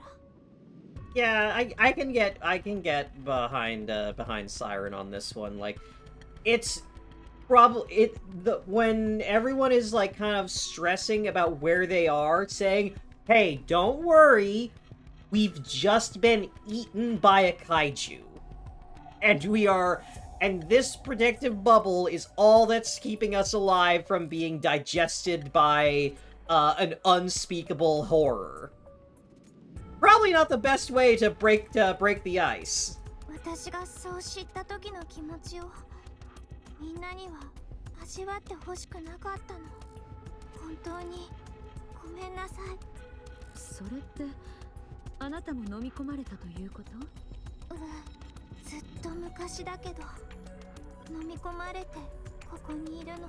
それからずっと生き延びてこの場所を作ったの？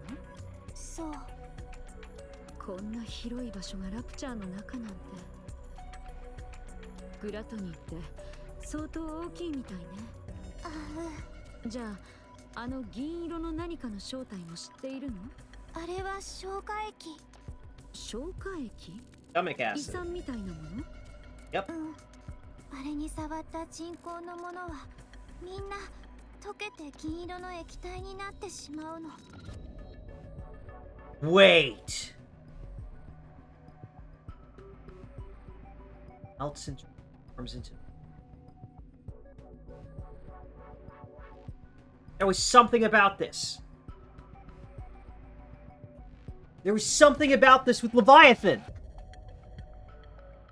In Leviathan's research notes, she found something like this. That, oh, we found this substance that if you add things to it, it makes more of it. And that's what she was using for her experiments.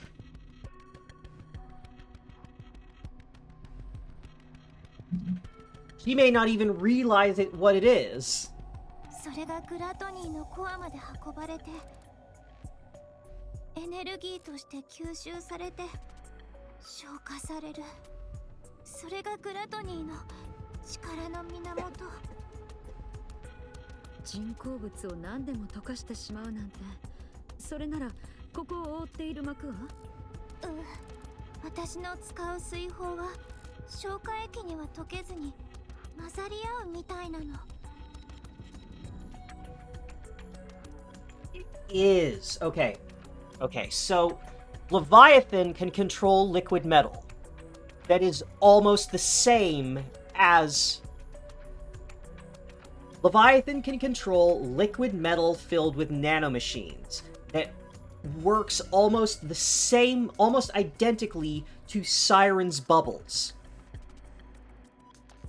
In fact, Siren taught Leviathan how to use her liquid metal in the way that she does, and Leviathan can make bubbles of her own now, after learning from Siren. So in the main story, Leviathan, there is a log, like a lore pickup, where Leviathan talks about, we found this silvery liquid that does something weird when it interacts with my dark matter. And she has been using that as essentially a catalyst for making experiments in creating raptures. Because she is trying to create more beings like herself. Like she, Behemoth, and the other 4 beasts we haven't met yet, Ziz and Bahamut. The 4 of them are something different from heretics. And Leviathan has been experimenting with dark matter and this other stuff to try and create more like themselves. 量によって主導権の取り合いみたいなことが起こるけど、溶けてなくなったりはしない。じゃあこの膜の外は全部消化液ってこと？ Little Mermaid shakes her head. そうじゃない。消化液は決まった間隔で流れるだけ。それと人工じゃないものは溶けないみたい。ここの周りの水は Doesn't affect 全 natural 部本物の substance, 海の水。 so it doesn't involve this water. ああ、だから魚も泳いでるわけね。だから水泡なしでここから外に出るのは不可能だと思う。消化液に一滴でも触ったら一瞬で溶かされてしまうはず。 It's exactly the same as what the heretics do.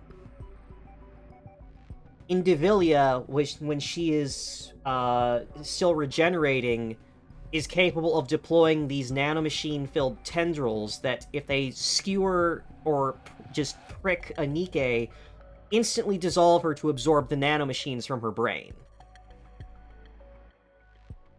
And this seems to work on the same principle. それで私が出て行こうとするのを必死に止めてたんだね。あの時は意地張ってごめん。気にしないで。だいたい事情は分かったわ。でも私たちの予定には特に変更ないわよね。そのことだけど、もう少し早く外に出られるかもしれない。予定より早く出られるってこと？あら、どうして？消化液の流れる間隔が縮まってて、水泡が思ったより早く作れそうなの。どういうこと？前に言った水泡の木が吸収してるエネルギー、それを変換するフィルターみたいなものだから。Right. Right, her bubble is absorbing energy from gluttony as it tries to digest the bubble.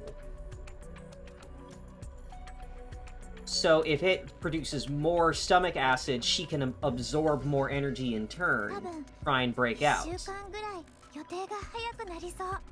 そんなに？じゃああと1週間で外に出られるってこと？そうなんだ。モリー？なんでもない。思ったより早くなったなってと思って。それはそうね。急に早まったわね。私は水泡作りに戻るから。 It sure feels like a sudden development has accelerated the plot. あと1週間ゆっくり休みながら外に出る準備をしておいて。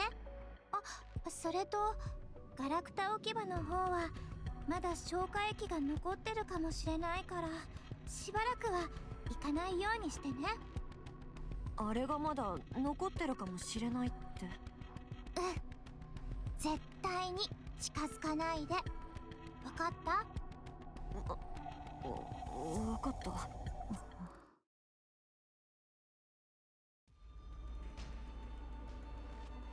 Yeah, now that Siren's reached out to her, Mori doesn't want to leave. Just like Leviathan. Little Mermaid approaches the massive bubble positioned in the やっ clearing. ぱりエネルギーが減ってない。それ AA ピラーだったものよね。なんでここに？なんでって2回も命を助けてくれた恩人とちょっとデートがしたくなっただけよ。三原。隠し事まだあるみたいね。それはこの AA ピラーだったものと関係すること。どうしてそれを？私たちをどうしても早く追い出したいような感じだったから。その上ここには絶対近づかないで。ここに何かあるってことじゃない？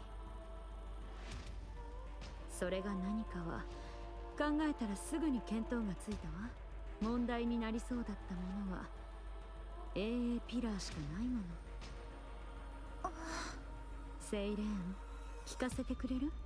危険な状態。違う、大丈夫。まだなんとかできる。心配しないで。それなら私も力を貸すわ。私たちを外に出してくれるのは問題が解決してからで構わないから。それでもいいでしょ？それはダメ。どうして？時間がかかりすぎるから。Byron's been the MVP of this event from what I've seen. Yeah, no, she has been the main focus of the last several, like, story beats. Like, in the last few, like, story chapters, it was where we got evidence that Siren is still alive out there and is leaving messages for Cinderella and Grave to come find her. Then right after that, we got Mudfish, which is the origin story for Leviathan and how she met Siren and their history together. And that culminated in how Siren gets eaten by Gluttony. And now, just like a couple weeks after that, we've got this event, which is, here's where Siren is now, after she was eaten. そんなに長く待たせたくないし。Which means that as this is happening, at this moment, Cinderella and Grave are on their way. Cinderella and Grave are now on their way looking for Siren because they know she's alive and Siren has left a trail outside of Gluttony leading to it. 嘘が下手ね。あなた命を捨てる気でしょう。Siren has been trying to reunite with Cinderella for over 70 years. She has been trying to find her friends again for a long time. セイレン、私はあなたに2度も命を助けられたわ。今度は私があなたを助ける番よ。そうさせて。ありがとう、三原。でも大丈夫。約束したでしょ？みんなを外に出してあげるって。私は約束を守りたいの。私たちが嫌と言ったら、外に出るのをやめて、あなたと一緒にいるって言ったらどうする気？言霊を使う。力を使ってでも外に送り返す。どうあってもそうするというのね。長かった寂しさを忘れさせてくれたあなたたちは私の友達だから。大切な友達をどうしても助けたいの。分かって。セイレン、お願い。Yeah, Siren is kind and selfless to a fault. そう。It was mentioned earlier that she didn't reach out to someone who needed it once, and she has regretted it ever since. That is talking about Cinderella. When Cinderella first came back after being corrupted, Siren was scared of her and didn't believe in her and didn't reach out to her when she needed it. Which you can kind of understand, because Cinderella, when she was corrupted, fucking brutalized Siren. Like, it's not hard to get why Siren would be kind of scared of her, but because no one is willing to listen to Cinderella, no one's willing to give her another chance or help her now that she's been saved, she kind of relapses and she pushes everyone away, and it's rough on her, and that has convinced Siren that I need to reach out to people. I can't. She didn't help her best friend when she needed it in the past, and she has regretted that ever since. So now she feels she has to be selfless and reach out to others when they need it, regardless of her own circumstance. She did it for Leviathan, she's doing it for Mori, Mihara, and Uni. ありがとう、ミハラ。これからどうなっても私はあなたたちに出会えて嬉しかった。私もよ。セイレン、間違いなくあなたのおかげででも覚えておいて、愛情に飢えた生き物は初めに愛をくれた人を捨てることなんて絶対にできないの。一度愛をあげたなら愛した責任を負うことになる。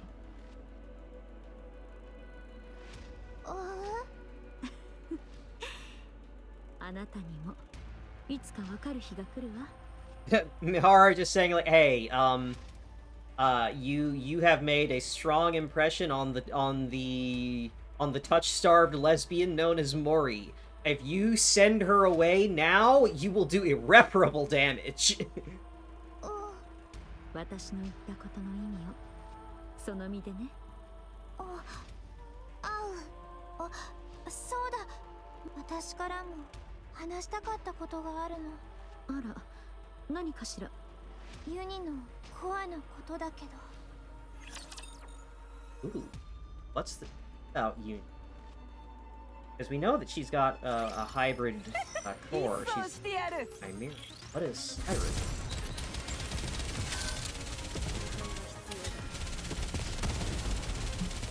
いける。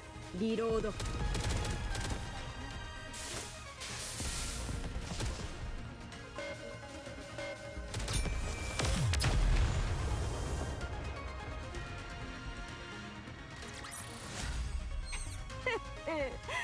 これがまさしくメイドの力だ。 Again, put a specific rapture core in. It's likely. After that day, Uni doesn't move from the shelter, as if she's lost in the recesses of her own mind. Ara, who is watching over her, also seems to be thinking hard about something. She stares blankly at the ocean scenery near the bubble tree. Even Mori is deep in a state of reflection, and stares at the bubbles moving in and around the garden. For a while, time passes in fashion, everyone deep.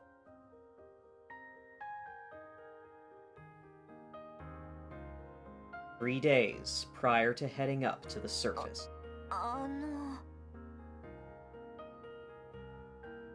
Mori pays a visit to Little Mermaid's bubble workshop. 意外すぎたから？それどういう意味？いつだったか来てって言われたから来てみただけ。一人で退屈ってのもあるし。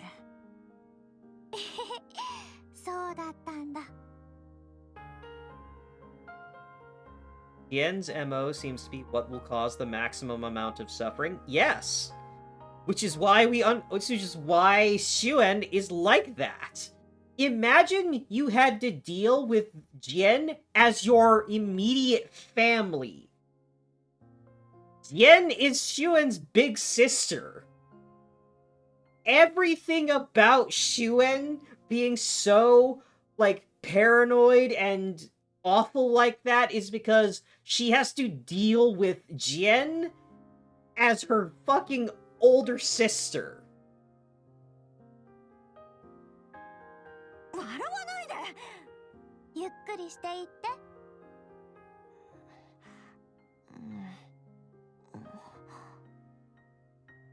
Mori takes her time looking around the bubble workshop. ねえ、前から聞きたかったんだけど、あそこのあれって何？Mori points at the violet-colored doll standing in a corner of the workshop. Young girl with ponytail. A pair of twins with sharp features. A woman in a lab 特にあ coat. の子なんで隅っこでうずくまってるの？ Oh. Lastly, there is a young girl with long hair on the ground, crouching. いや、答えたくないならいいけど。みんな私の友達。友達？大切な友達。みんなどこにいるの？わからないの。ずっと昔に別れたきりだから。もしかして死んじゃってる？それもわからないの。何にもわからないの？きっと地上のどこかで生きてるはず。また一緒に私たちの物語を書こうって約束したから。Mori looks at Little Mermaid, glancing at her friends. Her expression is one of intense longing. そんなに大切なら会いに行けば？私たちと一緒に外に出て友達に会いに行けばいいじゃん。今はダメ。まだここでするべきことがあるから。するべきことって？とても大事なこと。大事なこと？大切な友達を探すより？今はそうなったの。それに約束したから。モリーとユニと三原を地上に返してあげるって。今はそれが一番優先だから。でも私なら大丈夫。本当に大丈夫だから。セイレン、なんでそんな顔して？いいや、なんでもない。More time passes. Day to leave up to the surface arrive.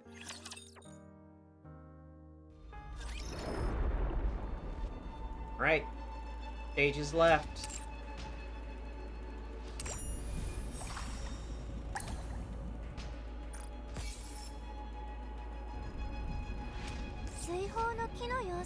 Oh, Cinderella Blob, we're really in it now. 明日はみんなで何をしよう。こんなことを悩むようになるなんて嬉しいな。 Is.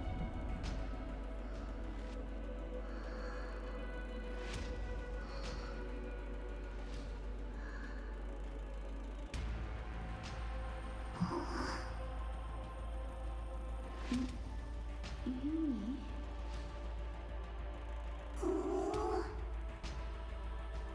どうしてそんなことしてるの？足は痛くない？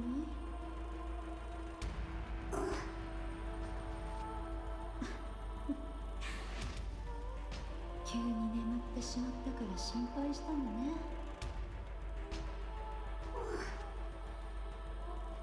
大丈夫よ。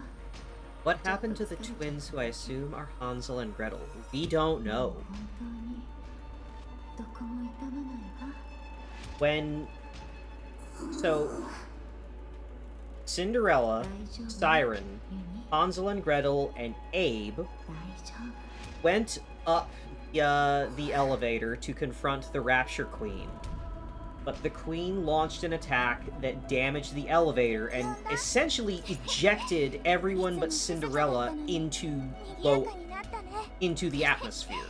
いつも静かだったのに賑やかに And なったね we don't know what has become of them since. We found out what happened to Abe.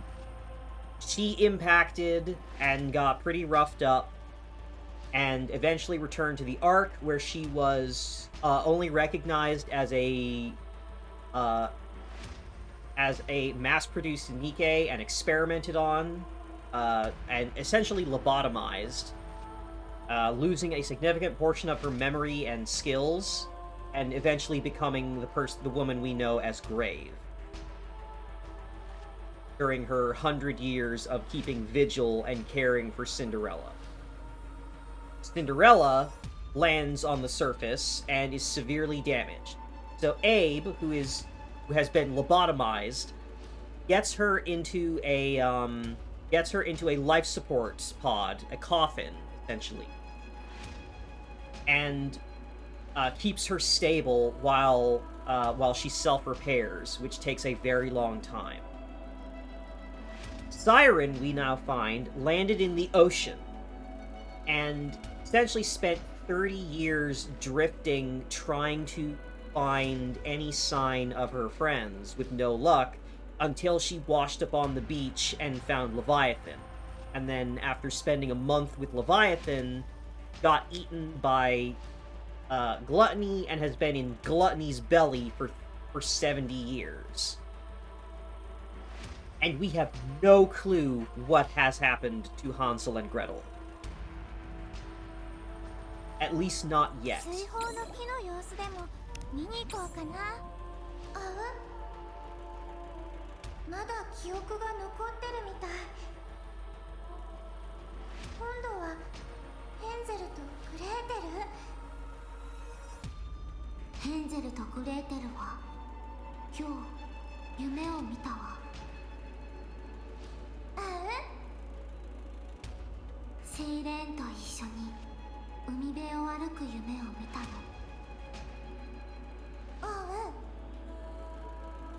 うん、とっても綺麗だったわ。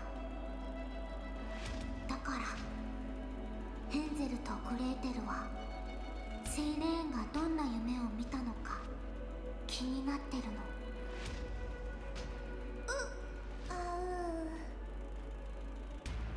何も見てないの？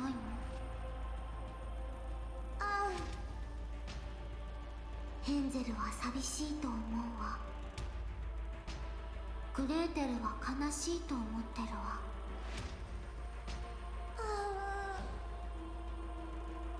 じゃあ今日はヘンゼルとグレーテルとセイレーンで一緒に寝ましょう。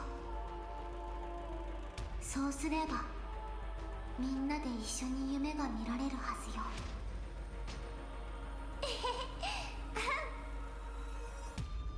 そんなこともあったね。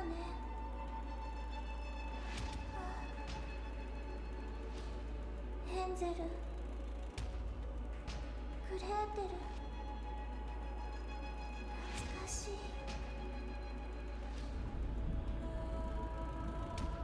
明日はみんなで何をしよう。こんなことを悩むようになるなんて嬉しいな。Alright. ピラーの状態が What has happened to... 良くない。やっぱり水泡に取り込んでもエネルギーが Okay, so all that energy that would go towards terraforming and clearing out the crystal region is now just contained in this bubble.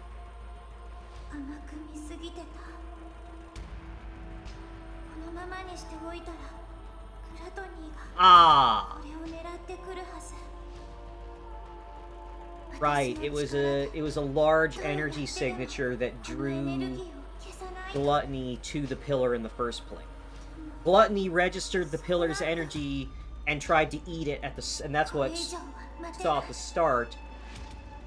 Gluttony registered the energy signal of Siren and Leviathan lesing out, and that's what drew it and to attack them. And so now that the energy of the pillar is all like bristling and condensed there, it's basically like a beacon telling Gluttony that there's something undigested in its いつも guts. 静かだったのに賑やかになったね。なんだろうこれ。さっきからジロジロ見られてる気がするんだけど。気のせいかしら。私たち記録されてるみたいね。多分そう。何かを撮影してるみたいな時があるの。あら、本当に？ Did you say that Gluttony was attracted to Siren and Leviathan lesing out? Yes! カメラの前だと思うと緊張しちゃうわね。撮影お断り。今すぐ消して。どうして？思い出を残しておけるじゃない。嫌だから。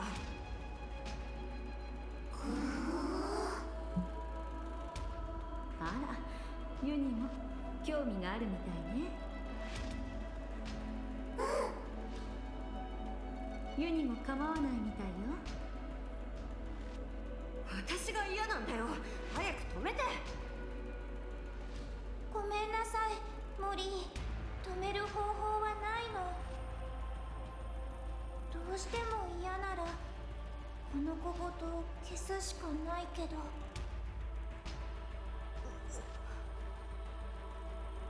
その方がい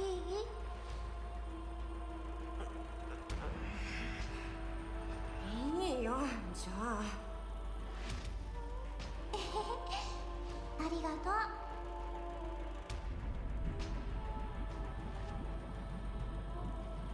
Can't believe this whale's homophobic. みんなで何をしよう。 Yeah, so in Mudfish, こんなことを悩むようになるなんて。 Siren figures out that, tried to digest them lesing out. He was trying out some DIY HRT.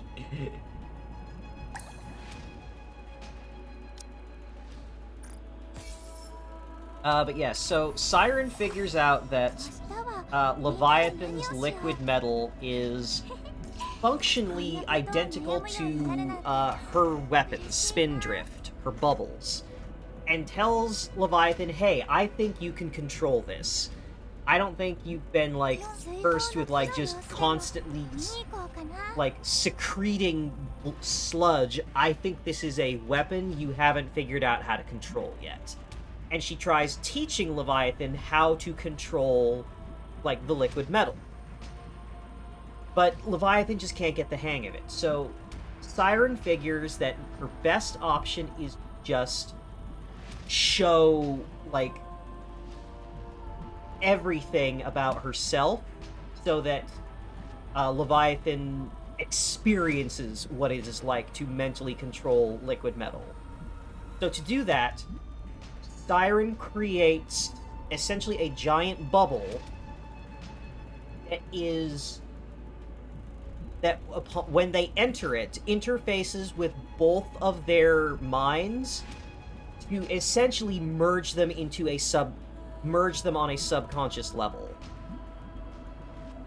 And, like, I'd have to like go digging through like some messages with a friend for the screenshots I took, but like it is represented as there's this warm kind of like shallow like coastal region with sun filtering through the water, as Siren and Leviathan are like looking at each other longingly, interlocking fingers, closing their eyes and holding each other as like they mind meld and like share in every conceivable experience that the two of them have ever had, knowing each other literally inside and out so that Leviathan can fully understand what Siren is trying to show her. And it is straight up played like it's Leviathan's first time, and she gets too overeager and wants to dive too deep into Siren and ends up accidentally hurting her. Like, and it is completely it is played like a sex scene. And like it is the massive like expenditure of energy of them sharing that intimacy that works like a flare that attracts gluttony to their location. But afterwards, Leviathan is able to control the liquid metal.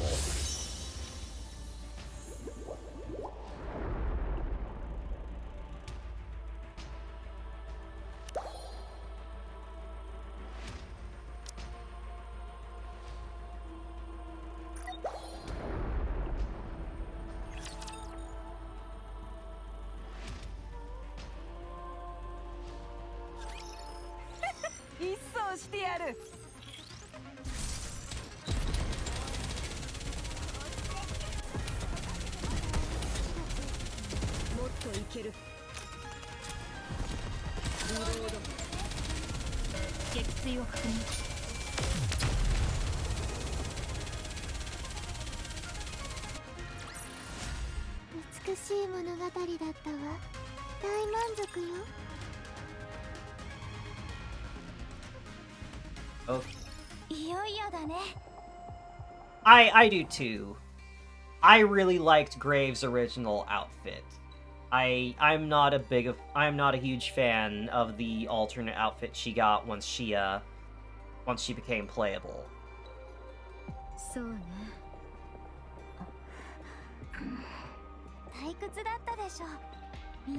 It's why I'm really tempted by her new costume, because it gives her pants. It gives her like pants and like a cool blazer.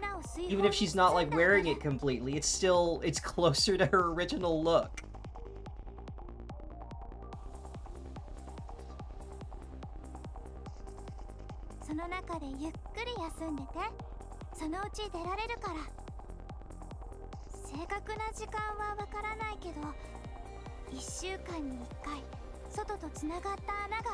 Oh wow, it really is a whale. It's got a blowhole.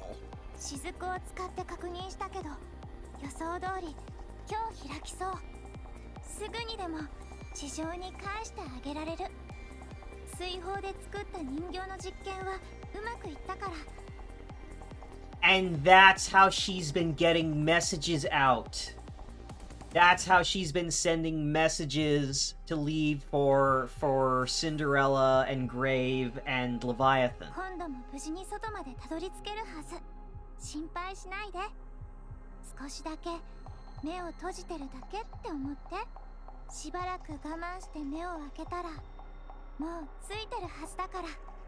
But this just begs the question of why hasn't Siren escaped herself? She's been able to do this. Like, is she really just sitting in here so that it doesn't go looking for her again? Like, is her worry that if she leaves, it'll start pursuing her again? So instead, she's hiding in its gut, biding her time until she can kill it?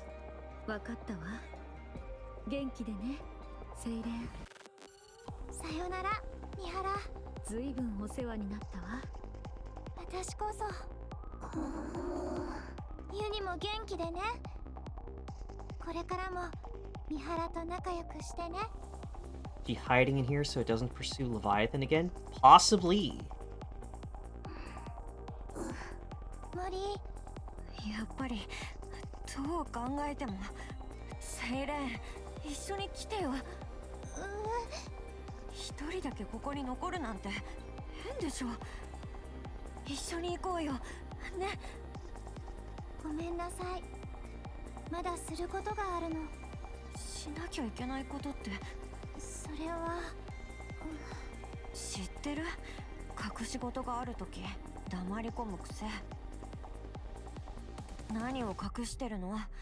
We found your tell. We know when you're hiding something. 当ててみようか。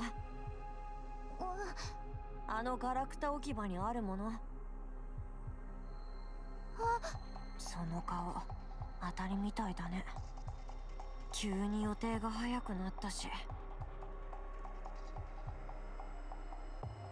あそこには行くななんて、そこに何かあるってことでしょ。モリ分かった。もう何も言わないで。私が自分で確かめてくるから。そう。It is scary just how similar Mori and Leviathan are. 消化液がかかってしまった時から。Hi, Mordred. You're coming in sort of at the tail end here. エネルギーの暴走が続いてるの。水泡で吸収してはいるけど、私の力では止めきれないみたい。もう時間がなさそうだから、ここに残るって決めたの。あのエネルギーをなくさないといけないから。Ah. AA ピラーのエネルギーがグラトニーに消化されないように。AA ピラーに消化液がかかったのは、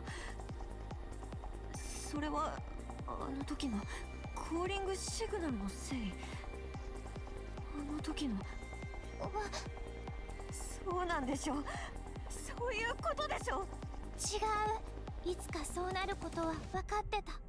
何も違わない。私のせい以外の何でもないじゃん。グラトニーがあれを飲み込んだ時からそうなることは決まってたの。消化液の間隔が短くなったのも、ラプチャーが集まってきたのも。グラトニーは飲み込んだはずの巨大なエネルギーを消化したがっていて、それを私がずっと阻止していたから。だからグラトニーの勢いが強くなる前に AA ピラーのエネルギーをなくさないといけなかった。もしあれが吸収されて外に吐き出されたら、地上は跡形も残らないはず。Okay, so this is actually, there is precedent for this. So, back in Red Ash, which was the 1-year anniversary event, they talk about why Nikke's had to be developed. Because they tried dropping a nuke on Gluttony. Yes, they dropped a nuke on Gluttony, and it ate the nuke and regurgitated it out as like a beam weapon. Now, it made Gluttony go inactive afterwards, so it did do the job, but like, that's not a good trade.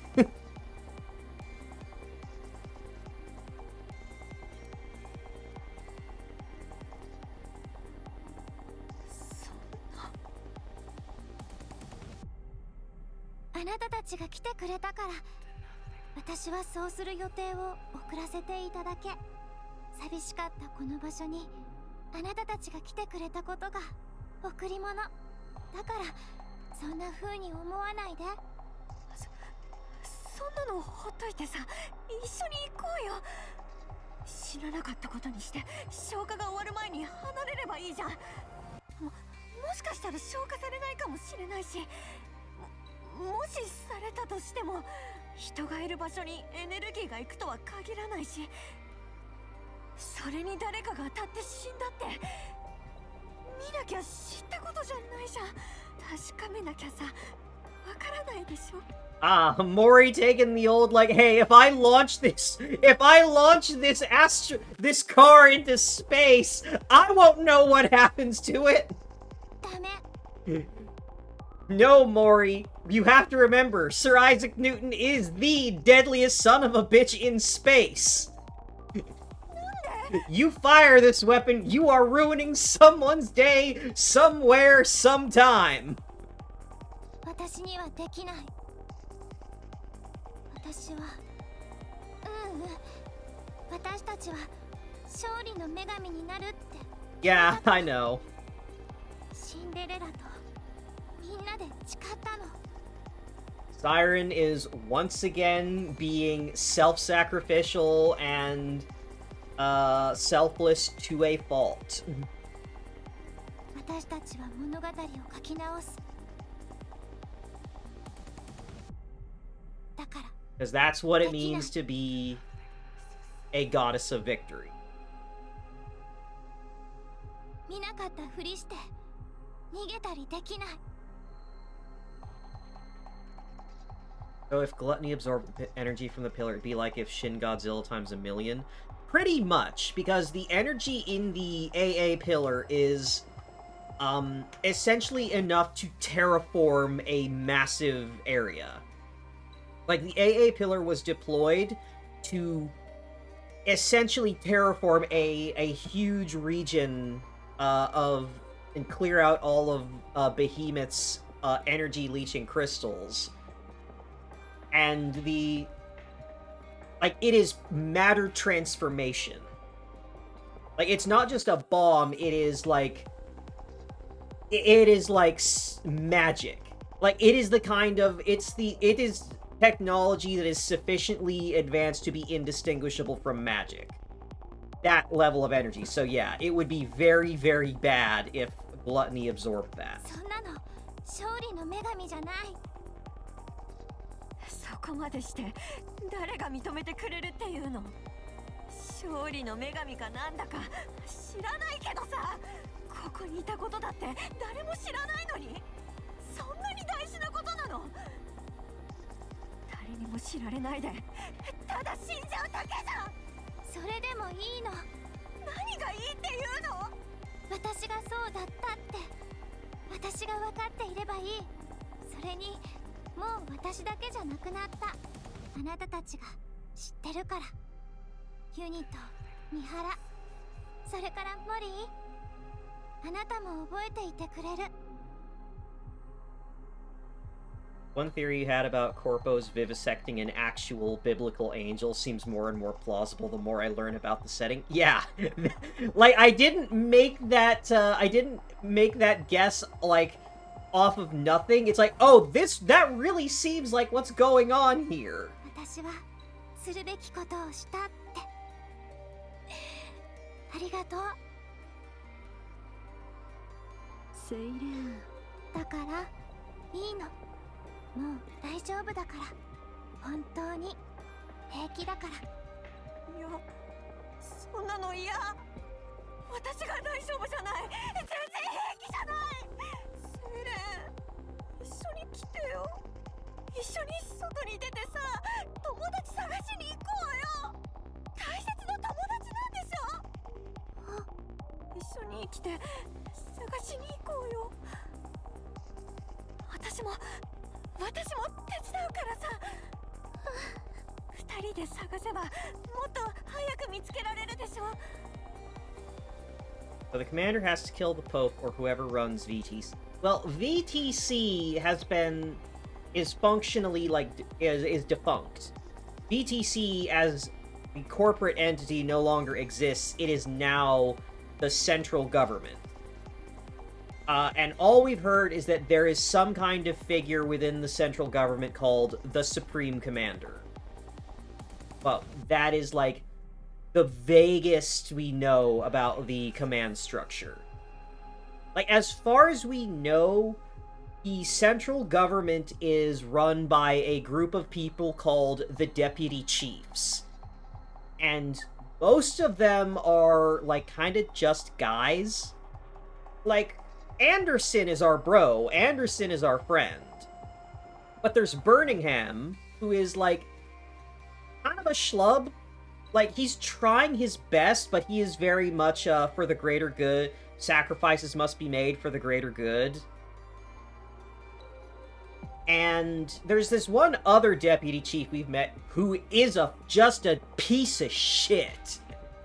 So we've seen 3 deputy chiefs, but we don't know what the greater command structure is like above them. We don't know who they answer to other than Enoch, who is the AI that runs the Ark itself. Our commander versus Supreme Commander fight. I mean, like, Neon has explicitly said that, like, oh yeah, the commander's trying to take over the world. Like, Commander says, like, come on, everybody, remember what we're fighting for. And Neon's like, to help you take over the Ark and become Supreme Leader? It's like, I wouldn't put it in those exact terms, but kind of.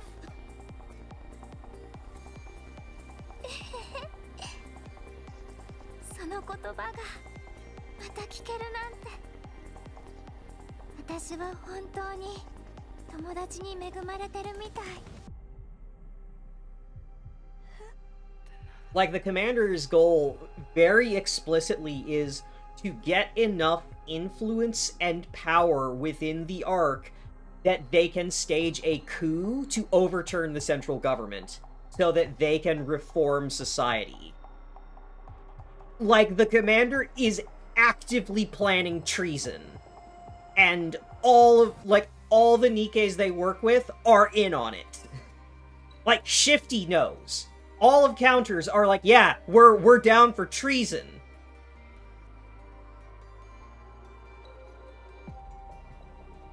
And it is literally just a matter of, we gotta get enough power on our side until we can win. Because we only get one shot. ごめんなさい、モリー。あなたは本当にいい友達だった。私は私の友達みんなずっと生きていてほしいって思ってる。Byron reaches out her hand to さ Mori. よなら。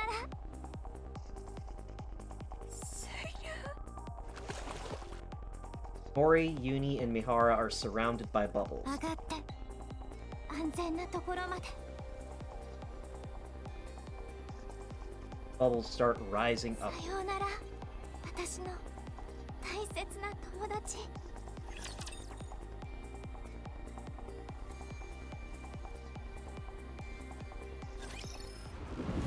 Nobody gonna tell me about the one character who turns out to be a villain, which is obvious as she has the symbol of corn on her body. You'll have to be more specific. Because I'm not sure what character... Oh, Crow. Oh, Crow? Yeah, Crow's evil as fuck. I don't talk a lot about Crow because she's the worst written character in the game. Like, genuinely, Nikke's main story has been stellar, except when Crow shows up. Like, the one arc where Crow is the main focus, it sucks. I say that because Crow's philosophy is kind of shallow, and the story bends over backwards and contrives itself to drag out the conflict with her. Crow's issue is that she is just a... She is a sociopath.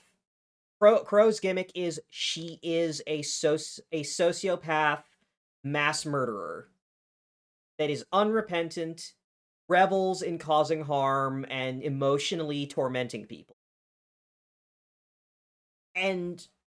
But she is charismatic enough that she can spin rhetoric to make people believe she's fighting for a cause. That in itself is interesting, but the problem really comes down to other characters keep taking her seriously long after the point they shouldn't. And, like, plot contrivances happen to let her get away.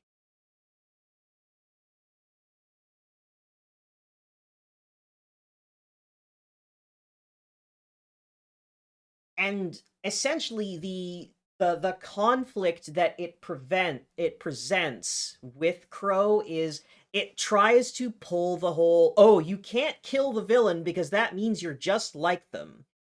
When Crow is, as I said, a sociopathic mass murderer who like says to your face, I'm going to kill more people, and I'm going to make it my mission to hurt you in particular, and I will not stop until I am dead.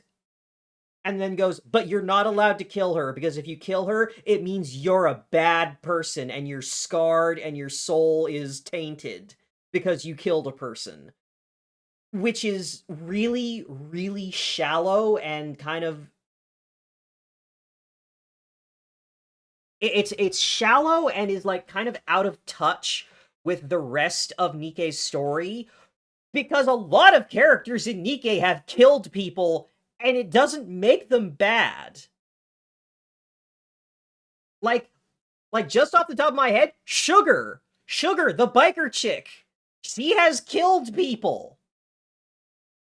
Rosanna, Sakura, they are crime bosses. They kill people. D, one of the favorites. D is like a super popular character. She is like one of the main like love interest type characters for the commander. She kills people. Uni killed a whole lot of people because Crow manipulated her. And the story keeps telling you that, like, telling you that you should feel pity for her, that she has been manipulated.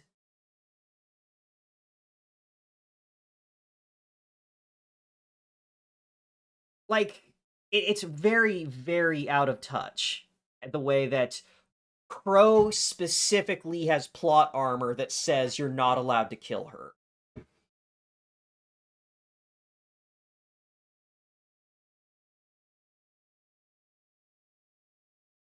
It also, it fucks up really bad by presenting a situation everyone wanted and then telling you no. So, okay. You know Diesel, the train girl that I showed you earlier? Her story is that she died in one of Crow's terrorist bombings. She is one of Crow's victims. And her arc is that she, for like the past 30-something years, has never been able to let go of her baby brother dying in the same like train bombing. And every year on the anniversary of that tragedy, she is just overcome with grief as she mourns her little brother. And she cannot move past it. To the point that she is projecting her little brother onto the commander. And the commander is like trying to help her move past that. And like everything about like Diesel's like personal story, her favorite item, is about her finally coming to terms with her brother's death and being able to move on and grow. And in the arc that focuses on Crow as the antagonist, Crow tries to bomb the train again. But when she does, a failsafe goes off that disables the bomb, and before she can even realize it, Diesel is there with a gun to her face. And Diesel basically goes, hey bitch, you killed me 30 years ago. I have been waiting for this. I've been waiting for you to try again every single day since I died. And that moment, that is the most cathartic moment in the story, is Diesel gets her fucking revenge on Crow. Because everything about Diesel's like trauma and pain is Crow's fault, and Crow is completely unrepentant. And then the story goes, and then Diesel just lets Crow get away when Crow is like saying, I'm going to go kill more people. because the story goes like, no, Diesel, you're not allowed to get revenge for your own death and the death of your little brother which has caused you immeasurable grief for 30 years. Because if you kill a person, it stains your soul and means you will be forever tainted. And so Diesel is denied her cathartic moment of getting revenge, and it has to just let Crow walk away to continue killing people. It is the single worst part of Nikke's story.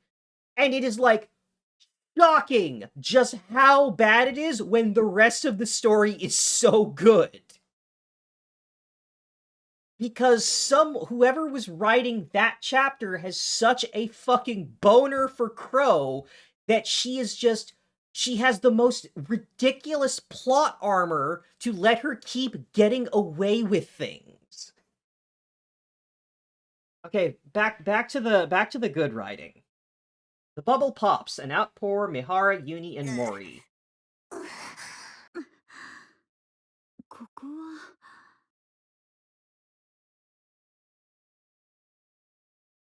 Mihara looks 地 around. 上ね。本当に戻ってこられたみたいね。セイレンは見当たらないわ。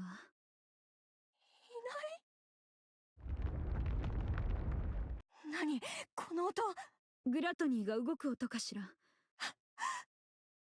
Sound coming from underneath the ground continues to get further away.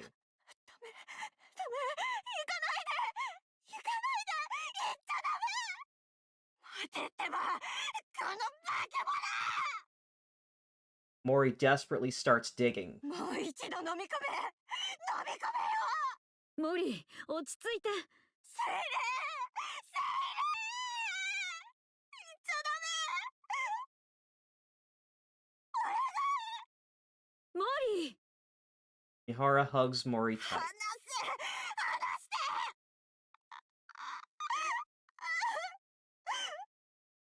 行かないで。こんなのダメ。 Mori's VA is putting in the work. Oh yeah, no, that is a staple for Nikke. The voice actresses they get for Nikke take it serious. I have, like, the voice actresses for Nikke are killing it every single time. They are getting paid for this, and they are putting in the work. 言ったでしょ。セイレン。水泡が割れた。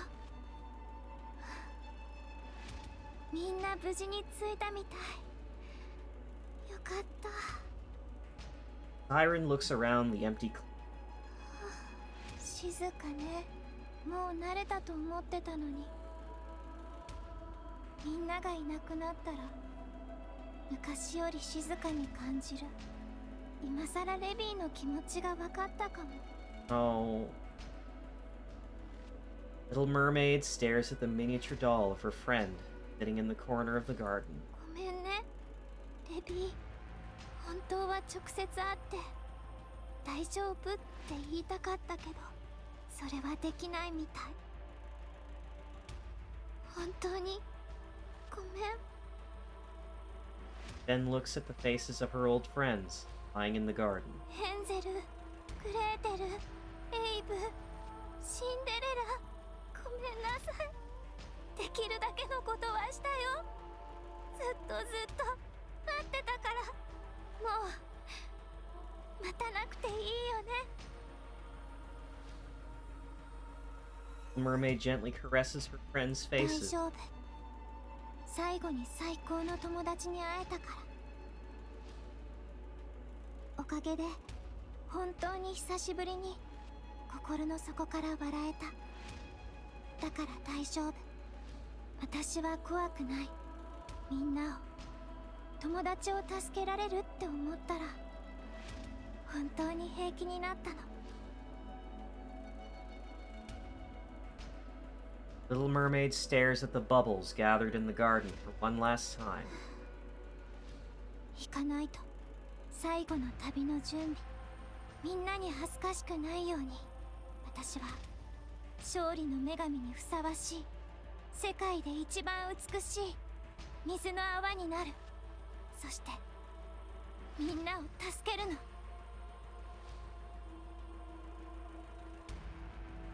And that's the end of part 1.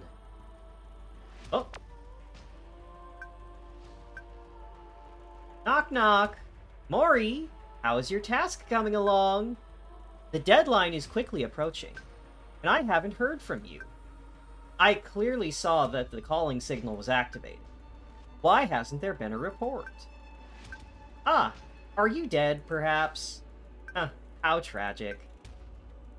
No, I'm still alive.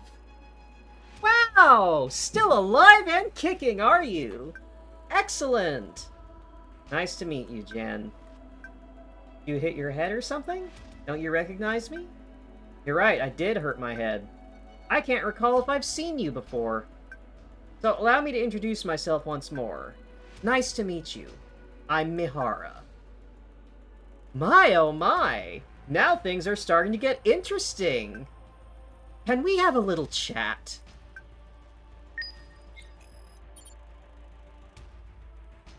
Hara, Uni, and Mori have left for the surface. Rapture's attacking.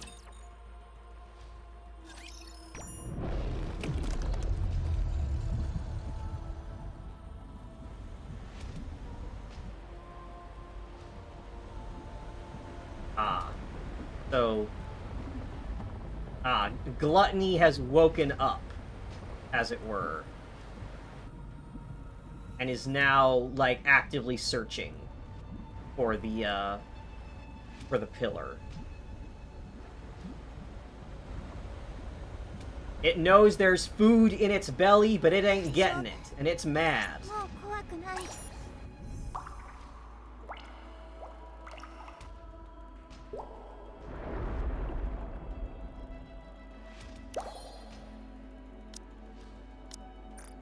Last of those to get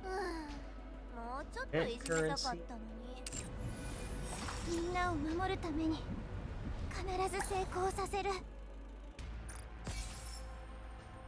Ooh, well. How are our heroines gonna get out of this one? Oh, there's the Leviathan! There's the little Leviathan slime.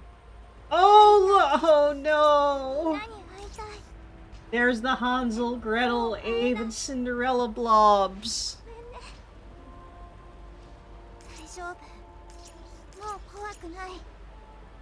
There's Leviathan blob in the back there, and there's the rest of the squad blobs.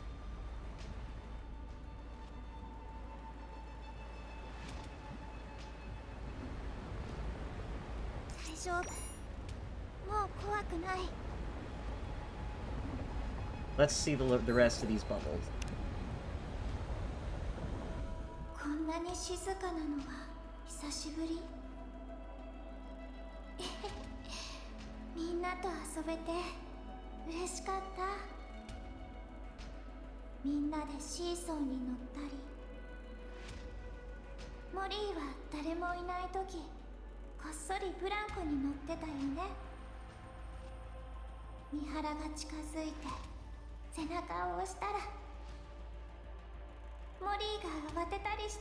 Yay.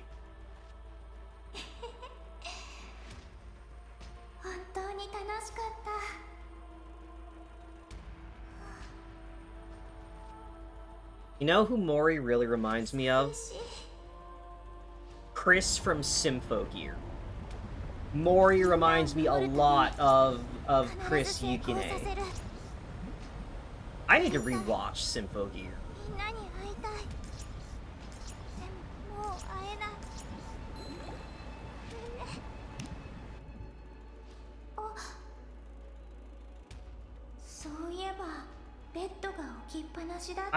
I watched season 1 of Symphogear and then got like halfway through season 2 before I stopped something else and then forgot to come back to it. So I should rewatch season 1 and then finish season.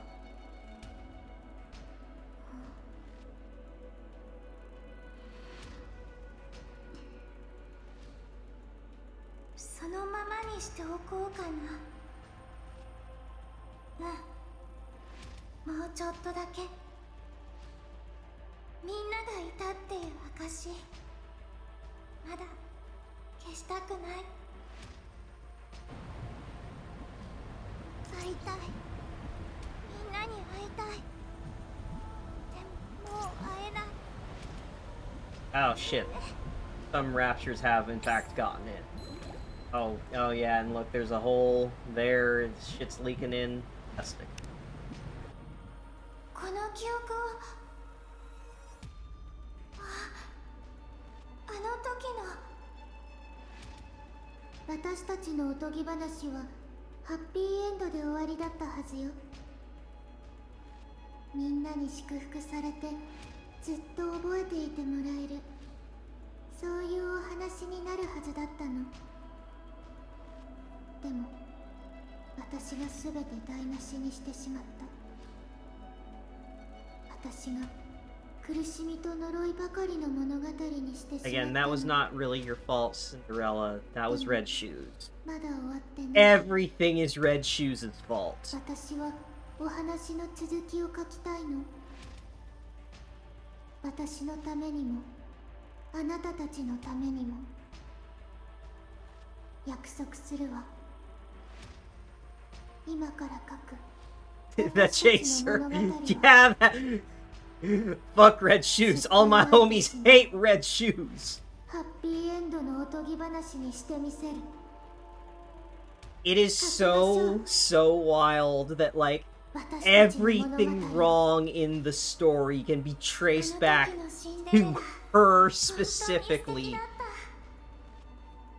And how no one remembers her name. She has been well and truly forgotten by history itself. きっとどこかで生きていてハッピーエンドを迎えられますように。みんなを守るために必ず成功させる。大丈夫、もう怖くない。 Have sensed the gaze from Gluttony's core and... 会いたい。みんなに会いたい。 Oh, the bubbles. All the slimes are hiding. みんなを守るために必ず成功させる。 How many Nikkes are transcoded, like, percentage-wise? Well, let me check. What's this? More of those can... What the hell was Red Shoes' problem anyway? She was faced with an existential threat that made her question everything about her faith. And in her, like, in her existential despair of, like, being faced with God is not real, but something equally powerful that hates us is real, she essentially started to worship the Raptures as divinity, and sought to achieve apotheosis through Cinderella. She is essentially a repressed Catholic who was presented with irrefutable proof that God is not real, but demons are, and so she thought, well, I can create a savior myself. And her effort to create her own savior was corrupting Cinderella.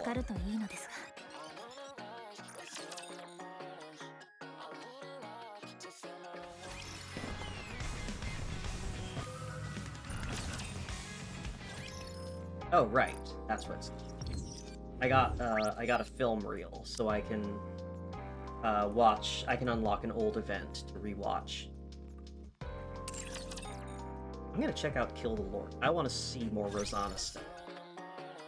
Okay, how many Nikkes are transcoded percentage-wise? Okay, so... let's see. Cinderella, check. Rappy, check. Red Hood, check.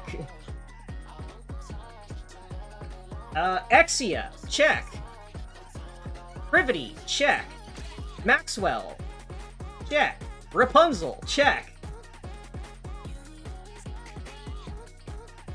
Let's see. Jackal! She's literally wearing trans pride colors. She is white, pastel blue, and pink. And she is a puppy girl. Wearing a dog collar. What did they mean by this? Grave. Definitely with Grave. Who else? Who else has it, like, very explicitly? Oh, Sakura! Sakura is, like, blatantly a trans allegory.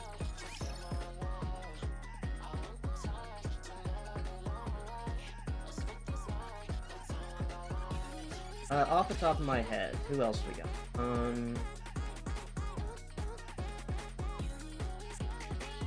I think I mentioned Privity already. Privity is like the really big example. She's like the most on the nose. Cinderella, Rappy, Red Hood, Exia, Privity, Maxwell, Rapunzel, Jackal, Brave, so that's like 9 already.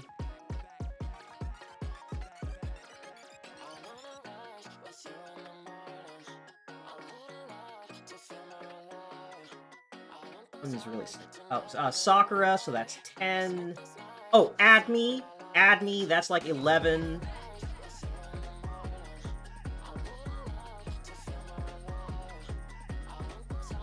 Freddy is neat. She's nice. I like her.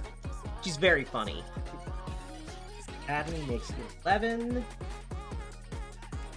Who are the other trans girls? Oh, Guilty. Guilty is, I would say, Guilty makes 12 easily. I'd make an argument for Trony. I'd say Trony makes for 13.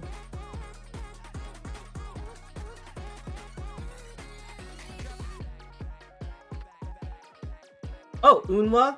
Unwa can, I would say, Unwa, you can make an argument for Unwa. So that's 14.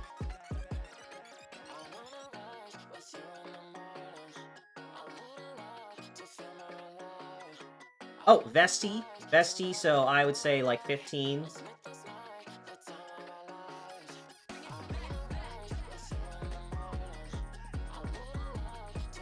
Mori, so that makes 16. Alright, so yeah, I'd say about like 16 or so.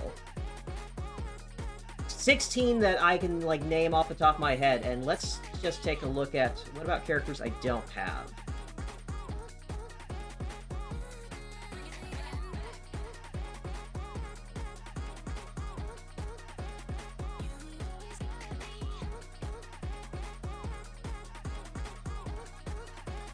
No, I'd say that's all that come to mind, like off the top of my head.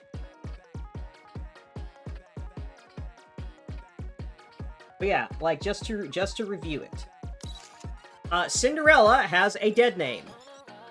Like her heretic name is treated as a dead name, and she has major issues about her self-image and all that. And she has a psychosexual relationship with her mother figure, who is also transgender, being Grave. Grave used to be named Abe, a masculine name, and is Cinderella's creator. Abe was a scientist who voluntarily, she volunteered to become a Nikke, not as as a scientist, because she wanted to be a Nikke as a scientist, because it would, I don't have to sleep as much, because I'm a cyborg. Yeah, sure. Anyway, she loses most of her memories and changes her name And all that matters to her is how much she adores and worships Cinderella.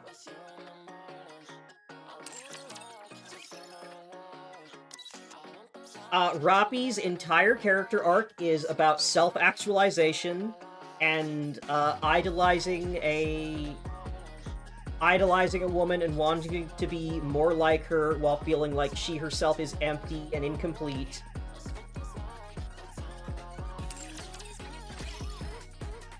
Red Hood has severe imposter syndrome, where she thinks that she's not a real goddess, in big quotes, compared to the rest of Goddess Squad, and has, like, major issues about, like, she feels she's holding everyone back because she's not as good and not as worthy of love and all that, because she's not a real goddess like everyone else. Exia is an autistic gamer girl who very, like, explicitly felt miserable and isolated from her peers in life, and only had any kind of connections through games, and, like, jumped at the chance to become a Nikke because she felt that it was the only worthwhile thing she could do. Privity works for the government, which means that she has to pass as a human, because Nikkes are legally not allowed to have positions of legal authority. So, part of her job is having a modified body that lets her pass as a human being, and as a result, no one at her workplace knows she is a Nikke, and as a result, talk about being, like, Nikke-specific slurs and being Nikke-phobic around her, without realizing that she is one of them. And so, of course, she feels more comfortable at the outpost around other Nikkes. And she's also a massive sub that has a maid kink, which is just like a cherry on top of, like, her other thing, which is, like, as blunt as possible.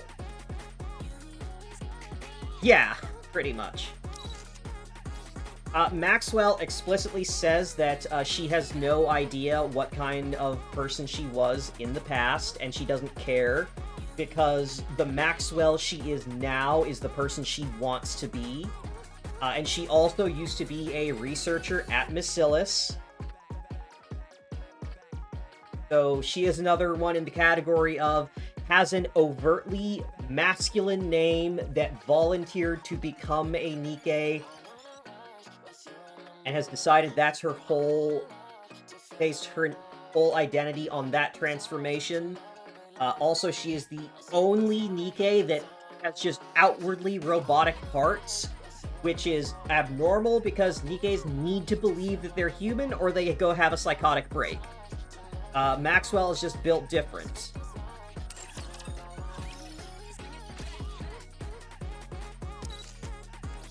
Rapunzel is explicitly stated that she was a priest and a candidate to be pope before she became a Nikke.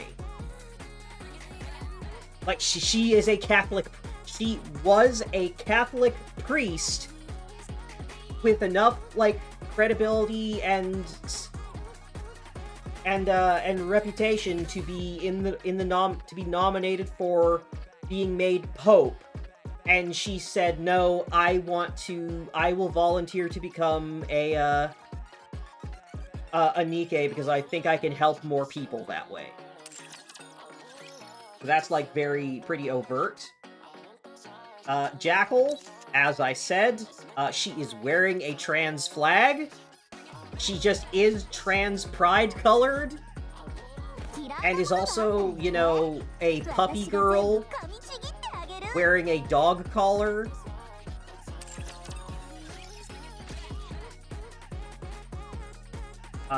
Let's see, I mentioned Brave and how she has her whole name change and all that. Oh. Sakura. Sakura's whole story is that she is the leader of a Yakuza, of a very traditional, like, Yakuza clan, but she is constantly being pressured by her subordinates to produce an heir, and she can't because she's a Nikke. And her subordinates don't know that she's a Nikke. And if it got out that she's a Nikke, she would not be accepted by her very traditional, conservative organization.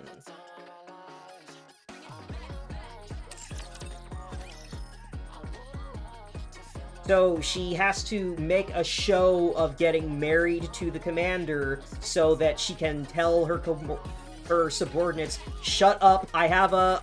Look, I have a partner, we're gonna try for a baby, are you happy now? Stop bothering me. Adney, her whole issue is that she was very close with her dad, who was a commander, and she volunteered to become a Nikke because she specifically wanted to help him and protect him. And after she did that, after she became a Nikke, her dad disowned her and said that his kid is dead. And so she has severe abandonment issues after her dad disowned her for becoming a Nikke. Which is, like, about as direct as it can be. Who's next? Oh, right, Delta. Delta is a military, kind of a military otaku, and she has an issue of she doesn't know how girls her age are supposed to act, because, according to her, she died young and never had a chance to be a girl. She never had the chance to be a teenage girl, and so she doesn't know how girls her age are supposed to act. And she is a huge military otaku.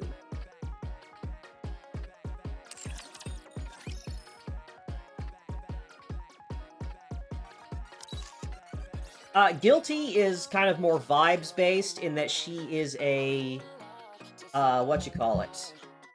she is extremely touch-starved and is terrified of hurting anyone she touches.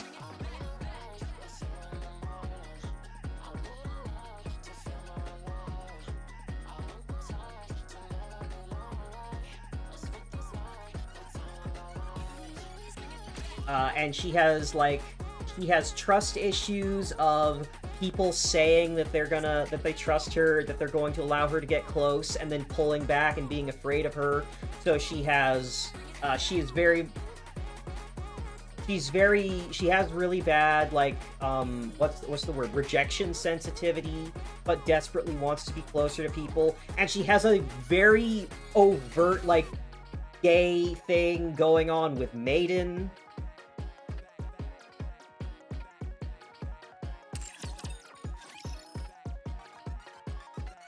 Who herself, like, I'm gonna be very blunt, there is a, yeah, Maiden base for shooting her shot over fishing, up to and including a scene where, like, Maiden is trying to reel in a fish, and so, straight up, Guilty, like, goes behind her to reach around and help her hold her fishing pole. In, like, what is so, like, overtly, like, wow, that's really, really gay.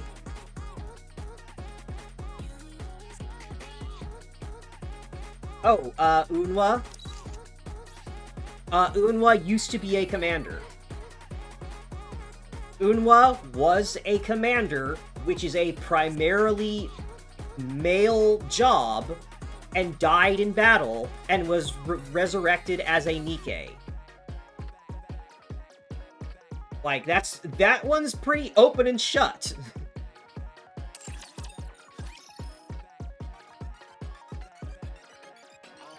Right, Unwa, Guilty.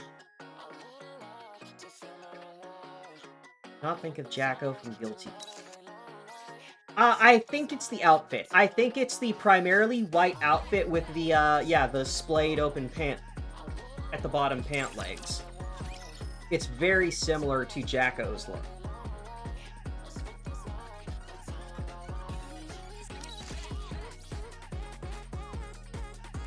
Abba is very similar with kind of the posture.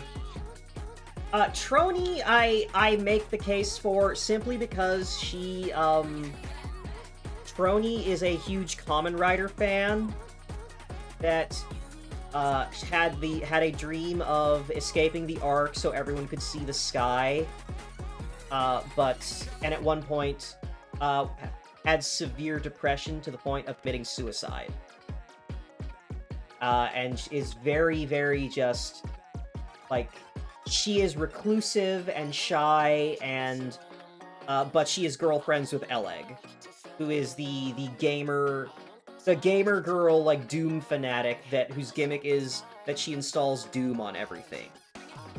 Like Trony and Eleg's respective events are basically love confessions from each of them to the other. Trony and Eleg are dating.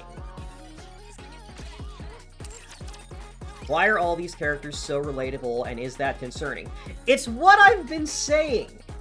There has to be a trans woman in the writing room for Nikke! The way so many of these characters are so close to home.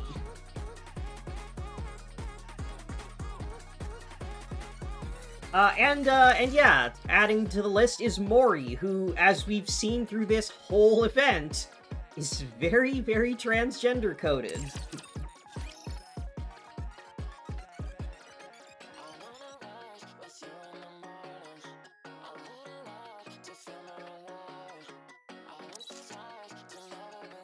Anyway, you said...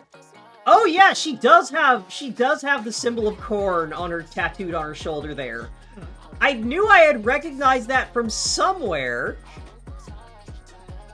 That's where it is. She's just got the symbol of corn tattooed on her shoulder.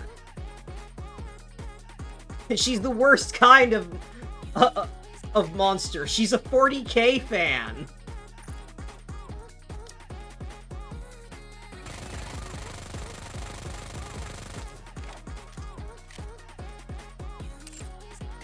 A 40K fan would have this level of stupid philosophy.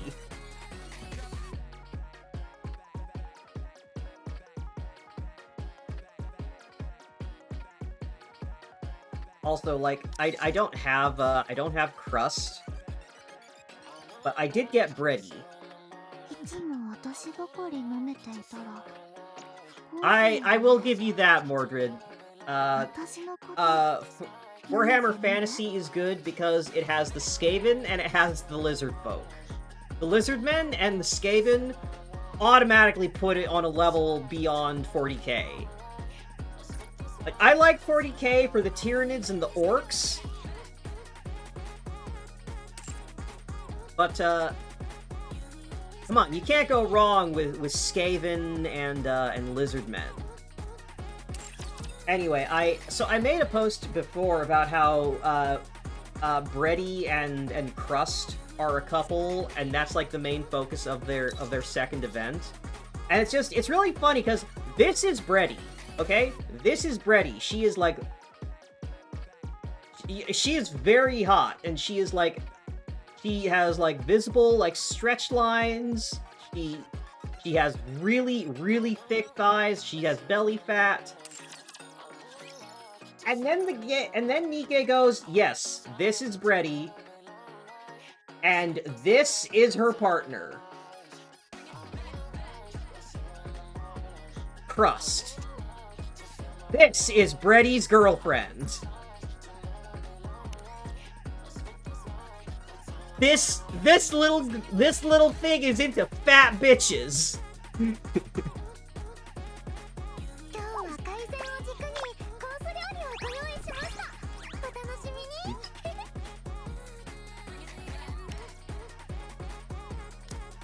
I do really want to get Crust. She's super fun.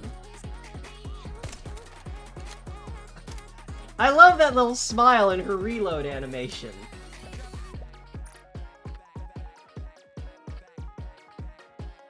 Is the second Bready event the one with Soylent Green? No, that's the first one!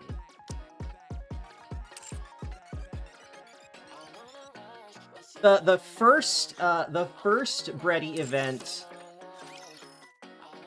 is the one that focuses on Bready herself. Oh yeah, we talked about this earlier before you showed up, Mordred. On the topic of 40k, the Ark uses corpse starch. Splendamin, the main food source in the Ark, is corpse starch. And that's one of the major focuses of Bready's debut event.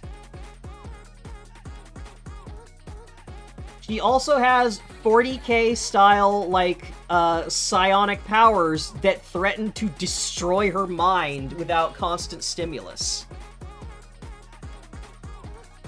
Bready has it rough. Life ain't easy for a fat girl. Not even in the Ark.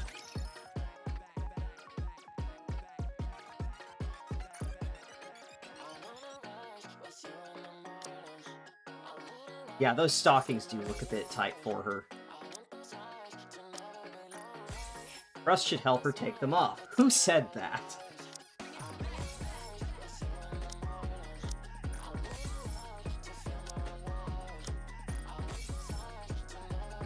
So auto HD, so aut HD, a little bit. The way that Bready's ESP is described is that anything she tastes, anything she eats or tastes with her tongue, she essentially gets a wave of psychic information that is totally overwhelming as she learns literally every possible piece of information about it at once. Like, she describes it as, if she were to eat a slice of bread, she would have, like, hyper-detailed sensory memory of water falling as rain, watering the wheat seed growing, being harvested, and cooked into bread. Ground into flour and then baked into bread. She gets massive sensory overload as she learns every possible piece of information related to anything she tastes.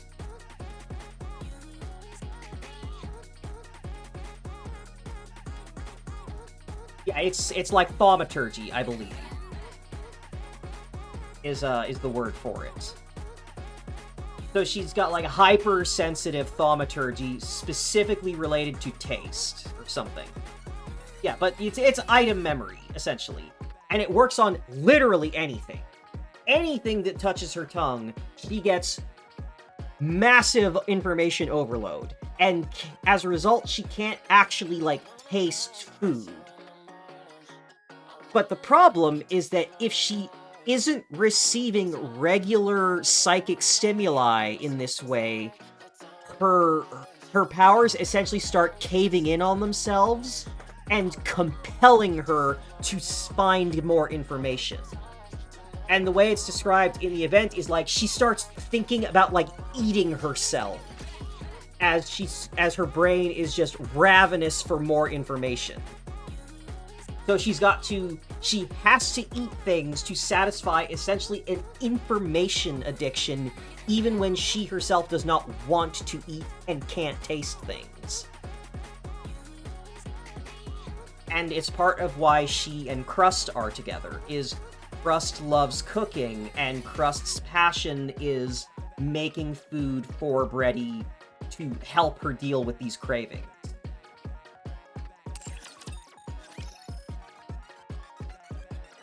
But yeah, part of why we learn that,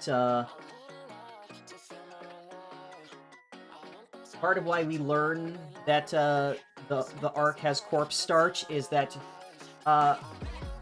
Bready says that, yeah, when I eat Splendamin, manufactured food from the Ark, it's blank. it's sterile. There is no information in it. Like, it has been artificially wiped clean, and what is it? A limiter has been put in my brain, so I'm not able to find out information about it.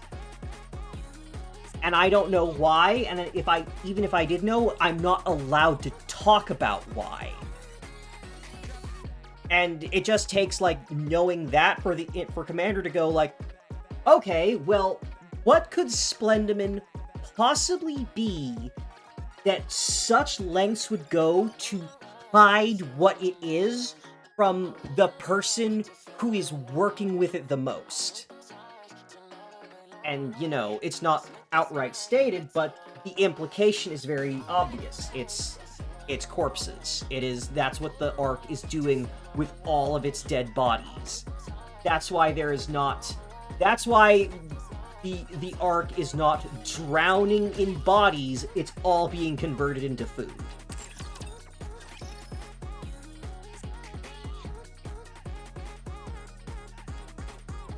Nikke is a fucking dark setting.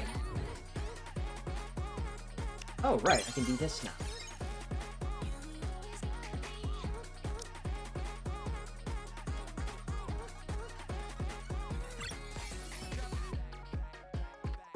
Neat. Psychometry.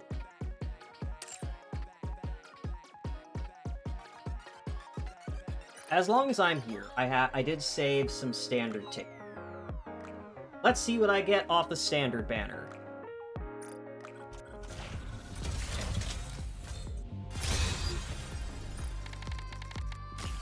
Nothing. Hey, what do we got?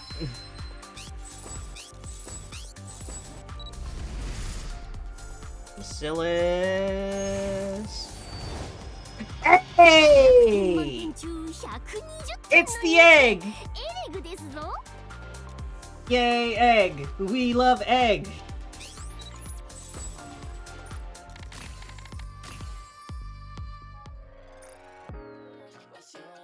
Perish. Ah!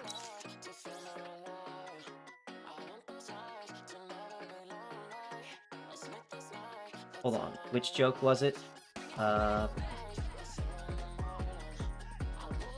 I missed the joke, I'm sorry.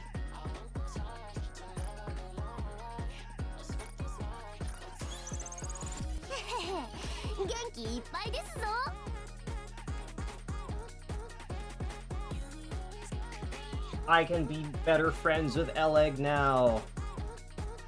Oh, that one!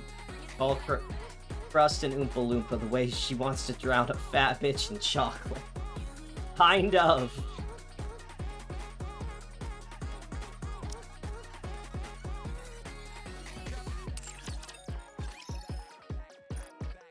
It is so funny to me that the second event with Crust and Breddy is Crust gets jealous because Breddy is fucking Commander, you know, for fun.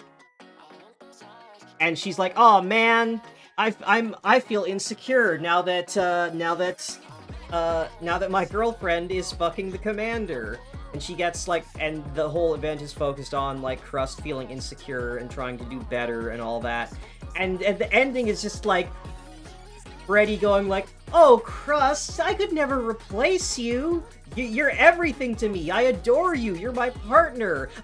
The Commander's basically just a sex toy to me." It's just so fucking funny. The way they're like, no, Commander, you are not the love interest for Breddy. That's Crust. You're the dildo. Because the Commander is, like, very, like, visibly, like, I would like to be somewhere else. Like, the Commander, like, every time Breddy shows up to indulge her cravings with the Commander's like, like, audibly, like, letting out a tired sigh. Like, Commander is so tired of dealing with Brady by, like, the second time she shows up. But is like, it's their job to take care of Nikke's mental health. So it's like, well, no one else is gonna do it, I've gotta.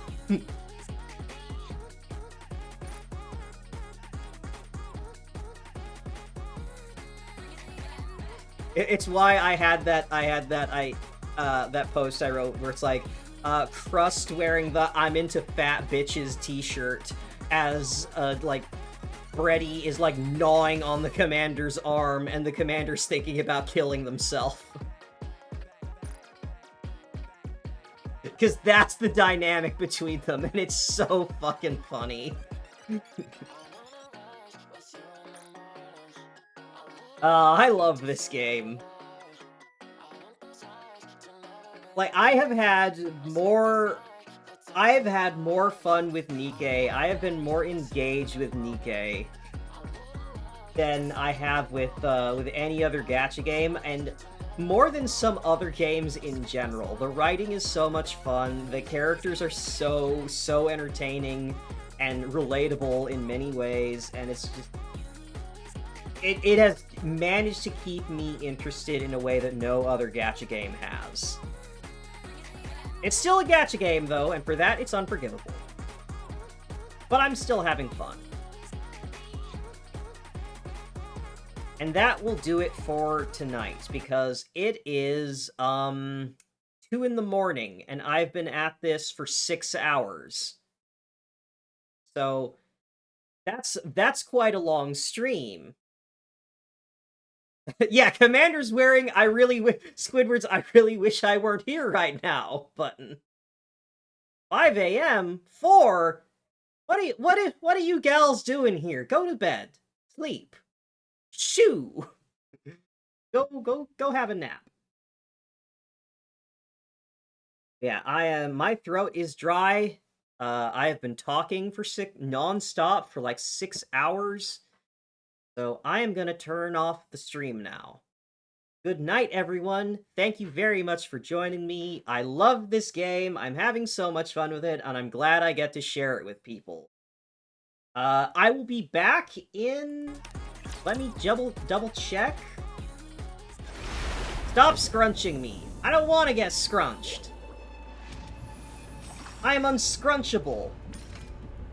The 30th. So in a week, I will be streaming again to do the second half of the story. Until then, bye-bye. Mwah, mwah, mwah. Kissies. Kiss, kiss, kiss. Mwah. I love you, and I'm proud of you. Good night.